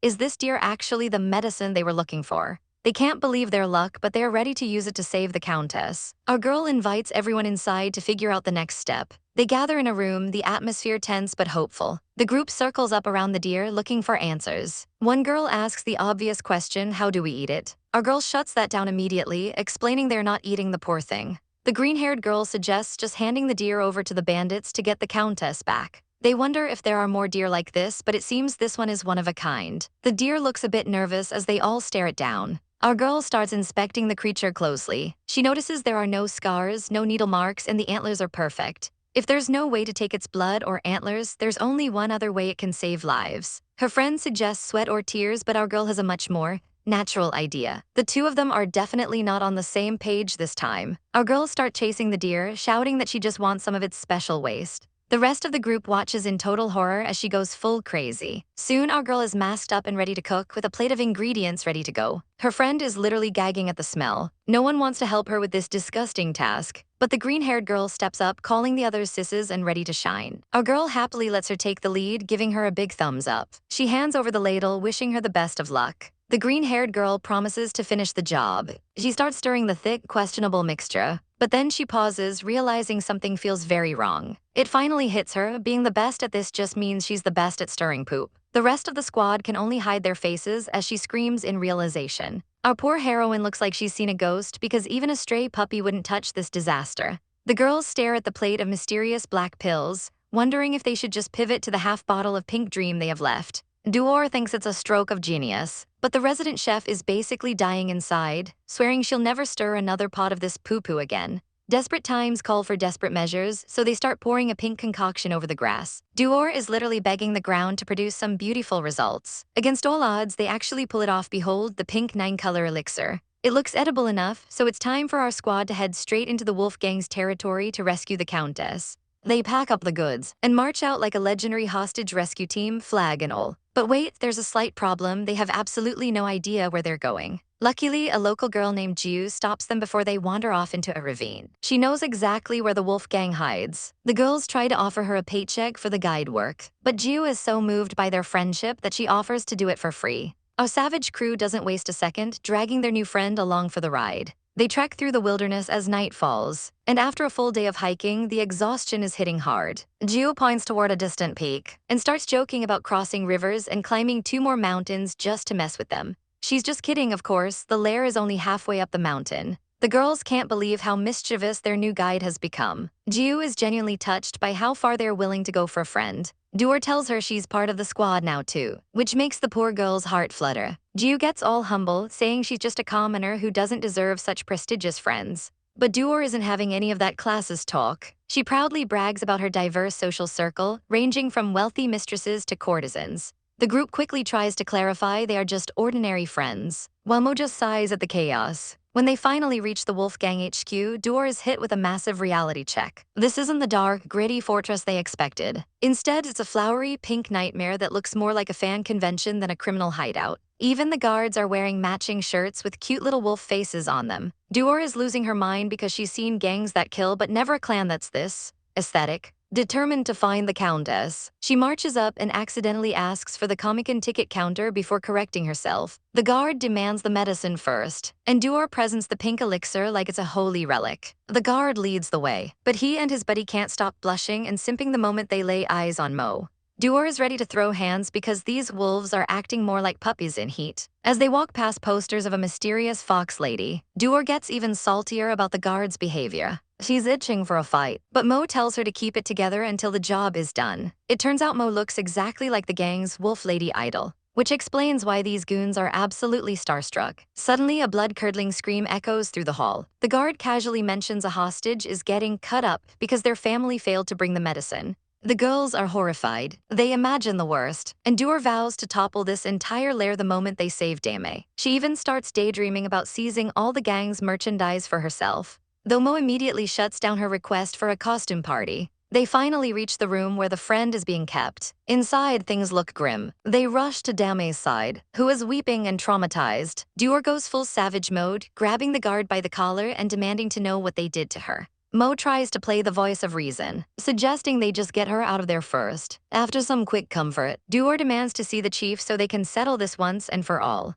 The guard warns them that if they can't save the chief, they'll all end up like the hostage. They head to the inner sanctum, where a guard tries to deliver the medicine. The chief is heard shouting from behind the door, refusing to take it. The guard starts crying, begging the chief not to give up. Duer has had enough of the drama and literally kicks the door off its hinges. She barges in, ready to diagnose whatever suffering this chief has. But instead of a terrifying warlord, they find a messy girl with glasses and a snot bubble, buried under a mountain of books. The squad is absolutely floored. Mo asks the obvious question, "You're the chief." The guard tries to apologize for the barbarians intruding, and the chief coldly tells everyone to get out. The guard thinks he's supposed to kick the girls out, but the chief clarifies she wants the guard out so she can spend time with her distinguished guests. The door slams shut, and the chief immediately turns into a total fangirl, staring at Mo with literal stars in her eyes. She's convinced Mo is a living wolf lady come to life, and begs to touch her just to see if she's dreaming. Duer jumps in to protect her girl, grabbing the chief by the collar. The chief is offended that someone as rude as Duer could be with a goddess like Mo. Mo has to step in and play referee before they tear the room apart. The chief, whose real name is Nayasi, turns into a total puddle of mush for Mo. The group sits down to hear her story. Nayasi explains that she grew up in a happy family with her younger sister, Nayokan. But one day, Nayasi lost her sister due to a moment of carelessness. Her father blamed her entirely, and eventually both parents passed away from depression, leaving the family in ruins. Nayasi spent years searching for her sister at graves and in the rain, but she had no money or influence to get real answers. People just called her stupid for her fruitless search. That's when she discovered her talent for drawing. She started writing stories to make enough money to fund her search. Her most popular work featured a character called the Wolf Lady. Duer is shocked to realize she's standing in front of a famous author. She's actually a huge fan and starts geeking out over the manga, while Mo looks like she wants to disappear into the floor. It turns out the Wolf Gang isn't a criminal organization at all, They're just a bunch of hardcore fans who protect Nayasi so she can keep drawing the new releases. Our girl confronts Nayasi, demanding to know how many lives were ruined just so she could find her sister. Nayasi claims she'll release the prisoners immediately, but our heroine knows the trauma will haunt them forever. The friends can't help but feel a little bad for the victims of this chaotic mess. Even Nayasi seems shocked that her Wolf Lady fans would take things to such a cruel extreme. She invites the group to see for themselves, hoping to make things right. Calling out to Jiu, the group prepares to investigate the holding cells. Jiu quickly drops what she's doing to follow the lead. Upon arriving at the site, Nayasi orders her followers to release everyone at once. She insists that they can no longer resort to such cruelty. Inside the dark cells, the prisoners huddle together in fear. One poor girl is trembling, completely overwhelmed by the torture she endured. She breaks down in tears, crying that they forced her to do something unspeakable. The horrific truths, they forced her to read a comic that has no ending. The group is left absolutely speechless by this deadly punishment. The guard awkwardly explains that since they didn't bring the antidote, they had to suffer through the chief's unfinished manuscripts. The girls are confused because they definitely heard screaming coming from the room. But the victims wail that it was worse than physical pain.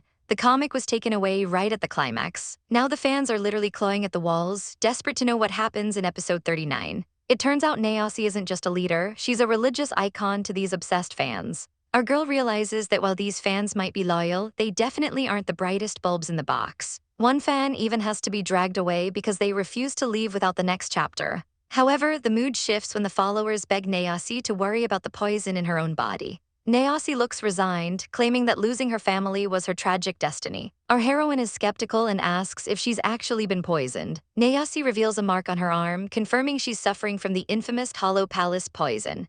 The only cure is the legendary 9-color elixir, but it's nearly impossible to find. When asked who would do such a savage thing to her, Nayasi calmly admits that she poisoned herself. She did it as a desperate gamble to find a lead on her missing sister. She explains that the medicine man's valley refused to help her until she uncovered their dark secrets. She found a map proving that dozens of children went missing near that valley over the years. The valley only became famous after they discovered the elixir to save a dying prince. The girls are horrified as the pieces start to click together. Nayasi suspects the valley is crafting their miracle medicine using living human beings. Feeling like her sister is long gone, Nayasi admits she's lost the will to live. The group watches her with heavy hearts as she sinks into despair. She's ready to give up and reunite with her parents in the afterlife. But our heroine isn't about to let her go out like a martyr and tells her to seek revenge instead. She literally shakes Nayasi, telling her she can't just leave her fans behind. She points to the crowd, reminding Nayasi how much power she actually has. Nayasi dismisses them as just kids addicted to her stories. But our girl is determined to prove their worth. She points to two fans practicing martial arts, only for Nayasi to point out their weapons are just paper props. Our girl is losing her mind at how useless these followers actually are.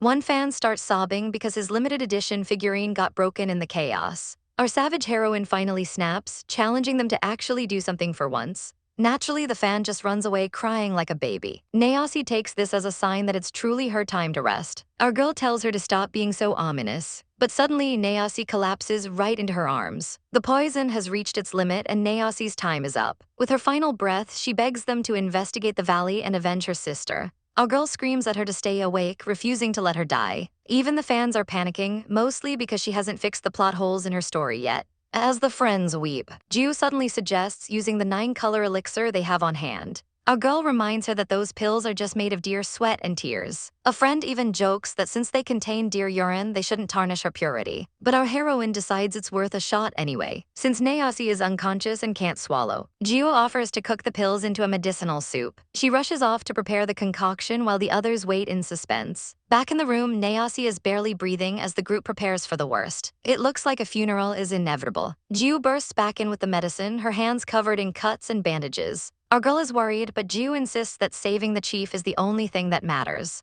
She carefully begins to feed the soup to the dying woman. They watch breathlessly as the liquid disappears, but at first there's no reaction at all. Our girl is confused why the medicine is failing, especially since they all knew the pills were fake from the start. But then a miracle happens as Nayasi starts coughing. Everyone rejoices, convinced that their fake medicine actually worked. Nayasi wakes up in a daze, wondering if they found the real elixir. A friend tells her that the 9-color deer must have saved her life. Our heroine knows better though. She knows those pills were totally useless. As the others celebrate in confusion, our girl realizes their entire theory about the elixir was wrong. The legendary 9-color elixir isn't a plant or a pill. It isn't an object at all. It's a person. And that person is standing right in front of her. It's Jiu. The truth is finally out, and it's way darker than we ever imagined. Our poor glasses-wearing chief is having a full-blown existential crisis, realizing she technically consumed a human to survive. Our heroine tries to soften the blow, but the reality is still pretty hard to swallow. Duer points out that Jiu didn't just accidentally cut herself earlier. She intentionally used her own blood to save their lives. Jiu tries to play it off, but the evidence is written all over her face. It's confirmed. Our quiet little friend Jiu is actually the legendary 9-color elixir in human form. The rest of the squad can't believe a person could literally be a walking pharmacy. It turns out our girl and her crew totally mistook Jiu for an academy contact on the day they met because of some candied fruit. Jiu was smart enough to play along, knowing she needed a powerful escort to escape the nightmare she left behind. Every coincidence, from leading them to the forest to her familiarity with the deer, was a calculated move for survival. Jiu reveals she's the only one who survived the horrors of the Medicine Man's Valley. To the world, that valley is a sanctuary, but for Jiu, it was a literal demon's cave. They abducted children and used their bodies to craft high-grade medicine, killing the lucky ones quickly. Jiu was the unlucky one, kept alive in a vat of liquid just to be drained of her blood for profit. She finally escaped by exploiting the worst parts of human nature, greed and lust. She manipulated a guard named Coptes, pretending to be a helpless girl in love. The guard was tired of getting the short end of the stick and decided to steal the elixir for himself. He actually thought he was going to live happily ever after with her. But as soon as they were clear of the valley, Jiu showed him exactly what happens to people who try to own her. She repaid his favor by putting him 6 feet under and using him as fertilizer for her beautiful garden. The squad is absolutely stunned by her savage backstory, but they realize she just wanted a family. Jiu admits she never wanted to hurt them, she just wanted to feel the camaraderie she never had. The girls immediately rally around her, promising that the people who hurt her are going to pay. Our chief officially adopts her as a sister, giving her a real home for the first time. But the touching moment is cut short when an emergency scout comes sprinting. The valley's goons have surrounded the place, demanding they hand over their stolen medicine. Duer isn't about to let these child-abducting crooks take her friend back. She tries to rally the wolf gang to fight, but they're all shaking in their boots. Furious, Duer decides to handle this trash herself and leaps from the wall. She tells the others to just stay back while she shows these villains how a real lady fights. She starts handing out a world-class beating, moving like a blur on the battlefield. One kick, one punch, she's making it look easy while the others cheer from the sidelines. The enemy leader realizes they are losing and orders his men to dope up. The goons chug a mysterious elixir and suddenly undergo a terrifying transformation. They turn into massive, muscle-bound monsters that don't even feel pain anymore. Duer realizes she's in over her head and decides to unleash her ultimate trump card. The heroine watches in anticipation, only to see Duer's trump card is just running for her life. Her friend Piggy jumps down to help, but immediately regrets it when she sees the size of those guys. The two of them end up in a chaotic sprint, praying they don't get caught by the roped-up giants. They eventually get cornered and realize they have no choice but to fight these doped-up freaks. Up on the wall, the ladies realize the wolf gang members are too terrified to help. Someone suggests escaping through a tiny dog hole, but our noble ladies aren't about to crawl through the dirt. Our heroine looks at the chaos below and tells the chief she has a plan to turn the tide. The situation is dire and our allies are on the verge of a total collapse. Panic sets in as everyone starts packing their bags to ditch the scene as fast as possible. Some cowards are literally trying to squeeze through dog holes just to save their own skins. But then a legendary figure drops in with a line so iconic it stops them in their tracks. Behold, the wolf lady has finally graced us with her presence. She looks absolutely savage as she calls out every single one of these spineless, non-believing cowards. Suddenly, the same guys who were running are now swooning over their savior. She tears into them, demanding to know how they can even call themselves fans if they won't protect their loved ones. The guilt trip works like a charm as they fall to their knees and beg for her forgiveness. Our girl points out that while they were hiding like rats, the women were out here doing the real work. And let's be real, the ladies were absolutely wrecking these buffed-up dudes in the most chaotic way possible. The irony of the situation isn't lost on anyone watching this scene unfold. The wolf lady rallies the troops, telling them that true dedication will always prevail against physical strength. Fired up and ready to die for their idol, the men finally find their spine and salute their goddess. The gates creak open for the counterattack of the century. They charge out like a pack of wild animals, leaving the enemy wondering what on earth just happened. The observers are stunned. Our girl actually managed to weaponize a fandom. But this wasn't just luck. It was a calculated move to see just how deep the fans' devotion really went. See, these guys were the outcasts and the hermits shunned by society. They were drowning in pessimism until they found a reason to believe in something. To them, the Wolf Lady isn't just a character, she's their literal emotional support and savior. Our heroine knew this, which is why she specifically asked for that ears and tail combo to play the part. The local artist is basically having a heart attack seeing her drawings come to life right before her eyes. Still, there's a big concern. Can a bunch of regular people actually take down drug-enhanced warriors? At first, it's not looking good as the enemy mocks their weakness. Our poor fans start taking hits, and the reality of the battlefield starts to set in. The fear is palpable as they realize they might have bitten off more than they can chew. That's when our girl decides it's time to take center stage and end this. She begins the sacrificial dance of the Twilight Kingdom, and the atmosphere completely shifts. The allies are confused, wondering why she's busting a move in the middle of a war zone. But this isn't just any dance. It's the secret power behind one of the most powerful matriarchal systems in the world. As she moves, a literal blessing descends upon the warriors, turning them into powerhouses. The observers can't believe their eyes as the tide of battle starts to turn in an instant. Even our fierce fighters feel the sudden surge of adrenaline and focus. Suddenly, a regular guy is throwing punches that hit like a freight train. He can feel the raw power coursing through his veins, and he is absolutely loving it. They charge forward with the strength of gods, all for the sake of their goddess. It looks like witchcraft, but the results are undeniable. One girl is so hyped by the spectacle that she decides she wants a piece of the action too. She sprints into the fray with zero plan and maximum confidence. But as she winds up a punch, she quickly realizes she doesn't feel strong at all. She spots a buff enemy and gets a bright idea to test her luck. She throws a punch that doesn't even make him blink. Talk about an awkward moment. The guy just stands there completely unaffected by her tiny fist. She tries to play it off like she was just giving him a friendly back massage, but he's clearly not buying it. He turns around looking murderous, and she immediately screams for help. Thankfully, Juoxing swoops in to save her with a savage kick to the face. High above, our girl is still dancing, keeping the buff active for everyone on the field. Turns out the blessing only works if you actually have a strong will to fight, no room for fakers. The other girls realize this and find their own reasons to seek revenge. The wall stands firm as the momentum shifts entirely in their favor. The villains finally realize they're outmatched and decide it's time to retreat. The leader swears they'll be back for the elixir, but he's clearly just trying to save face while running away. Our heroine's friend notices the cowards trying to escape the scene. She wants to chase them down, but her hands are a little too full with the remaining grunts. The leaders think they're home free as they head for the horizon. But the villain leader spots the elixir and decides to go for one last grab. He lunges out and grabs our poor girl by the throat, thinking he's finally won. But a fist comes flying in with a message to keep his filthy hands off her. The glasses-wearing fan has arrived, and she is not letting anyone hurt her family again. The leader gets sent flying, looking absolutely pathetic as he hits the dirt. The girl who was held captive finally gets her revenge, pummeling the guy for years of suffering. She's venting every bit of resentment she has, and the others realize she's got this handled.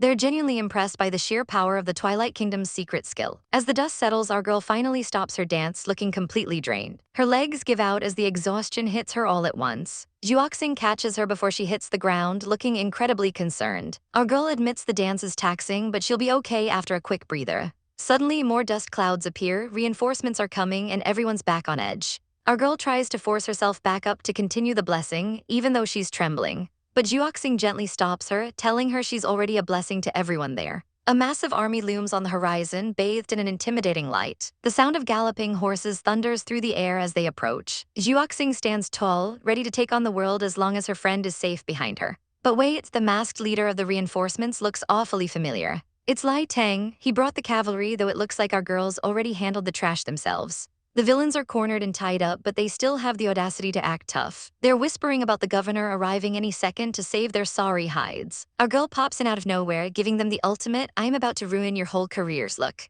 Suddenly, the dust kicks up as a squad of city guards approaches. The tied-up trash mobs start laughing, thinking their backup is finally here. Our heroine puts on her best fake scared face, mocking their pathetic threats. The governor rolls up on his high horse, acting like he's the main character of this scene. His guards flank him, looking all serious for a guy who's about to have a very bad day. He demands to know who dare touch the chief of the Medicine Valley. Everyone immediately points their finger at our cool-headed bodyguard girl. She's just standing there like, really, we're doing this now? Our girl jumps in, playing the "we're just humble foreigners" card to mess with them. They debate the politics of the Celestial Empire while keeping things low-key chaotic. The bodyguard girl sighs and accepts the role of the culprit just to speed things up. The governor gets all high and mighty, demanding respect for his title. But our savage crew isn't letting anyone go, governor or not. Furious, he orders his men to charge and take them down. Little does he know, this was exactly what our girl planned from the start. Seconds later, the governor is sitting on the ground, tied up right next to the other two. He's absolutely fuming, probably realizing his career is flashing before his eyes. Our bodyguard girl doesn't hold back, calling him out for being a bribe-taking fraud. She flashes a secret badge that makes his face go pale. The realization hits him like a freight train. She's a plum blossom bodyguard. She looks down on him, reminding him he's way too low ranked to even be in her presence. The villains are so uneducated they start making crude jokes about her title, proving they have zero brain cells left. The governor starts bawling, realizing his life is over, while the villains try to figure out a lie to save themselves. Our girl shuts them down instantly, declaring herself the living evidence of their crimes. They try to play dumb, claiming they've never even seen her before. But our girl has a secret weapon, a truth potion from her mystery box. She forces the villain to chug the serum and the real tea starts spilling. He starts confessing to petty crimes, like swapping expensive ginseng for little carrots. The other villain joins in, admitting he scammed a prince over a common flute. Then it gets spicy. They reveal they drugged the governor to make him believe he had performance issues. The governor is literally dying from the secondhand embarrassment of his secrets being aired out. He screams about patient privacy, but the damage is done. The villain rubs it in, admitting they were the ones who drugged him in the first place. The girls grow tired of the comedy and demand the dark truth. The villain's expression shifts as he explains his quest for the best medicine. He admits to kidnapping countless children to experiment on them, with only one surviving the horror. It was a gruesome business built on the suffering of an innocent child. Our girl comforts the survivor, promising her that the nightmare is finally over. Our heroine demands to know every last detail of what they did to her. The villain admits they used drugs to wipe her memory and keep her docile. The poor girl finally understands why her past was just a blank void. The villain mumbles a name that sounds like a slur, and the girl is stunned. Our heroine is ready to throw hands, thinking he's insulting the poor girl. But the pink-haired girl steps in to clarify the misunderstanding. Her sister cries out, revealing her real name is Naokan. The two sisters fall into a tearful embrace, finally reunited after all this pain. The whole squad watches, swooning at the beautiful happy ending they managed to secure. The bodyguard girl wastes no time hauling the trash villains off to the dungeon. She grabs the corrupt governor too, because nobody escapes justice today. He begs for his life, but his pleas fall on deaf ears. Suddenly, Naokan speaks up, confessing that she actually killed some. The bodyguard stops, looking at the girl with a serious expression. They head to a grim-looking mortuary to verify her story. Naokan leads them into the woods, pointing out where she buried the body. Everyone watches in silence as the dirt is moved aside. A skeletal hand emerges from the shallow grave. Naokan explains he was a guard named Coptes who helped her escape.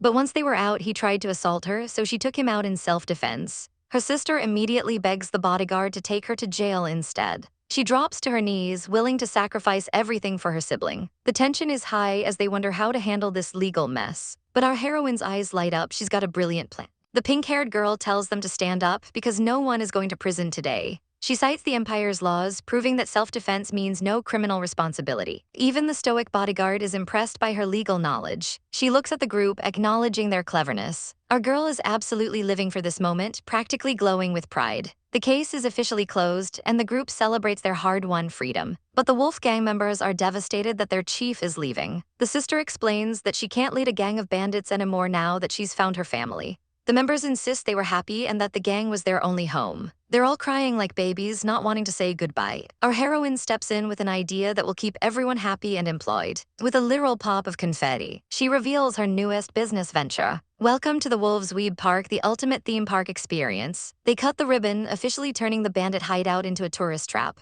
Crowds of people flock to the gates, eager to see what the hype is about. The place is fully revamped with Ferris wheels and roller coasters. The girls look on, satisfied that they've turned a dark situation into a literal playground. Kids are running around, enjoying snacks and the festive atmosphere. Fans even get special tickets to indulge in their favorite fantasies. Our heroine poses like a superstar, soaking up the adoration of the masses. The fans are losing their minds, seeing their idols in person. Even the wolf lady herself is out, meeting her adoring public. They're begging for selfies and telling her how beautiful she is. One fan even screams for an autograph. The wolf lady looks a bit overwhelmed by all the sudden attention. Our girl sees her getting swamped and decides to intervene. She shouts for everyone to back off, claiming her friend for herself. She grabs Naokan's hand firmly and drags her away with a triumphant smile. SHH, the fans are looking for the wolf lady everywhere. Our girls are hiding in the shadows, trying to keep a low profile. Our girl tells the princess to stay quiet while they dodge the rowdy crowd. She warns her never to come back to this fan-infested place again.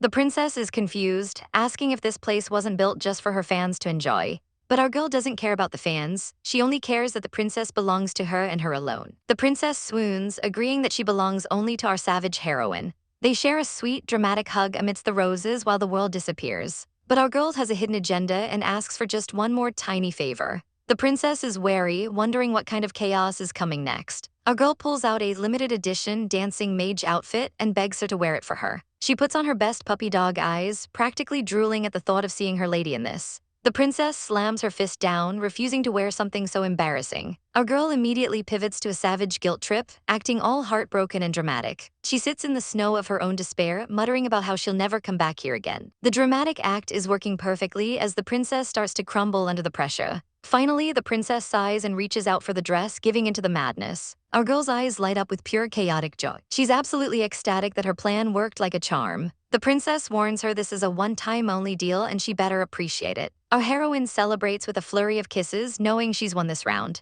The princess insists they go somewhere private where no one can see this fashion disaster. Our girl says she knows just the place and tells her to leave it all to her. Before she can protest, the princess scoops her up in a heroic carry. But she just says she's taking her somewhere secret. People below notice something flying by, but they're too busy with snacks to realize it's their royalty. They wonder where the princess went, but figure they should just leave the lovebirds alone. The duo lands behind some curtains in a restricted area. The princess is impressed, asking how she even found this spot. Our girl admits she always looks for escape routes first thing. It's a habit of a true troublemaker. She tries to play it off as familiarizing herself with the landscape. The princess just pokes her, knowing exactly how much of a handful our girl is. They lock the door to ensure zero interruptions for their private dress-up session. No one will find us here, our girl promises with a savage grin. She points the princess toward the changing area behind the curtains. While the princess strips, our girl's heart is doing Olympic gymnastics. The princess peeks out, feeling a bit exposed in the new threads. Our girl claims changing is easy and dives into her own costume.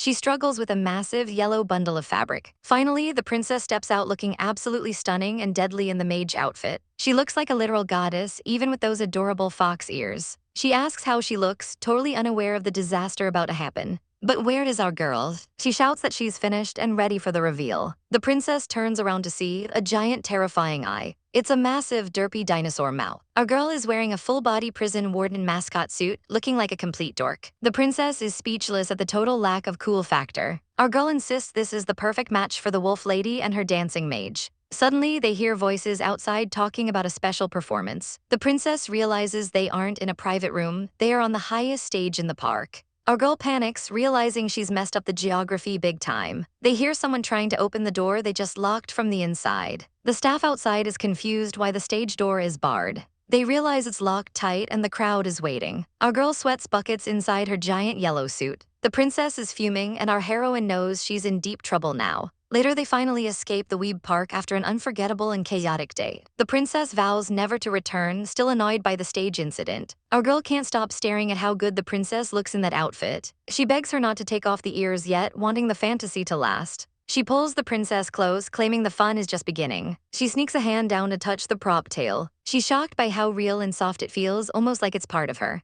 The princess blushes, telling her to stop fooling around in public. Our girl points out that everyone else is busy at the park performance. She leans in for a kiss, ignoring the princess's weak protests. Suddenly, the princess senses someone watching from the shadows. A massive hairy ghost jumps out of the bushes, shouting for them to die. The monster swings wildly, breaking the romantic mood. Our girl isn't scared, she calls it an ugly ghost and gets ready to rumble. The creature is furious and charges again. Our girl's eyes sharpen with a savage intent. The monster lunges for the kill. But our girl is a pro. She catches the beast's arm mid-swing with ease. She demands to know who dares to interrupt them, pulling out a dagger. The princess yells for her to stop before she does something regrettable. Our girl is ready to stab first and ask questions later. She calmly explains she always interrogates her prey before the final blow. The princess is just confused by the whole situation. The monster starts crying, terrified of our savage heroine's aura. Our girl realizes something is off and stops the attack. She pulls back the fur to reveal a very familiar face. It's Bai Wai. Bai Wai is furious, accusing our girl of forcing the princess into skimpy clothes and trying to defile her in the woods.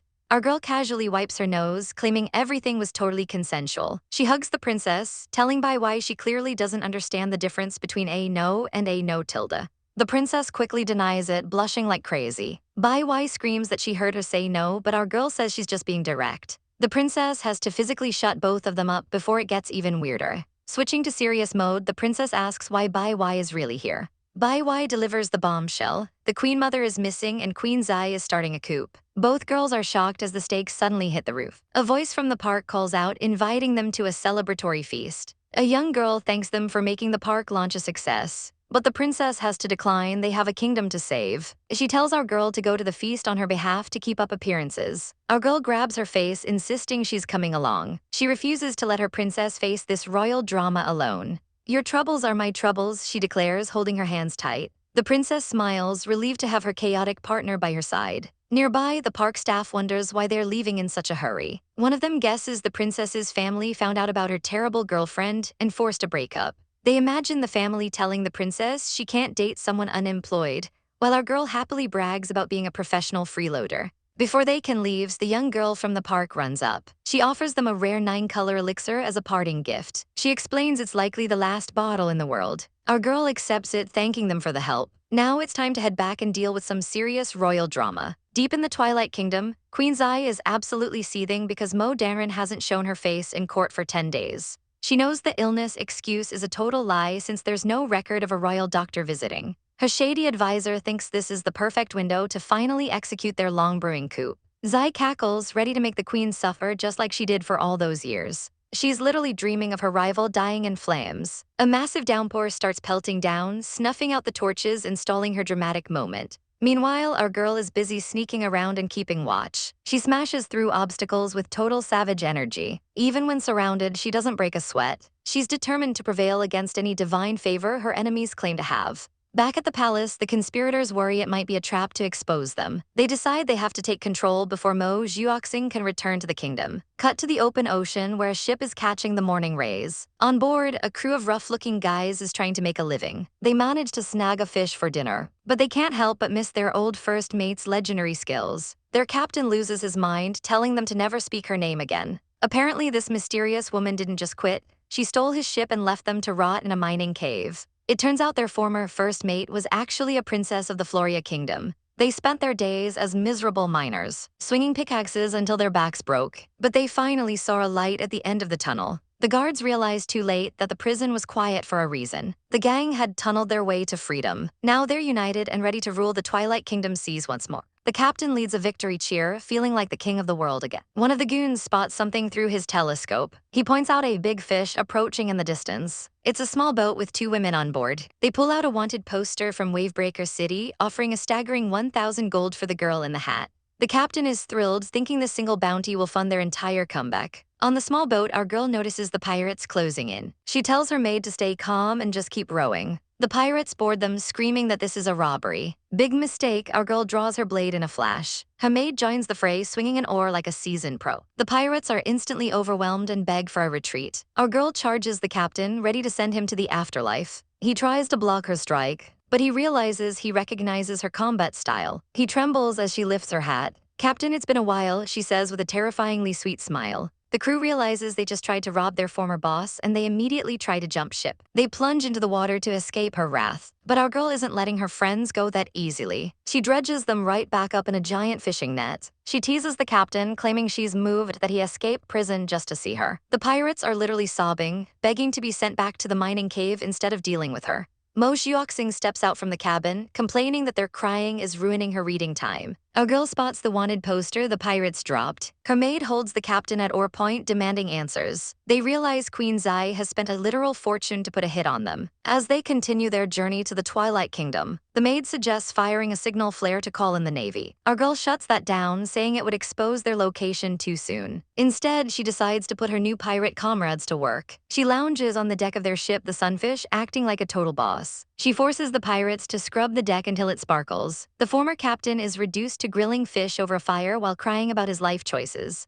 Our girl tells him to stop whining. She's the mastermind now and he's just the figurehead. She promises to set them free once they arrive, but only if they behave. Suddenly, the crew starts gawking with hard ties. Mo Xiuoxing has emerged in a stunning new dress. Our girl is momentarily stunned by the queen's beauty. Then she goes full savage, threatening to grill the pirates' eyeballs if they don't stop staring at her woman. The queen nervously asks if she looks hideous. Our girl loses it, swooning and calling her an art masterpiece. She gets way too clingy, hugging the queen's leg, which earns her a swift bonk on the head. The maid tries to get them back to business since enemies are everywhere. Our girl finally locks in and tells everyone to be on full alert. They spot the Megalodon ship, the seventh most notorious crew in the region. Our girl isn't worried, claiming she's way stronger than some random pirates. She huddles the Sunfish crew to explain her chaotic plan. The maid is stressed because our girl is still focused on grilling fish while a warship approaches. She offers the maid a snack, and of course she can't resist. Our girl tries to give the maid a mission, but the maid refuses to take orders. Our girl hits her with some snarky logic about being part of her future dowry. The bickering reaches a peak until the queen steps in and tells the maid to just do it. The maid immediately obeys. The Megalodon pirates pull up, demanding all their valuables. The Sunfish captain puts on an Oscar-worthy performance, pretending to be a coward. He offers up a chest full of gold. The Megalodon crew is confused by how easily they're surrendering. Suddenly, they spot something else on the deck. The captain claims it's just his disobedient sister tied up. It's actually our girl in disguise, looking totally helpless. The Megalodon pirates check their wanted poster and realize she's the 1,000 gold fugitive. They decide the treasure is small change compared to that bounty and order a full charge. They swarm onto the Sunfish ship. They easily knock aside the Sunfish crews, laughing at how weak they are. They assume they only caught the fugitive by pure luck. They grab the tied-up girls, celebrating their incoming riches. The captain cackles, thinking he's about to be a very wealthy man. Our girl looks up with a predatory glint in her eye and asks, "Oh yes." She bursts out of her ropes and moves like a blur. She delivers a massive flying side kick right to the captain's face. She tells the rest of them to get lost. The pirate captain hits the deck, completely dazed. He tries to call for a retreat, but it's too late. His own ship has already been seized. He looks up to see our girl standing victoriously on the Megalodon's deck. She smiles at the queen, declaring that this is their ship now. They sail off into the sunset, leaving the confused pirates behind. The pirates are on high alert, spotting the Megalodon ship and hunting for the big fish. Their captain screams for a full-blown charge, ready to pull no punches. Cannons roar across the water as the battle begins. They storm the deck, demanding the fugitive be handed over immediately. But instead of their prize, they find a bunch of tied-up losers from the clownfish gang. It turns out our girls are playing 4D chess. They didn't just take the ship, they left a literal man-eating monster behind to do the dirty work. The pirates realize they've been played for fools and have no idea where our heroine actually is. Meanwhile, our savage queen is lounging like a boss after seizing over 10 ships just for the fun of it. Her poor assistant is practically dying from all the manual labor, but our girl has zero sympathy. The assistant worries about the pirates coming back for revenge. But Juoxing isn't stressed at all because she knows the real show is about to start. She acts all sweet and cuddly, but she's actually feeding her cutie, a massive, terrifying beast that's definitely not on a vegan diet. But the lady of Wavebreaker City isn't having any of it. While her men report that our team has left her sea territory in absolute shambles, she's furious that her power is being diminished, and her subordinates are already itching to raise the bounties. She decides to get clever and sends out a secret order to every ship in her alliance. They all have to raise the Wavebreaker flag, meaning anyone without it is a sitting duck. Messenger birds fly out to spread the word. The order is received, and alliance flags start popping up all over the horizon. On our girl's ship, the assistant spots a bird and immediately thinks with her stomach. Before the bird can even deliver a message, it's already being roasted over an open flame. Our heroine and the gang enjoy a nice drumstick, totally oblivious to the danger. Suddenly, our girl notices the ships around them are acting super sus. Every single one of them is flying the exact same flag. They realize they're being followed, and that they might be totally surrounded. Juoxing recognizes the flag of Wavebreaker City, and the realization hits them like a ton of bricks. They've overplayed their hand and they're screwed. The lady of Wavebreaker herself appears, telling them the game is officially over. Our girl is genuinely confused about how they got caught. The lady explains her genius flag trick, and the assistant finally realizes the bird they just ate was actually the secret messenger.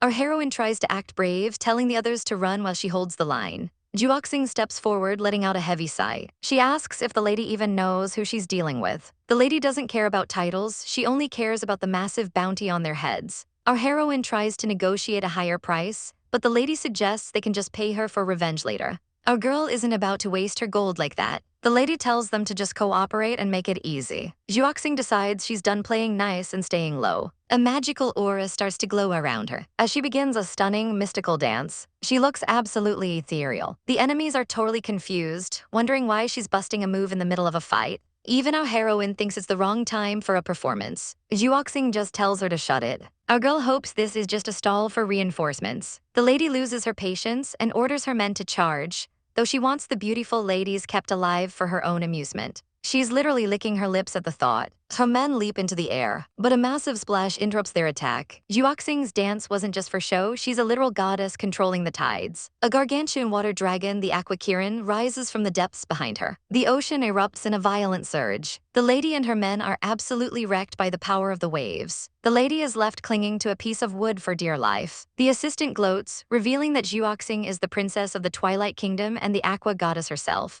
Our girl is low-key jealous, wondering why her own nine-tails fox is so useless in comparison.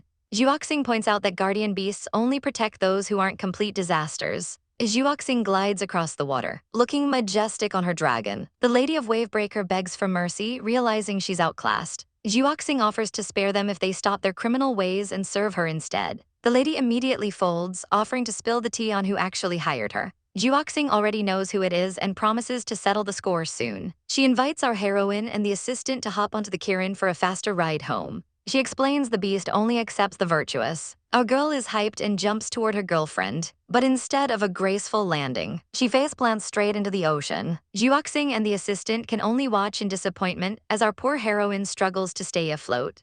Our girls are making a grand entrance, literally riding the waves back to the Twilight Kingdom. With the city finally in sight, our heroine asks if they should maybe tone down the flashy guardian beast vibes. But the princess isn't here for subtlety, she wants everyone to know the true ruler has returned. On the shore, the citizens are going wild as the ocean starts to roar. Suddenly, the legendary Aqua Kirin erupts from the depths, letting out a massive howl. The crowd loses it, cheering for the return of their princess. It's a full-blown celebration as they shout for her long life. The guardian beast glows with divine power, promising to protect the kingdom forever. Once they land, a frantic guard tries to report on the queen, but the princess shuts it down, wanting to talk in the palace instead. Meanwhile, our girl is just happy to be riding the coattails of such a powerful royal. But over in the rival camp, things are not so sunny as a vase gets smashed to pieces. The other princess is absolutely seething, telling everyone to get lost. Her subordinate tries to calm her down, but she's caught in a massive jealousy spiral because her sister is flaunting that legitimate bloodline. She screams that she can summon a guardian beast too and that she's not inferior. She begins the chant, calling upon the beast of the Twilight Kingdom to unleash its power. There's a long, awkward silence as her guards wait with bated breath. Then the light intensifies, and out pops a tiny, pathetic-looking blue blob. She's beyond embarrassed, screaming at the useless thing to get away from her. Her guards look on, realizing why she never summons this beast in public. It's incredibly underwhelming. She's convinced the elders will never crown her because she's only half royal. But her hooded companion whispers that once the pure bloodlines are gone, she'll be the only choice left. A wicked smirk crosses her face as she plots her sister's demise. Suddenly, she senses someone watching. It's Qian Jiao, looking as elegant as ever. The princess mocks him, telling him he should be busy practicing the art of seduction instead of wandering around. He points out that he's technically a descendant too, and he wants to try his hand at summoning. She laughs in his face, holding her sad little blob, and calls him a bastardized product of a filthy man. He ignores the insults and begs for one chance. She eventually sighs and tells her subordinate to teach him, though she's sure he'll just end up disappointed. They head to the water's edge, and the hooded teacher tells him to focus on the connection. Qian Jiao closes his eyes, praying for strength to get what he wants. Suddenly, the water explodes into a massive, glittering wave. The princess is shook, wondering how he could have this much power. But when the spray clears, it's just another tiny, derpy blob. She starts howling with laughter, relieved that his beast is even smaller and more pathetic than hers. But wait, the water starts churning again. Out of nowhere, a massive, multi-headed red sea dragon towers over them. The princess is frozen in terror as the beast looms over Qian Jiao. He just gives a cold, knowing smile. He looks at the monster and realizes he definitely won't be needing those seduction lessons anymore. Back at the palace, the princess is being briefed on her mother's mysterious disappearance after a treasure hunt went wrong. Our heroine is barely listening, totally distracted by how gorgeous the palace view is. She snaps back to reality when she realizes they're having a serious conversation. The guard explains they searched the whole mountain but found nothing. The princess remains calm, trusting her mother's high luck stat and the fact that her soul candle is still shimmering. Rumors are flying that the queen might have been turned into a spirit by the mountain Kirin. Our girl can't help but laugh at the wild gossip, which immediately triggers the guard. The general demands to know who this rude girl is, but the princess just puts an arm around her and says, "Don't worry, she's mine." The general is offended, thinking our girl is just a servant with zero manners. Our heroine tries to defend herself, but she gets caught in a hilarious scuffle with the general. Finally, the princess drops the bomb. "General Wu, please respect my future consort." The general's jaw hits the floor. The princess casually sips her tea, announcing that she loves our girl dearly and it's only natural she'd be her consort.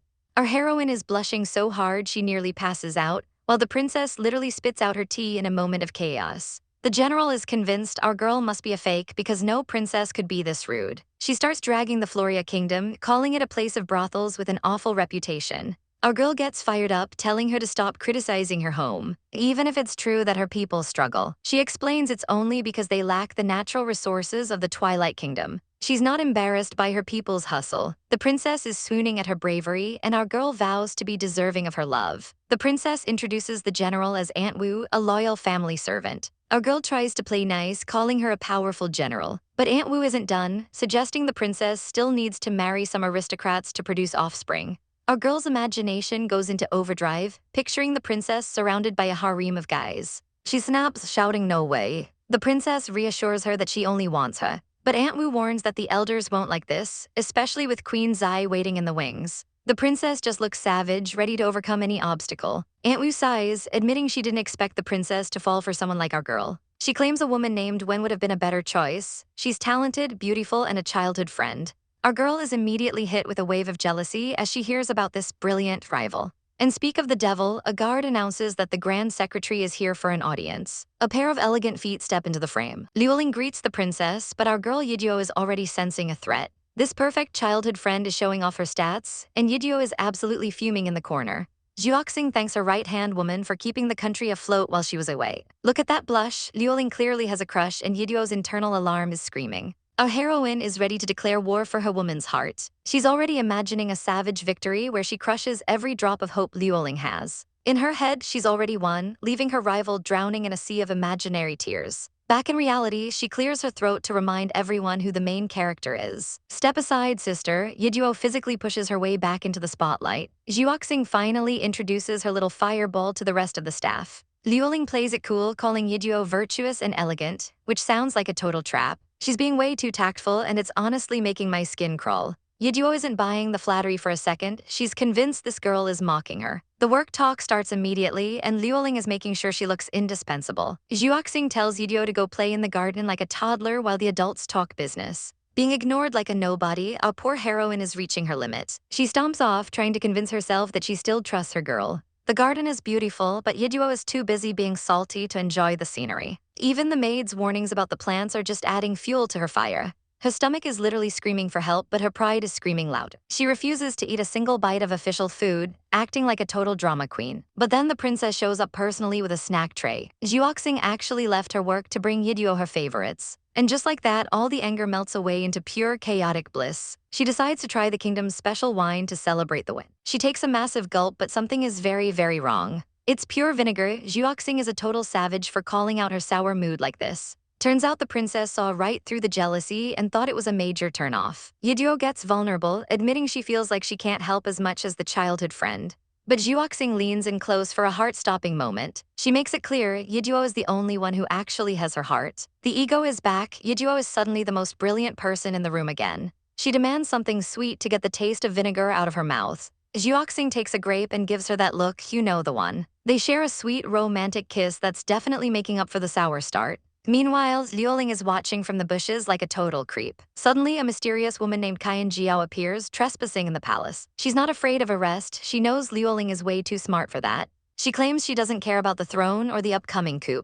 All she wants is her, pointing toward the lovebirds. Liuling warns her that blood ties make it a forbidden, messy romance. Qian Jiao snaps. She's not after the princess. She wants our girl Yiduo. Liuling is shook. Who in their right mind falls for Yiduo's chaotic energy? Since Liuling knows too much now, Qian Jiao pulls a sword to silence her. But Liuling is a pro-negotiator and stops the blade with a single sentence. They decide to cooperate, though Qian Jiao is a total hothead. They start plotting how to handle the internal rebellion together. Liuling promises that while others fail, this mysterious girl will succeed. And here's the kicker, this girl is actually a man in disguise. In a matriarchy, being a man is a disadvantage, but he's got a plan. Liuling reveals she knows he can summon the guardian beast, just like the royals. She's clearly playing 4D chess while everyone else is playing checkers. Back with our main couple, the sun is shining and the vibes are sweet. Zhuoxing suggests it's finally time for Yiduo to meet her father. She looks a bit nervous, though meeting the in-laws is never easy. Yiduo tries to be polite, offering to skip it if it's too much trouble. But the princess insists it's a meeting that's been a long time coming. Yiduo is bracing herself for some epic family feud or a tragic backstory. They arrive at a grand building where the royal men are kept. Zhuoxing calls for the harem to be informed of their arrival. Inside, the servants are panicking because the dads are acting up. Zhuoxing is ready to lay down the law for any slacking off. Yiduo is hyped up, ready to help her girl teach them a lesson. But instead of a tragedy, they find the royal consorts in a heated game of mahjong. The dads are absolutely stunned to see their daughter trespassing on their fun. Zhuoxing looms over them like a literal demon for gambling while the empress is missing. They immediately lie, claiming they're just fortune-telling to find the queen. Yiduo points out one of them clearly lost, exposing the lie instantly. The harem descends into total chaos as they start fighting over the game. Zhuoxing has had enough of their nonsense and shuts it down with a shout. The handsome dads finally settle down and apologize for the mess. Zhuoxing decides to ignore the gambling just to introduce her new partner. She officially presents Yiduo as her future consort to the group. The dads are ruthless, laughing at her name and her looks immediately. Yiduo is ready to throw hands. How dare they disrespect the future consort? But then it clicks for them and they all freeze in total shock. They realize their daughter's consort is actually a woman. Zhuoxing doesn't care, she likes women, and that's the end of the story. The dads try to convince her to marry a few obedient guys just for the kids. Zhuoxing isn't having it, she only has eyes for her blonde chaos gremlin. As they leave, Yiduo asks the million-dollar question, which one was the father? Zhuoxing's answer is a total, I have no idea. They all come from high-ranking families, so they're all equally likely. Apparently, the previous empress had a very inclusive way of spending her nights. To keep them from fighting, she'd take all four at once, leaving the paternity a permanent mystery. Our poor heroine tries to play the sympathy card by mentioning her mother's sacrifices. But Zhuoxing isn't buying the act for a second. In a total power move, she pins our girl against the wall. Instead of trembling, our chaotic queen suggests Zhuoxing could handle an entire harem at once. Zhuoxing leans in with a savage smirk, ready to put that theory to the test. Our girl's life flashes before her eyes. Suddenly, she spots an audience and shoves the princess away. It turns out they aren't alone. A literal tower of nosy fathers is caught red-handed spying on them. They have the audacity to tell them to carry on. But our heroine quickly pivots to finding her mother's secret letter. Zhuoxing suggests a sleepover at her place. And before they know it, they're at the gates of the sacred water palace. They step onto the royal carpet, but our girl starts getting cold feet. She's terrified that her scandalous presence will ruin the princess's reputation. She can already hear the court snakes whispering about her being a bewitching courtesan. She begs to stay at a motel instead, but Zhuoxing just snaps her fingers. A massive guard hauls our heroine away like a sack of potatoes. Zhuoxing goes full villainous mode, claiming this palace is her territory and no one is coming to the rescue. She lifts our girl's chin, asserting her dominance. Surprisingly, our heroine is totally into the drama and ready to ignite. Zhuoxing gets flustered by the sudden enthusiasm and tries to act professional again. They head inside where the hide-and-seek game begins. Our girl finds a mysterious chest, but as she opens it, glowing red eyes stare back. A literal shark leaps out of the box, and the beast roars as our heroine screams for her life. With one command, Zhuoxing banishes the beast, resulting in a massive, watery explosion. Our girl is soaked and fuming, but it turns out the shark is actually a tiny, adorable guardian. It hovers in a bubble, spilling tea about the princess falling in love. Our heroine is speechless as she realizes the princess's mother is a total troll who left the shark to do her chores. The water shifts into a heart, and while our girl swoons over the gift, she decides to get bold and suggests a joint bath. They arrive at a bathroom that's basically an Olympic-sized pool. It's peak royal extravagance. Zhuoxing watches as our girl admires the view.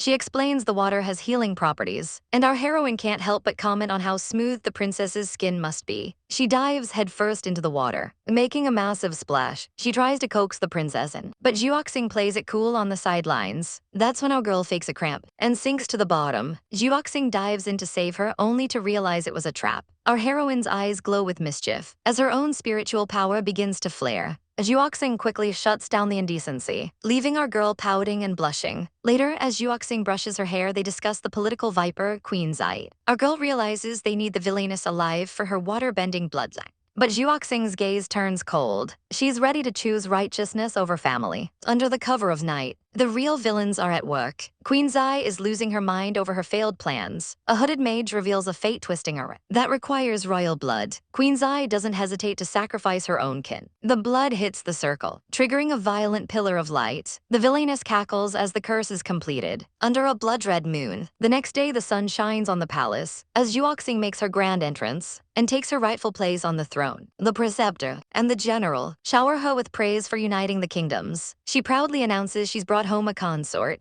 but the mood shifts when Queen Zai storms in. She brings the hooded mage to warn of an ominous presence. The court is thrown into chaos. Even though the official court mage senses nothing, the evil mage points a finger at our girl, claiming she's the source of disaster. Zhuoxing isn't having any of it and shuts the nonsense down immediately. While the palace is in an absolute uproar, our girl Bai Yiduo is busy living her best life, working on a literal drumstick. She's totally unbothered until her maid bursts in, looking like she's seen a ghost. Apparently, the legendary Queen Zai is back and stirring up a massive storm of trouble. Bai Yiduo immediately loses her appetite for chicken and gains a hunger for chaos, ready to defend her wife at any cost. They rush toward the main hall, but the maid has to play the voice of reason and warn our poor heroine not to do anything too reckless. Our girl isn't listening though, she's already plotting her grand entrance. She flashes a high-ranking family token like it's a VIP pass, and spins a wild lie to the guards about an assassination plot in the southwest. Naturally, the guards fall for it and clear out, leaving the path wide open.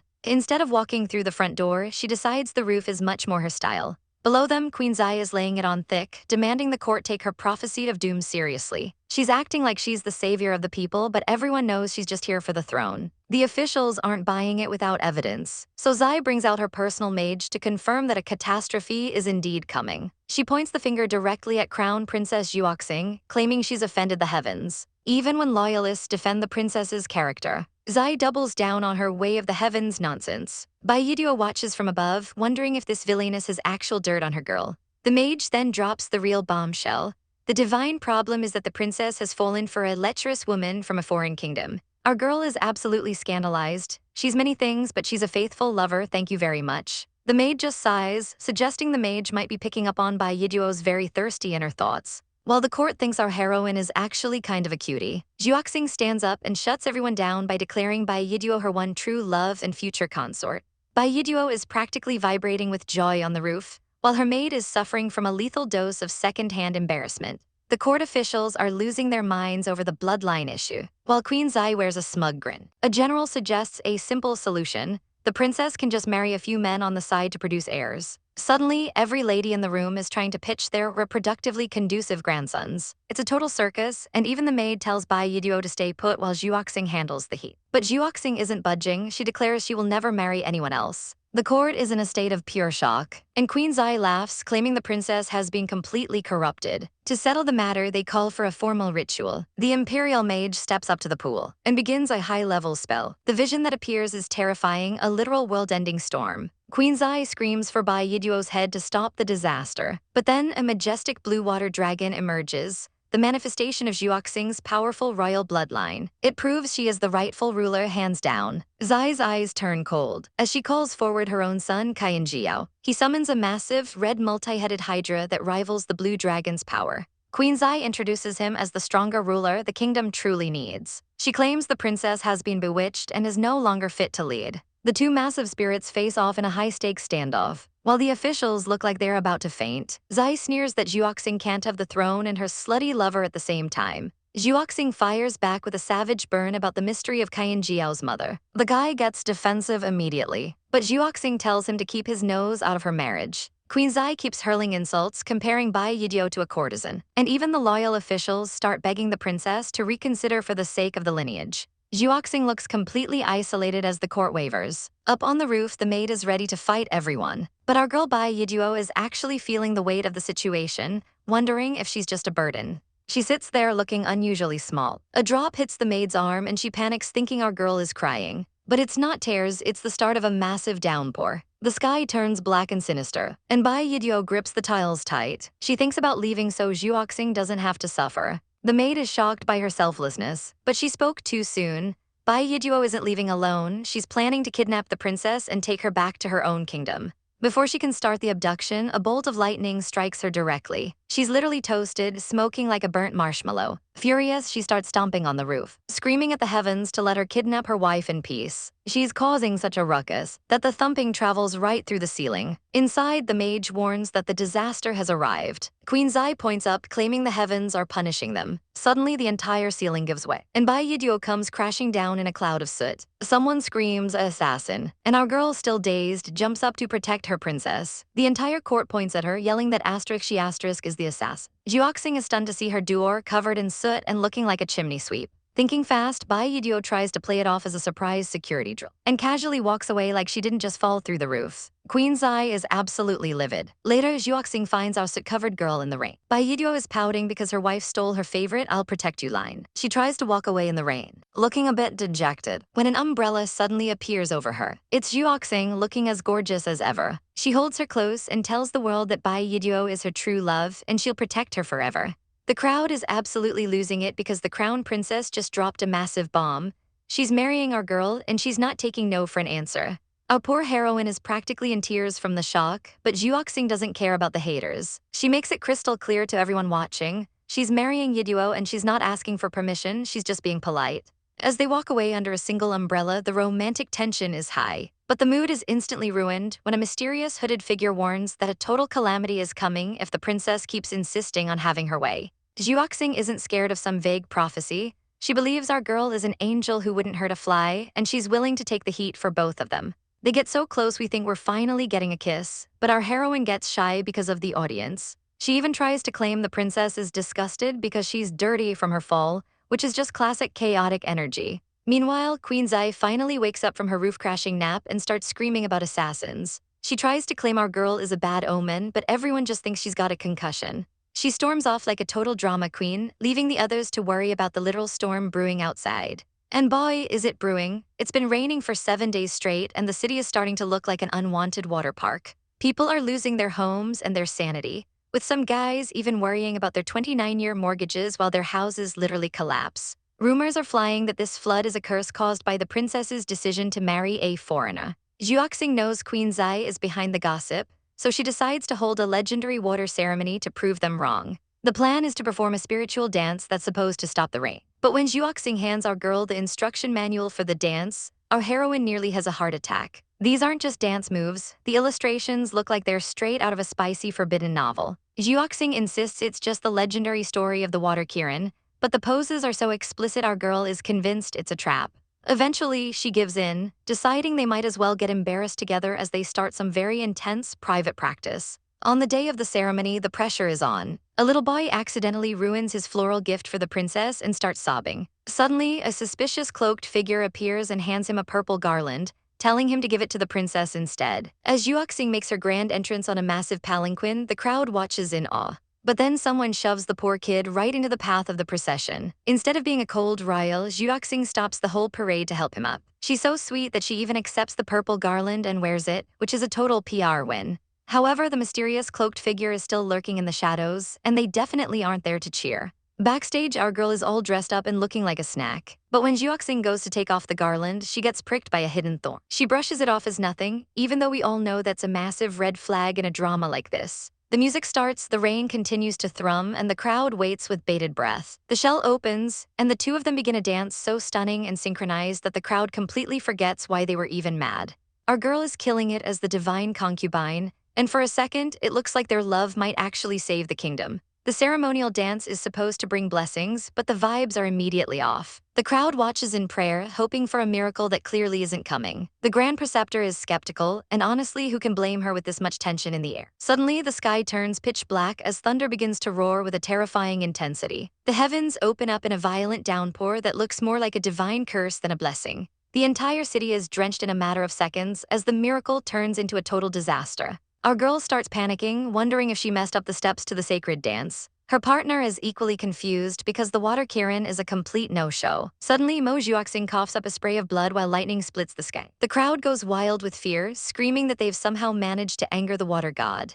Guards scramble to maintain order as the ceremony descends into absolute chaos. Our heroine catches her falling friend, holding her tight as the world falls apart. That's when the snake of a woman appears, claiming their very presence desecrated the altar. They're immediately surrounded by robed figures who look ready to play judge, jury, and executioner. Our girl isn't having it and calls out the woman's family for being the real evil here. Then she remembers she's technically part of that family and has a tiny, chaotic oops moment. It's clear Queen Zai is just using high-level trickery to frame them. Standing in the freezing rain, the tension is thick enough to cut with a knife. Our heroine draws a line in the sand, warning everyone to stay back if they value their lives. Queen Zai just smirks, knowing she's already won the public's hearts by making the crown princess look like a pariah.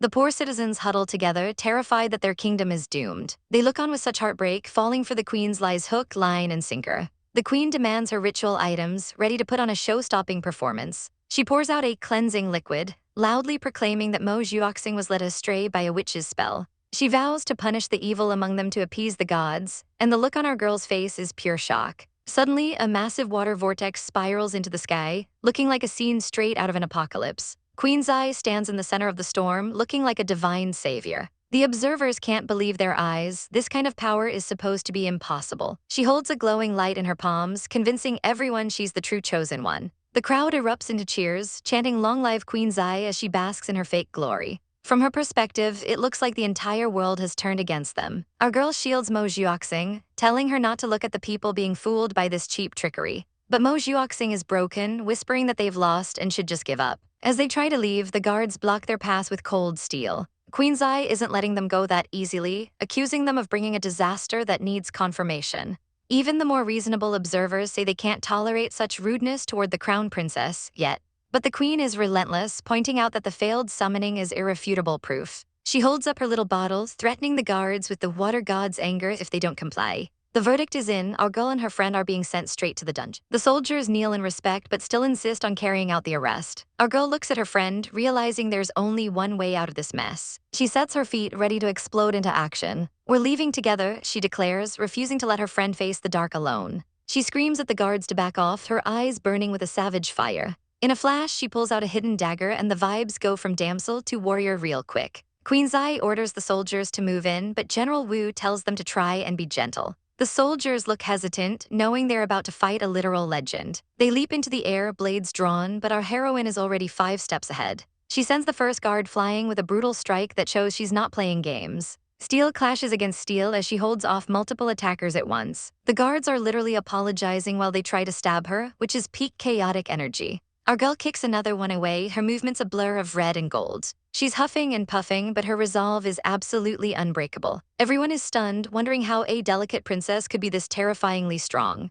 They're finally remembering that she's the beast who led the Floria army through hell and back. While the fighting rages, the onlookers are still stuck on how the gods could be so angry. Our heroine tries to make a break for it with Mo Juoxing in tow. A guard almost grabs them, but a little firecracker of a maid jumps in with a flying kick. Bai Wai screams that they'll have to go over her dead body to touch the princess. She pins the guard to the ground like a total boss, giving our girls an opening. She tells them to run, and our girl offers a quick thanks before vanishing. Our heroine scoops up Mo Juoxing and makes a run for the forest. Queen Zai watches them go with a smug look, knowing her secret weapon is waiting in the shadows. Deep in the woods, they realize they're being followed. A purple-haired man named Kaiyan Jiao steps out, blocking their only escape route. He coldly states that since God abandoned the princess, she's now useless to the kingdom. Our girl puts her friend down, ready to throw hands with this new challenger. Kaiyan Jiao claims he's going to replace her and fulfill her promises himself. Our heroine just laughs in his face, calling him nothing more than a pathetic pawn. He tries to act all tough, begging for a chance to prove his worth. But our girl looks at Mo Juoxing with such tenderness, saying she's become her entire world. She swears she wouldn't abandon her even if the gods themselves demanded it. Kaiyan Jiao loses his patience and lashes out with a whip. The ground cracks as they narrowly dodge the lethal strike. But our girl is a savage. She catches the whip barehanded and reminds him he can't win. He lunges again, claiming the past doesn't matter anymore. They trade blows in a high-speed dance of death through the trees. She finds an opening and delivers a kick that would send a normal man to the afterlife. He takes the hit, but the impact is massive. The air screams as their weapons clash in a final, desperate struggle. An explosion of dust and power clears, leaving both of them standing in the crater. He admits that she's improved, but he's still standing. They both look like they've been through a meat grinder, but neither is willing to back down. Ogul charges one last time, her dagger aimed straight for the heart. She tells him to just let them go, her voice trembling with rage. She screams at him, asking if this is how he repays the life she once saved. He just smirks, telling her to do it and prove she's the bad guy. Suddenly, there's a sickening spurt of blood, and our heroine's eyes widen in absolute horror. Our girl Yiduo is standing over her rival with a blade, but the purple-haired menace knows she's too soft-hearted to actually finish the job. Yiduo warns her that this is her absolute last warning. She leaps back, declaring that next time, blood will definitely be spilled. But things take a chaotic turn when the villain targets our poor heroine Juoxing. Yiduo isn't having it and rushes in to defend her girl. The villainous Kaiyan Jiao pulls out a whip, threatening to destroy Juoxing if Yiduo doesn't surrender. Our girl realizes her mistake in being merciful and is officially done playing nice. She drops her guard for a moment, declaring she's finished with this nonsense. She warns the villain that the gloves are coming off if she strikes again. Suddenly, a creepy black liquid starts snaking up Yidyo's legs. It wraps around her like a living nightmare. Juoxing recognizes this as divine water power and can't believe her eyes. Jiao smirks, revealing she's not the only one with royal blood in her veins. Yidyo tries to slice through the shadows, but they won't budge. She's completely trapped, screaming for the darkness to let her go. Juoxing desperately tries to counter the power, but it's completely out of her control. The situation looks bleak as they face off in the middle of the woods. Jiao gets uncomfortably close, admitting she's fueled by pure envy. Jiao begins to choke the life out of our heroine, ranting about how Juoxing was born with a silver spoon while she had nothing. She vents about the power, status, and love she never received. She felt like a nobody until she met Yidyo. But in her twisted mind, Juoxing is the one who stole her only light. She's determined to reclaim what she thinks is hers, no matter the cost. Yidyo is still encased in a ball of shadow, desperate to break free. Jiao's plan is even darker. She intends to wipe Yidyo's memories so she'll forget Juoxing ever existed. Surprisingly, Juoxing stops fighting and looks almost at peace. She whispers for Jiao to go ahead and take care of Yidyo in her place. She's literally sacrificing herself for her lover's happiness. Deep inside the darkness, Yidyo's eyes snap open with a terrifying glow. The shadow sphere begins to crack with an overwhelming light. Jiao senses something is very wrong. With a primal scream, Yidyo shatters the bindings. A massive white fox spirit erupts behind her, radiating pure divine energy. Jiao gets blasted right in the face by the shockwave. She's sent flying through the forest, smashing through trees like a rag doll. The impact is massive. Yidyo, now sporting fox ears and a tail, rushes to Juoxing's side. She begs her girl not to leave her alone in this world. Her power is still surging wildly. She's on the verge of a total breakdown, until a hand touches her cheek. Juoxing is awake and looking at her with soft, loving eyes. Our girl bursts into tears of pure relief. She tackles Juoxing into a hug, sobbing that she thought she'd lost her forever. Once the drama settles, Juoxing asks about that insane transformation. Yidyo goes full Chibai mode, explaining she's apparently the legendary guardian beast of the kingdom. Even she didn't know she had this power until now. Juoxing suggests they head back to Floria Kingdom to figure this out. But first, Yidyo has some unfinished business to attend to. She looks like she's ready to choose violence. She tells Juoxing to wait while she settles the score with Jiao. Juoxing tries to hold her back for a second. She wonders why the villain hesitated with the final blow earlier. They find Jiao slumped against a tree, defeated and broken. Yidyo gives Juoxing a gentle head pat. She promises that she can't let anyone live who dares to lay a finger on her girl. Juoxing kisses her hand, giving her full support. Yidyo marches toward the fallen villain. Jiao just looks up, fully expecting her life to end right there. She reminisces about how they used to be on the same side. Yidyo kneels down and surprisingly thanks her. Jiao is absolutely stunned. Yidyo explains that she's grateful Jiao hesitated at the very end. She schools the villain on what true love actually means. It's about protecting the other person's happiness, even if you aren't the one by their side. Jiao looks like her entire worldview just shattered. She realizes just how wrong she's been this whole time. Yidyo looms over her, saying repentance doesn't change the past. Jiao closes her eyes, ready to die by the hands of the person she loved. Yidyo charges up her hand with a golden glow. A blinding light fills the forest. Juoxing watches from a distance, sighing as the deed is done. Yidyo turns her back and walks away, offering a final goodbye. Jiao is left in the dust as our girls prepare to leave. Juoxing calls out to her partner. Yidyo offers her a piggyback ride like the absolute king she is. They're finally heading home to the Floria Kingdom together. As they walk down the mountain path, Juoxing asks if it was okay to just leave the body there. Yidyo reveals she didn't actually kill her. Instead, she placed a hilarious curse on her. Now, whenever Jiao even thinks about Yidyo, she'll break out in the itchies and start sneezing like crazy. Back at the tree, the villain is suffering from the ultimate petty revenge. Under the cover of night, the forest glows with an eerie, magical light. At the edge of a sparkling waterfall, our girl Juoxing tries to reclaim her lost power. She pours every ounce of her will into a summon, but the only thing she gets is a deafening, crushing silence. Suddenly, a voice cuts through the air, asking what a beauty like her is doing all alone in the wild. Our blonde heroine Yidyo pops up and genuinely asks if she's looking at a literal lake fairy. Juoxing is caught completely off guard, her heart nearly leaping out of her chest. Thinking fast, she plays along, claiming she's lost her magic and can't go home. Yidyo doesn't hesitate for a second, tossing the fairy over her shoulder to take her home for dinner. She begs to be put down, realizing that Yidyo just inherited the fox god's power and might be a bit too much to handle. Back at their temporary hideout, Yidyo notices something is off. She leans in close, checking on our poor empress with an intensity that's a bit too much. She whispers that she's feeling absolutely chock full of energy, and she's worried she might actually exhaust her. Juoxing tells her to knock it off, but Yidyo is dead serious. She starts flexing to show off her newfound strength. Juoxing quickly shuts that down, deciding it's much safer if they just focus on eating. They settle down for a simple meal in the clearing. Yiduo proudly presents her hand-picked mushrooms and veggies. It's surprisingly delicious, and for a moment the weight of the crown feels a little lighter. But reality sets in quickly.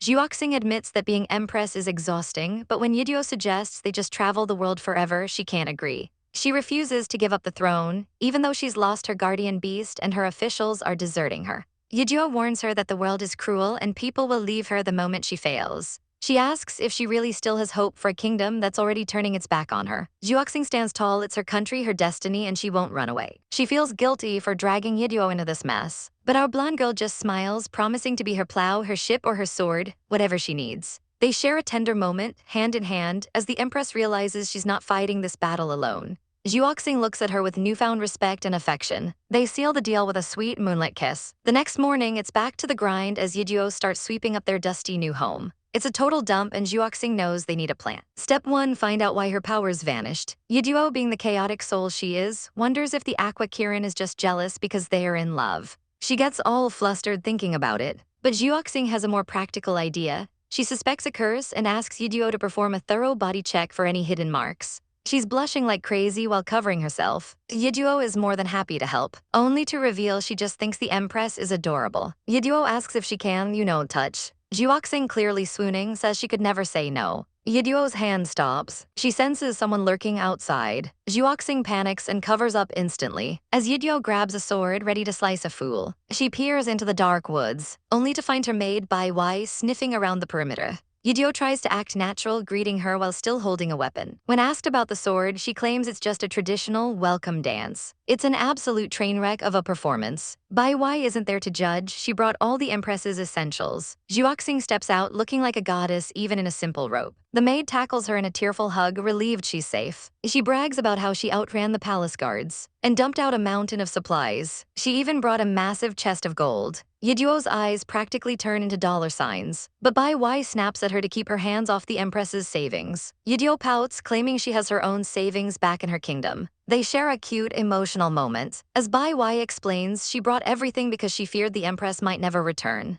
Juoxing comforts her, promising this is only temporary. She offers a soft smile to reassure her loyal servant. They share a final group hug, before Bai Wai looks around the filthy temple in horror. It's an abandoned water god temple and it's a mess. While Bai Wai gets to work, Yiduo grumbles that their intimate moment was ruined. Within minutes, the floor is sparkling, and the place actually looks livable. Yiduo praises her hard work, then immediately schemes to get rid of her again. She tells the maid to go secure the perimeter and eliminate every threat. As soon as she's gone, Yiduo celebrates her genius. She pulls the Empress back in, ready to resume that very important body check. But the universe hates them. There's another knock at the door. Yiduo is fuming as she opens it, only to find Liuling standing there. She tracked them down using a map and pure luck. She's not there to arrest them though. She brought letters from the general and her mother.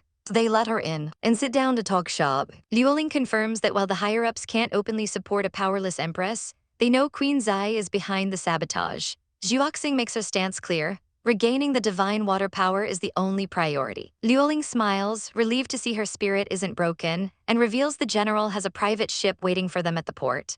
Juoxing is saying her goodbyes to the others as they prepare to handle Queen Zai. But of course, our girl Yiduo can't just let a moment pass without some chaotic energy. Juoxing playfully teases her about being jealous of the attention Liuling is getting. Yiduo tries to act cool, but her chibai face says otherwise. Suddenly, the mood shifts when Juoxing winces in sharp pain. Yiduo immediately rushes to check on her, worried she might have pushed her too hard. It turns out a small wound from some flowers hasn't healed at all. Yiduo's sharp eyes catch the infection immediately, and she knows this is bad news. Juoxing tries to brush it off as a minor sting, but Yiduo isn't having it, suspecting this tiny cut is the reason her divine water powers are gone. Realizing this could be the smoking gun they need, Juoxing's expression turns serious. Yiduo is about to bolt for a doctor, when a mysterious hooded figure suddenly blocks her path. It's Granny Suilian, a legendary mage who looks suspiciously young for someone who served 3 generations. She's tracked them down using a soul light because apparently hiding is impossible in this world. Yiduo is naturally confused by the Granny title given her youthful face. But there's no time for age gaps when there's a mystery to solve. They usher her inside to talk strategy, with Yiduo internally screaming about how easily their hidden trail was found. Granny has been hitting the ancient books and found a terrifying match for Juoxing's condition. It's a nasty piece of work called the 9 Fury Poison. This isn't your average toxin, it's made by brewing 9 venomous insects together for 9 days. The explanation is as gross as it sounds. Since the royal lineage is water-based, this fire-type poison completely contaminates the blood, blocking any chance of summoning guardian beasts. Everything finally clicks for our poor heroine. They show Granny the infected wound to confirm their suspicions, and the old mage carefully examines the damage. As she gets close, a dark, buzzing energy emanates from the cut. Granny's face pales as she realizes the situation is even more dire than she thought.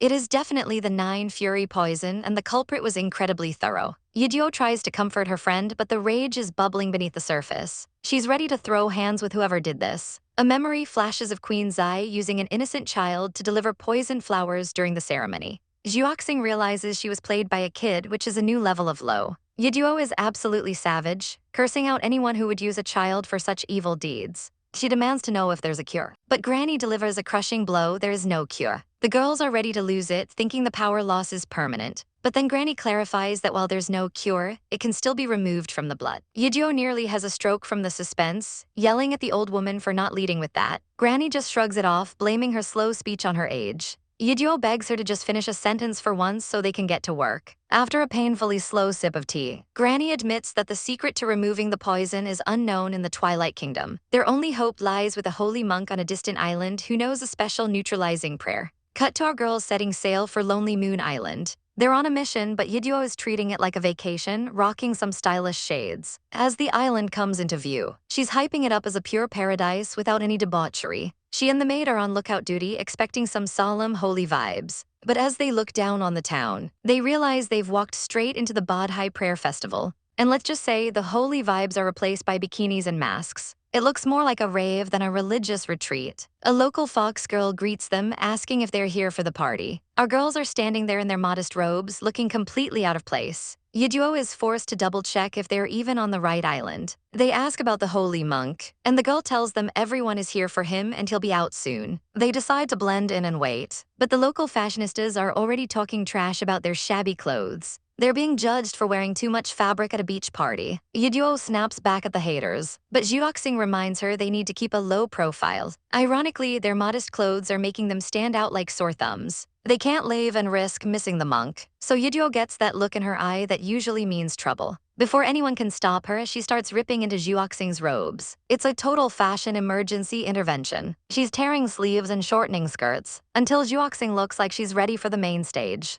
Yidio is living for the new look, and now she's turning her sights on the maid. She pulls out a pair of scissors with a murderous glint, and goes to town. Yidio's own outfit is a total slay, but she's still chasing the poor maid around. The maid is running for her life, terrified of Yidio's creative vision. She ends up looking like she just survived a tiger attack. She complains that she looks like a beggar, but Zhuoxing tries to gaslight her into thinking it's special. With their new chaotic outfits ready, the trio finally manages to blend into the crowd. They hit up the local stalls, and Yidio starts inhaling skewers like the mission isn't a life-or-death situation. Suddenly, bells begin to chime across the square. The crowd goes wild as the announcement is made. The holy monk has arrived. Everyone rushes to the stage to see the prayer ceremony. A massive lotus flower takes center stage. As the festival officially kicks off, the lights are bright and the energy is peak. Drums start thumping as the chanting begins. The fangirls are absolutely losing their minds for this monk. We get a glimpse of his face under the hat and his ornate robes. He steps out into the light looking like a divine idol.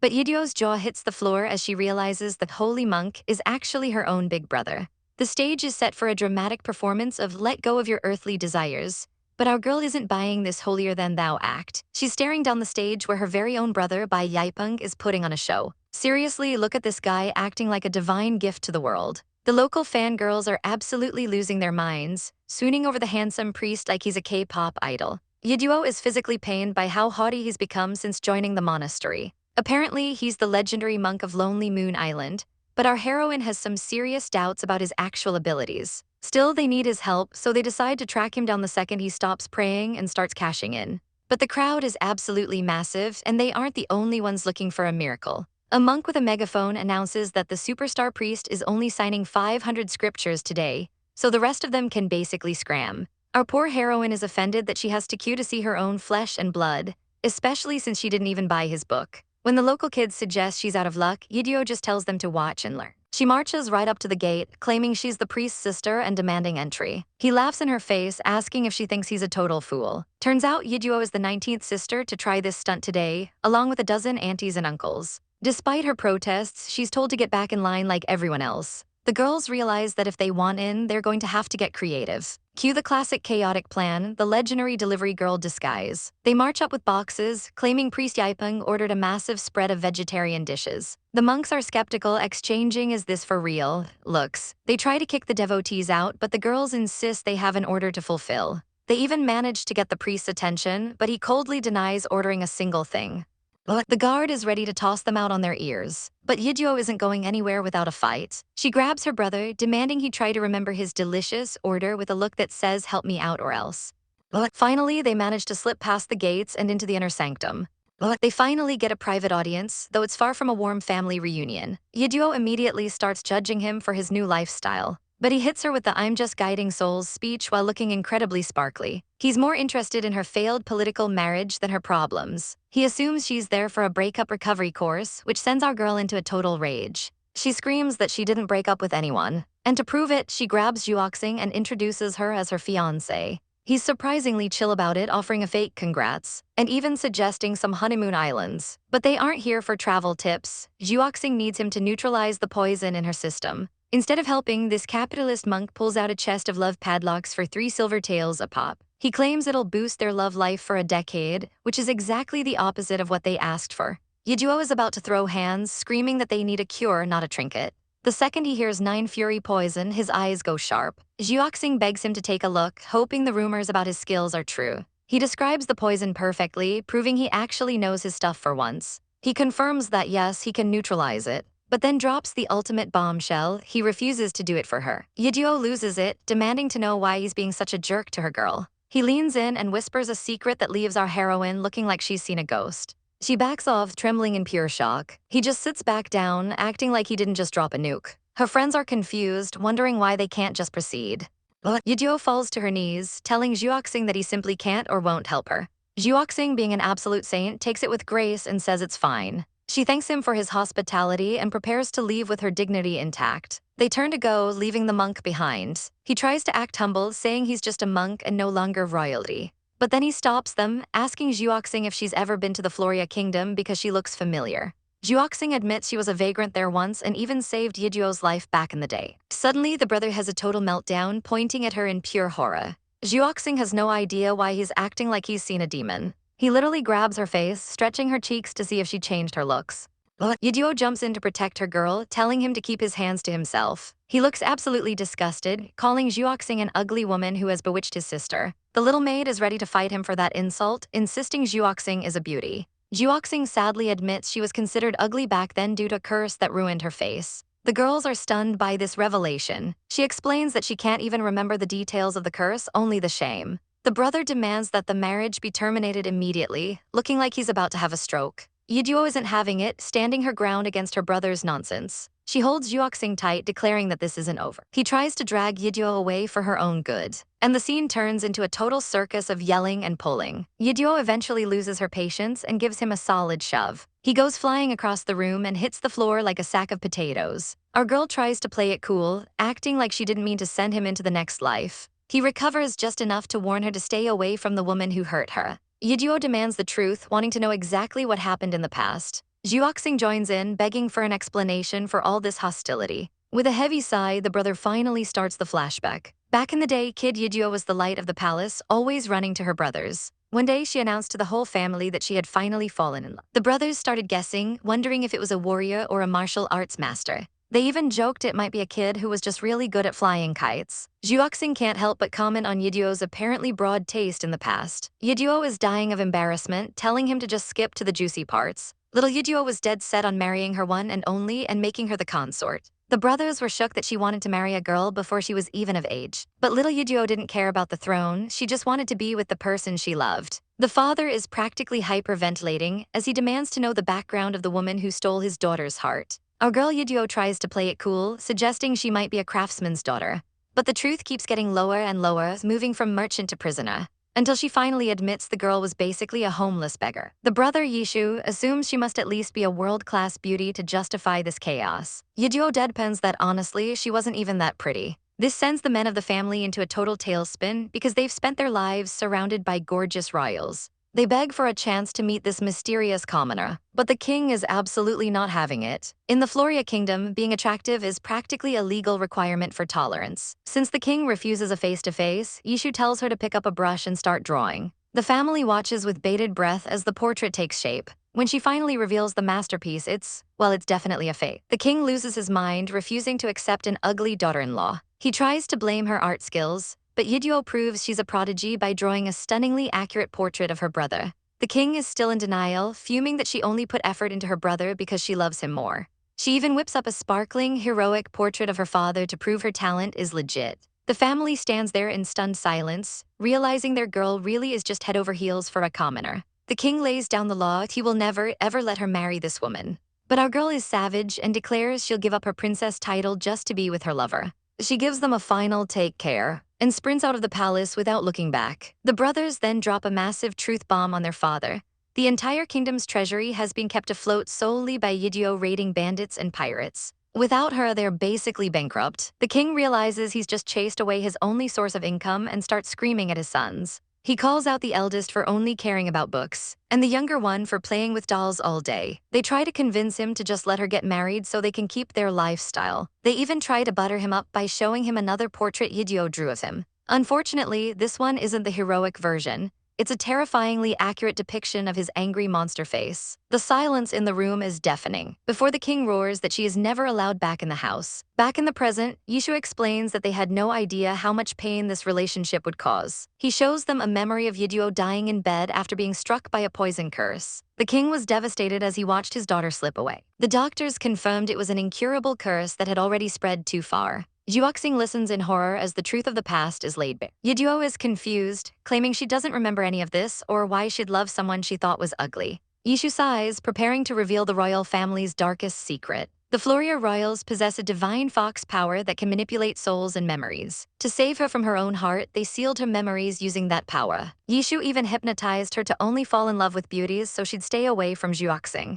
They literally rewrote her personality to protect her. Yishu looks at Juoxing, amazed that the ugly girl grew up to be such a knockout. He smacks Yeonjo for being a dummy and falling for the same woman twice despite the hypnosis. Our girl complains that he's going to make her even dumber, while Juoxing realizes this is why her lover forgot her. But honestly, she doesn't care. She tells Yeonjo that falling in love at first sight for a second time just proves they're destined. It's a total swoon-worthy moment as they embrace. Yishu ruins the vibe by calling it a doomed love, and Yeonjo starts screaming at him for messing with her brain without asking. Juoxing interrupts the bickering to ask about the poison curse again. Yishu turns cold, accusing Juoxing of bewitching Yeonjo just to get rid of her own curse. Juoxing is stunned, denying the accusation immediately. Yeonjo is caught in the middle of the drama. Until Yishu decides it's time, she saw the truth for herself and offers to return her memories. She floats through the darkness, wondering why she's underwater. She spots someone drowning and dives in to help, only to realize she's watching her younger self. It's a dream made of her own forgotten past. She watches as her younger self pulls a girl with a scarred face from the depths. She realizes that this unattractive girl is actually a young Juoxing.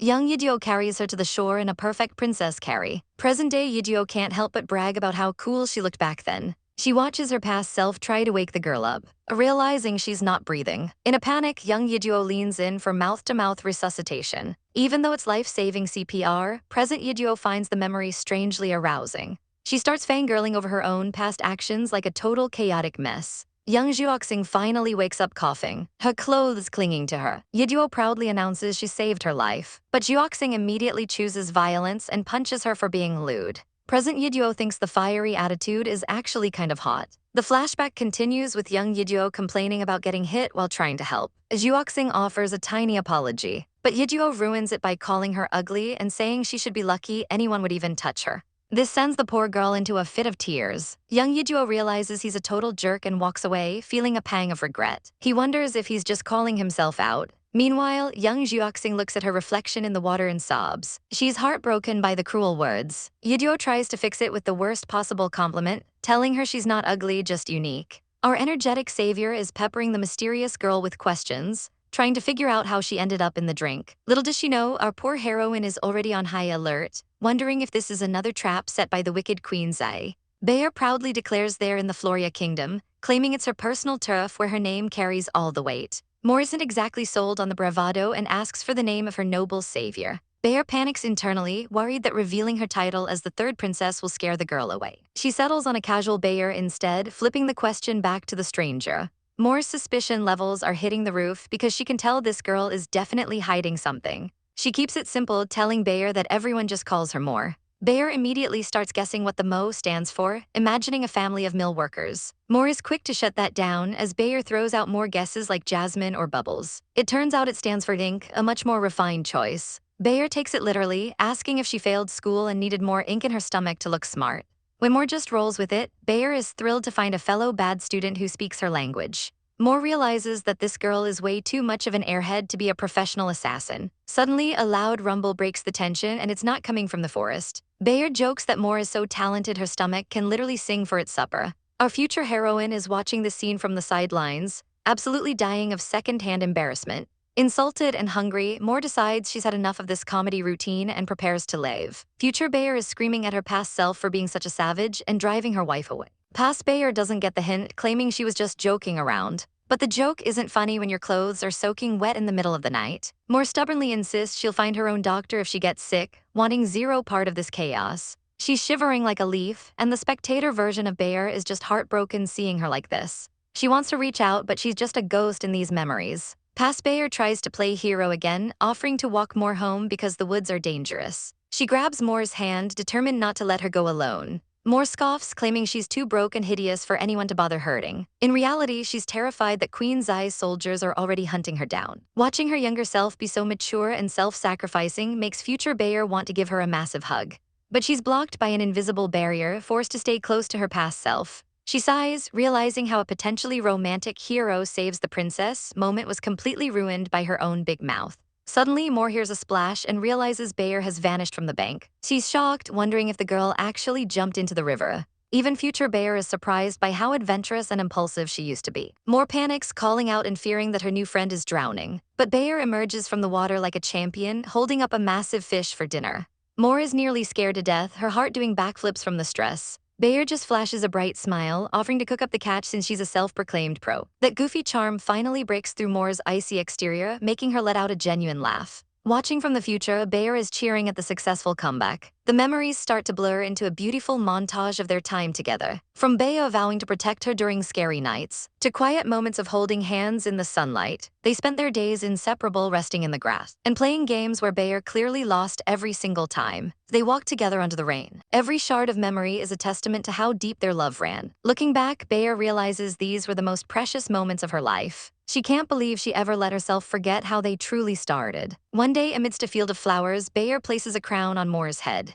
With her heart on her sleeve, she asks Moore to officially start dating her. When Moore hesitates, Bayer goes full drama queen, assuming she's been rejected. But Moore softly admits that she does like her, sealing the deal. Overjoyed, Bayer sprints off to tell her family she's found the love of her life. Moore tries to stop her, knowing their worlds are far too different. Future Bayer watches her younger self run, knowing exactly how badly this is about to go. Just as expected, her father is absolutely furious and refuses to acknowledge the relationship. Even her brother turns his back, saying there's nothing he can do to help. Bayer returns to Moore, sobbing and claiming she'll be homeless if they don't stay together. She's a crying mess, begging Moore not to let her down after everything she's sacrificed. Moore feels the crushing weight of guilt, knowing her own secrets are even darker. She finally reveals her true identity from the Twilight Kingdom and her mission for revenge. But Bayer doesn't care about politics. She declares that Moore's enemies are now her own. They share a tender, heartbreaking moment as they promise to face the world together. They decide to ignore the labels and just be with each other. They share a kiss that feels like the start of a forever that was never meant to be. Their hands are locked tight as the world around them disappears. Watching this, future Bayer is an emotional wreck, reliving the peak of her happiness. But the tragedy strikes without warning when Moore suddenly collapses in her arms. Her body goes limp and the panic sets in immediately. Bayer carries her through the streets, desperately searching for help. She reaches a doctor's clinic, her voice trembling as she begs for someone to save her. She demands to know what's happening to the girl she loves. The old doctor examines the unconscious Moore, his face growing grim. He delivers the news that she isn't just sick. She's been poisoned by a parasite from the Twilight Kingdom, and it has already spread through her entire system. Bayer is paralyzed with shock, unable to accept that Moore's journey might end here. The doctor tells her to prepare for the worst because Moore only has 3 days left. Bayer falls to her knees, her world crumbling in an instant. She begs the doctor to do something, anything, refusing to let go. She calls him a wizard, certain that there must be a secret cure. The doctor reminds her that she once saved his life and he owes her a great debt. Bayer doesn't want gratitude, she just wants Moore to open her eyes. Finally, the doctor admits there is one way for her to survive, though it isn't a cure. Bayer lights up, ready to fetch whatever legendary herbs are needed. But it's not about herbs, it requires a life for a life. The only way to save her is to transfer the parasite to the person she loves most. The cost is ultimate, the person who takes the poison will die in her place. The doctor leaves her with the choice, reminding her how precious life is. Future Bayer watches her past self make the ultimate sacrifice, her heart breaking for her family and the life she's about to give up. It was the moment she chose love over everything else. Deep in the cavern, our girl realizes her past self was an absolute mastermind for setting this up. Our girl can't help but pat herself on the back for being such a genius. With a mischievous ring of the bell, the trap is set. Juoxing finally opens her eyes, only to find our heroine looking like a total villainess. Our girl plays the part perfectly, brandishing a knife and claiming she's bored. With a savage swish, our girl starts slicing through her clothes. Juoxing is absolutely scandalized by the sudden exposure. Our girl leans in close, claiming she's doing what she's wanted to do for a long time. In reality, this whole evil act is just a cover for a secret poison transfer. She tells Juoxing she's dying from poison just to keep the drama high. She even threatens to devour her, leaning into the dark romance vibes. Then she goes for a savage little bite on the ear to really sell the role. It's a chaotic, high-stakes show designed to push Juoxing to the edge. Behind the scenes, our girl is crying over how much of a stupid romantic she is for sacrificing herself like this. Suddenly, she leans in for a deep, dramatic kiss. She's impressed by her own acting skills while her heart is doing somersaults. Juoxing is left dazed, wondering what on earth she was just fed. Our girl just smirks, telling her it's something to make her happy. Juoxing calls her shameless, but we all know she's falling for it. Step 1 of drawing out the poison is officially complete. Juoxing is feeling the heat as the medicine takes hold. The side effects are kicking in, making her weak and disoriented. She tells her to stay still if she wants to keep any of her dignity. Every ring of that bell means another piece of fabric goes bye-bye. Our girl is low-key loving this creative way to get the job done. She watches Juoxing's flustered expression, wanting to remember it forever. Our heroine admits she's taking a few peeks as payment for saving her life. She asks if Juoxing is ringing the bells on purpose just to keep the game going. Juoxing glares, claiming she hates her. That statement honestly just fuels our girl's dramatic fire. To finish the ritual, our girl pulls out a blindfold. She claims saying the truth will ruin the mood. Despite the pain, she keeps her eyes on the prize. She announces that the next game will be even more fun. She dips a brush into the red liquid, her own blood. She works with focused intensity, turning her lover's body into a canvas. She thinks about how perfect the snow-white skin is for her work. It looks scandalous, but every stroke is essential for the poison transfer. Even while puking blood, our girl stays committed to the bit. She's trembling, barely able to hold it together. She thuds to the ground, the light fading from her eyes. Crap, she thinks, realizing she's at her limit. There's only one stroke left, but her hands won't stop shaking. She ditches the brush and uses her own blood to finish the seal. Our girl blushes, happy she pulled it off. Our girl coughs up a final lungful of blood, looking like a ghost. The spell worked perfectly and the poison is gone. She wraps Juoxing in a cloak, feeling like she failed because she had to be so cruel. She looks at Juoxing's beautiful face, feeling lucky to have saved her. She whispers that giving her life was a small price to pay. They share one last, heartbreaking embrace. A final, tender kiss as the world starts to blur. She just hopes Juoxing can live a happy life without her. Suddenly, a golden light pulls her back. She's being yanked out of the vision. She screams, wanting to see the end of her own story. She wakes up with a gasp, seeing the modern-day Juoxing right in front of her. She throws her arms around her, finally remembering everything. Her mentor looks on, unimpressed by the sudden romantic outburst. Juoxing is stunned, asking if she really did all that to save her. Our girl admits she had to play the villain to protect her heart. Juoxing breaks down, apologizing for her years of seeking revenge. Our girl just smiles, saying she'd let Juoxing do anything to her as long as they're together. The mentor just sighs at this ill-fated and totally chaotic relationship. Our girl is on her knees, desperately begging for her brother's forgiveness after being blinded by her chaotic love life. She's truly sorry for being so reckless and failing to consider his feelings. A gentle hand on her head signals a moment of peace. As her brother admits he's just glad she finally came to her senses. Overwhelmed with emotion, she screams out for him and dives into a massive sparkly hug. Even the poor Princess Juoxing can't help but be moved by this dramatic sibling reunion. But the mood shifts instantly when the brother claims he's not even worthy of being her sibling. This savage comment has the little maid ready to throw hands while the princess stands there in total shock. Our girl has to keep her tiny, angry bodyguard in check before things get too out of hand. She demands to know why her brother is being so hurtful, grabbing him as he reminds her she nearly died because of this royal mess. He decides that since he can't protect her, he's severing all ties. He bows to the princess, declaring that from this moment on, he and our girl have nothing to do with each other.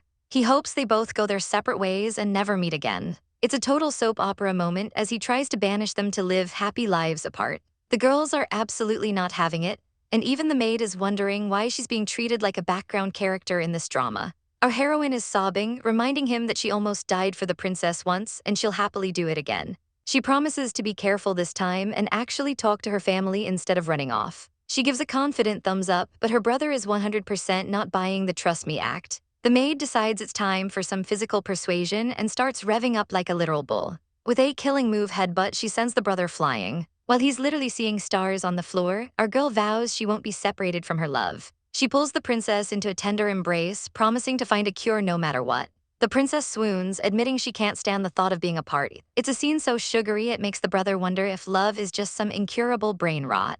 The princess stands tall, declaring their love is for life. But the brother reminds them that life might only last a few more days if they don't find a cure. Our girl isn't deterred, radiating pure protagonist energy as she swears to save her. She refuses to let anyone else sacrifice themselves for her sake. She's done being the sinner in everyone else's story. She shouts that she won't let history repeat itself. The princess then drops a political bombshell, revealing she's the sole heir of the Twilight Kingdom. The brother tries to be snarky, but she's dead serious. Calling upon the gods as witnesses, she declares that if she dies, our girl will become the regent and take over her entire kingdom. The room goes silent as everyone's jaws hit the floor. This move gives our girl the ultimate protection of a powerful kingdom. It's a betrothal gift so massive it changes the entire game. The princess asks if they can finally be together officially. The brother is clutching his head, convinced they've both lost their minds. He's genuinely offended that she'd leave an entire kingdom in the hands of his chaotic sister. But the princess has total faith that nobody can protect her legacy better. All she wants is for our girl to stay alive. The atmosphere turns soft and romantic again. They share a quiet moment, accepting whatever fate has in store. There are no regrets here, only the kind of devotion that makes the stars sparkle.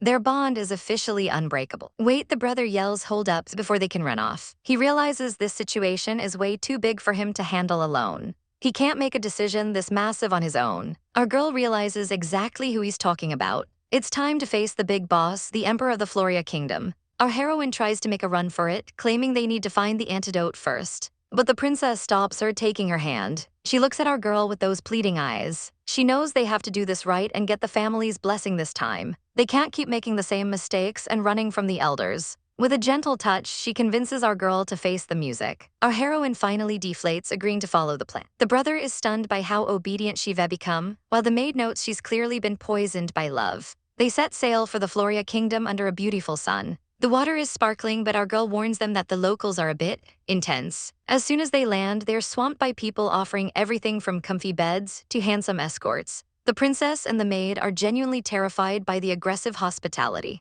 Our girl steps up like a true local, shutting down the vendors with total authority. She leads them away, pointing toward their ride. A grand carriage is already waiting for them, making our girl wonder if her father already knows she's coming. Inside, she's a nervous wreck, but the princess tries to keep her calm. Her brother isn't helping, warning her not to expect an easy blessing from their father. They finally arrive at the stunning Golden Palace. Waiting for them is the second brother, Yishu, who welcomes them home with open arms. Our girl is happy to see him, but the princess remains polite and formal. Yishu immediately starts accusing the princess of casting a spell on his sister. Our girl shuts down the nonsense and demands to see their father. He tells them the king is waiting inside, so they better hurry. But as they approach the door, Yishu stops them. He tells the princess she has to wait outside alone. Our girl is ready to fight her way through the guards right then and there. But the princess remains graceful, telling our girl to go ahead and respect the king's order. She tells her not to worry and promises to wait patiently. Our heroine reluctantly heads inside with her brothers, while the princess and the maid wave them off from the garden.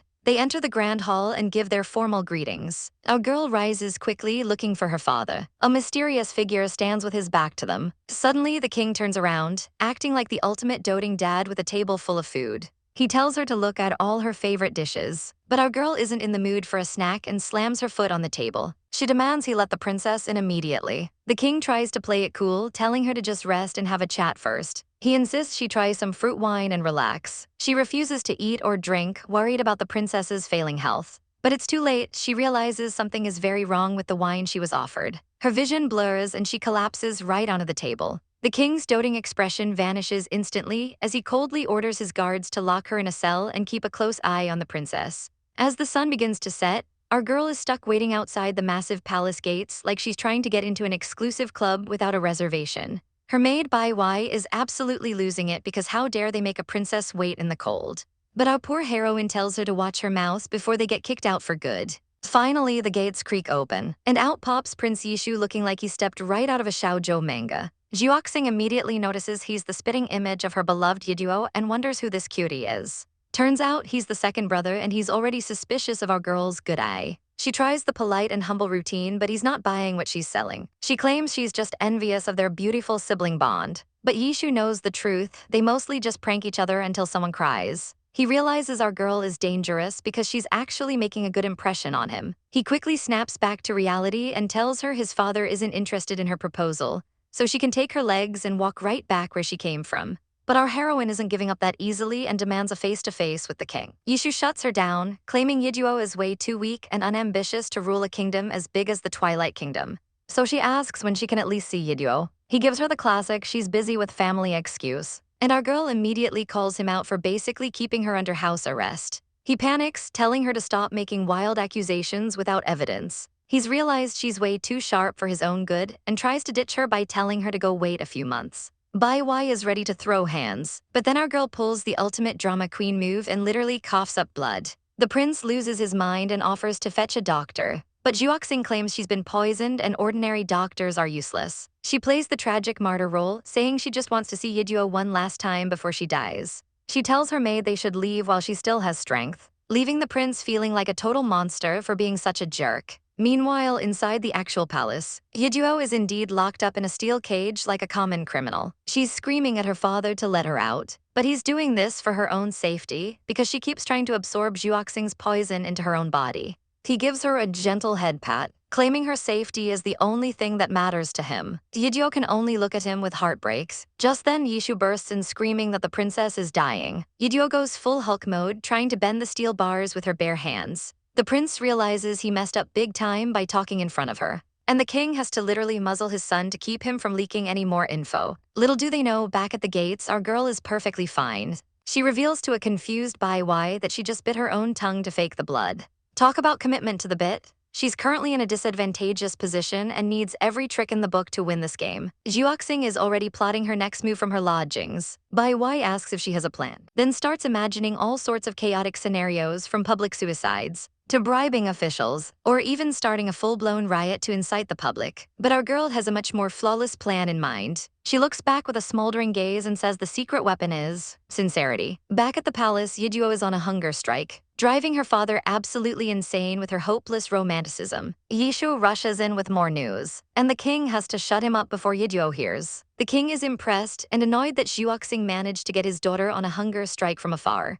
Yishu whispers that our girl has actually gone to the academy, and the king is terrified she's about to brainwash the entire student body. He's pacing around like a frantic cat, ordering the palace square to be closed for repairs to stop her. But Yishu drops the real bombshell. Juoxing isn't there to protest, she's there to give lectures. The king decides he needs to see this witchcraft for himself, and plans a private visit while his eldest son watches Yiduo. But Yiduo is listening through the walls with her improved martial arts and realizes this is her chance to escape. She thinks she can't be stopped and pulls out a sophisticated tool. She starts thumping away at her furniture to create a sharp tool. She unveils the ultimate dig your way out of jail shovel. It's basically a toothpick with a pointy end. She's determined to dig her way to freedom, estimating it'll only take her a month, while her brother watches from the bars with total judgment. Over at the academy, two ladies arrive to check things out. And by ladies, I mean the king and Yishu in the most hilarious cross-dressing disguise you've ever seen. The receptionist tells them it's a bad time because of a VIP guest, but the king in drag insists that he's a VIP too. Yishu flashes a pass to get them through. They find our girl effortlessly teaching a class and decide to spy on her from the bushes like total creeps. The dean is singing her praises for sharing her vast knowledge, which only makes the king more furious that she's corrupting his daughter's name. Juoxing is playing the long game, offering 100 out-of-print books to the academy to win over the locals. But little does she know, the king and his son are lurking in the bushes like absolute creeps, convinced she's just a lying runaway. They can't wrap their heads around how a girl on the run could possibly have a library to offer. Our girl casually drops the ultimate flex. She's got every single book memorized and will just dictate them from her massive brain. The old man is absolutely floored, realizing he's dealing with a literal genius. As she schools the students on ancient history, the peanut gallery in the bushes is having a midlife crisis over why such a brilliant woman would ever fall for Yijuo. The king can only defend his kids' good health, while our heroine is busy being a top-tier scholar. Her maid senses the stalkers immediately and asks if she should just take them out permanently. But Juoxing's got ice in her veins, telling her to let them watch so they can stay worried about her every move. The sun begins to set, and the king and brother prove they are world-class spies by falling fast asleep in the dirt. A butterfly landing on the king's nose is the only action they've seen all day. Once they finally wake up and realize they lost their target, they scramble to find her, eventually tracking her to the Moon River. The king is spiraling, convinced she's going to poison the water supply or hold the farmlands hostage. In reality, our girl is just out here in the moonlight sketching designs for a water wheel. She knows her days are numbered, and she wants to leave a legacy for her lover's hometown before she passes away. Her maid runs off to take measurements, leaving our poor heroine alone by the slippery bank. And Juoxing loses her footing, but Yiduo appears out of nowhere to catch her in a romantic, star-studded embrace. Yiduo is ready to risk it all, declaring she's there to elope and run away together. But the king and brother jump out of the shadows to ruin the vibe, with the king ordering his guards to literally break the princess's legs to make her stay. It's total chaos until Juoxing literally grabs Yiduo by the hair to stop her from starting a massacre. She shuts down the elopement talk, explaining she wants to give this kingdom her knowledge on crop yields and military training instead of running. Suddenly, the drama peaks when she coughs up blood, a brutal reminder that the parasite is still killing her. Seeing a golden opportunity, the king demands she marry into the family as a princess consort so they can keep her knowledge. Juoxing agrees instantly, leaving Yiduo wondering if she just got played by a master strategist who calls her manipulation sincerity. The city is alive with celebration as a grand wedding carriage rolls through the streets. The crowd is absolutely losing it because the one leading the procession on horseback is none other than our dashing third princess. While the peasants gossip about who the lucky consort is, some think our girl has kidnapped a poor, helpless woman into this marriage. But little do they know, it was actually the bride who chased the princess down and insisted on this union. The carriage finally arrives at the palace gate, and our girl is shaking like a leaf, realizing she's actually about to marry the love of her life. The priest calls for the bride to enter, and out steps the ethereal beauty hiding her face behind a fan.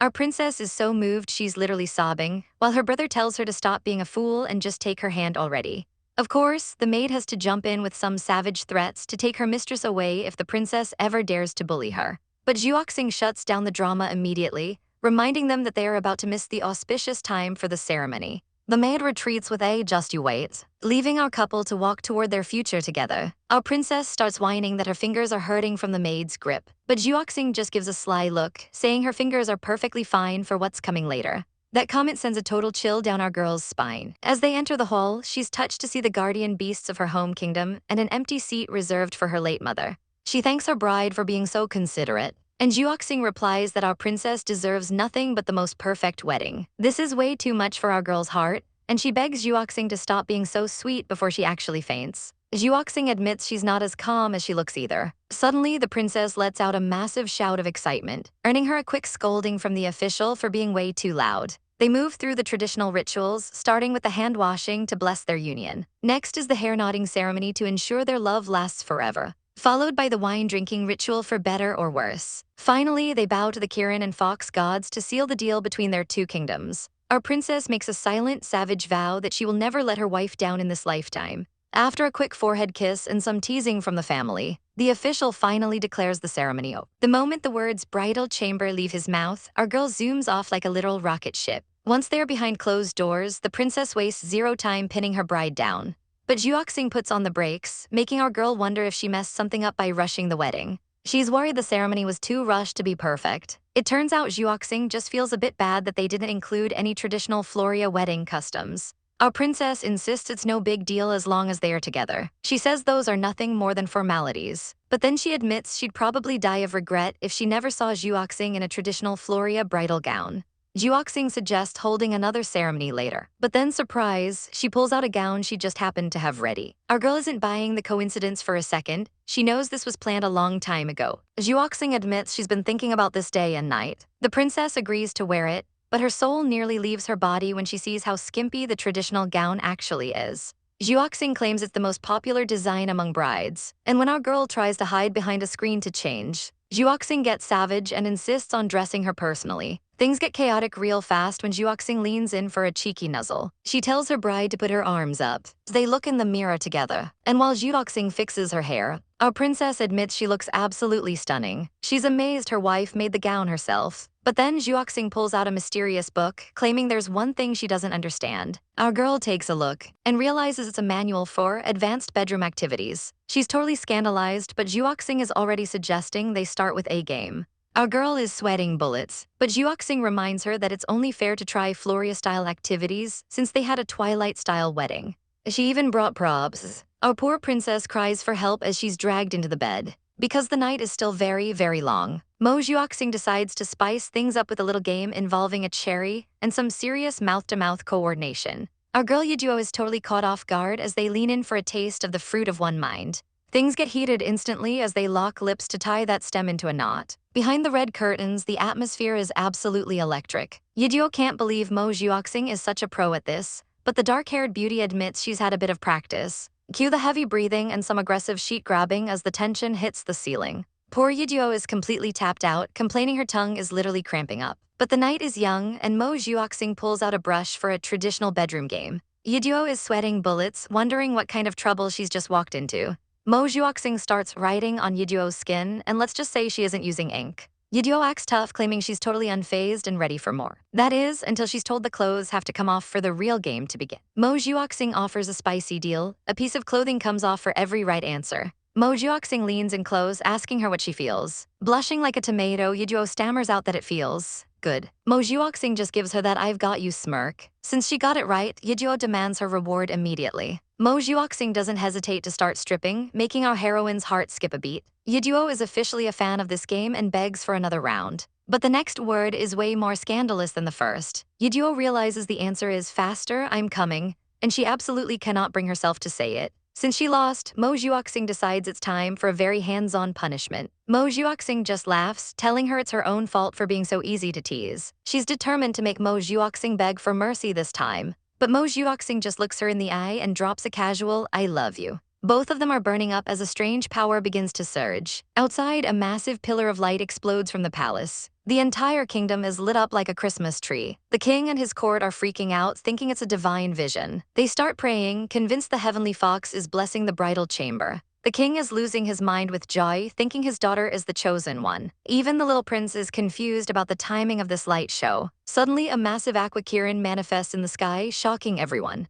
They can't believe the legendary guardian beast has returned. Whispers start spreading about whether the heavens actually approve of two women being together. Back inside, Mo Zhuoxing is glowing with a divine aura. She realizes the deadly 9 fury poison has been completely purified, and her powers are back. Yiduo is over the moon, tackling her in a massive hug. But Mo Zhuoxing gets serious, wondering what Yiduo did to save her. Yiduo explains that the heavenly fox's power is only maximized through, well, bedroom activities. Mo Zhuoxing is visibly disgusted, saying she wouldn't have touched him even if he wasn't a priest. Mo Zhuoxing leans in with a wicked glint in her eye, asking if the poison is really gone. They decide they need another round of purification just to be safe, while the kingdom watches the fireworks outside. Morning sun hits the castle as our girl Yiduo finally drags herself out of bed. But she's definitely feeling the consequences of their wild night because her back is absolutely screaming. Zhuoxing is already up and studying, impressed that the princess has any stamina left at all. Zhuoxing credits her quick recovery to the poison finally leaving her system, meaning her energy is back to peak levels. Yiduo leans in close, her eyes sparkling with a sudden realization.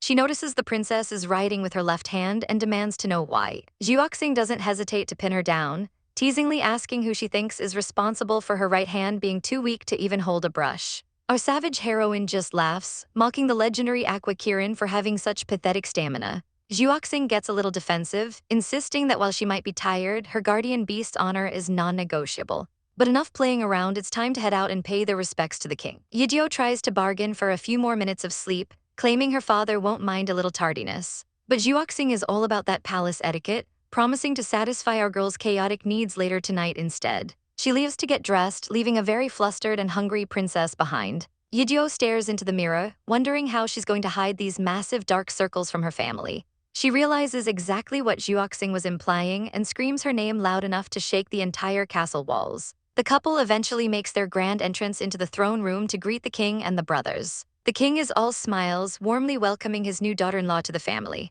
He's even prepared a massive feast featuring dishes from Juoxing's home kingdom. Yeonjo feels totally ignored and asks about herself, only to get roasted by her brothers for being an absolute embarrassment. They don't hold back at all, calling her a wuss, a loser, and a total flop in front of her wife. At dinner, the mood is suspiciously sweet as the girls sit down to eat. Suddenly, the men start piling food onto their plates, aggressively telling them they need all the nourishment they can get for their nightly activities. Yeonjo decides it's time to drop a bombshell and announces she received the Heavenly Fox's blessing. And that's not even the most shocking part of the news. She reveals that Juoxing is fully healed and can summon her guardian beast again, but the family is acting way too calm. It turns out the vision from their bedroom activities was so loud and bright last night that the entire kingdom saw it. Yeonjo is absolutely mortified, wishing the ground would just swallow her whole. Juoxing quickly shuts her up, deciding it's definitely time to change the subject before things get even more awkward. Her brother tries to laugh it off, but the king looks worried, wondering if this blessing is actually a curse in disguise. Yeonjo is ready to throw hands, but Juoxing points out the real danger. If heaven saw it, so did their enemies. Our girl realizes the secret is out and the political chaos is just beginning. Juoxing explains that the queen will never let them go now that she knows the Aqua Kirin has returned. The king admits he has to prioritize the safety of his people, making Yeonjo panic that he's about to force a divorce. But Juoxing isn't letting her wife go anywhere, and she makes that very clear. She stares the king down, giving him two very specific choices for their future. The king listens intently as she lays out her terms. Choice number 1, kick her out of the kingdom entirely so they don't get dragged into the queen's crosshairs. But if they do that, Yeonjo is coming with her, even if it means stripping her of her title and roaming the world as outcasts. Yeonjo is torn, realizing she'd have to leave her family behind forever. But there's a second way, pure intimidation. Juoxing suggests the king bet everything on her becoming the next ruler of the Twilight Kingdom. She promises that in exchange for Yeonjo's love, she'll dress her in the finest jewels and crown her even at the expense of her own life.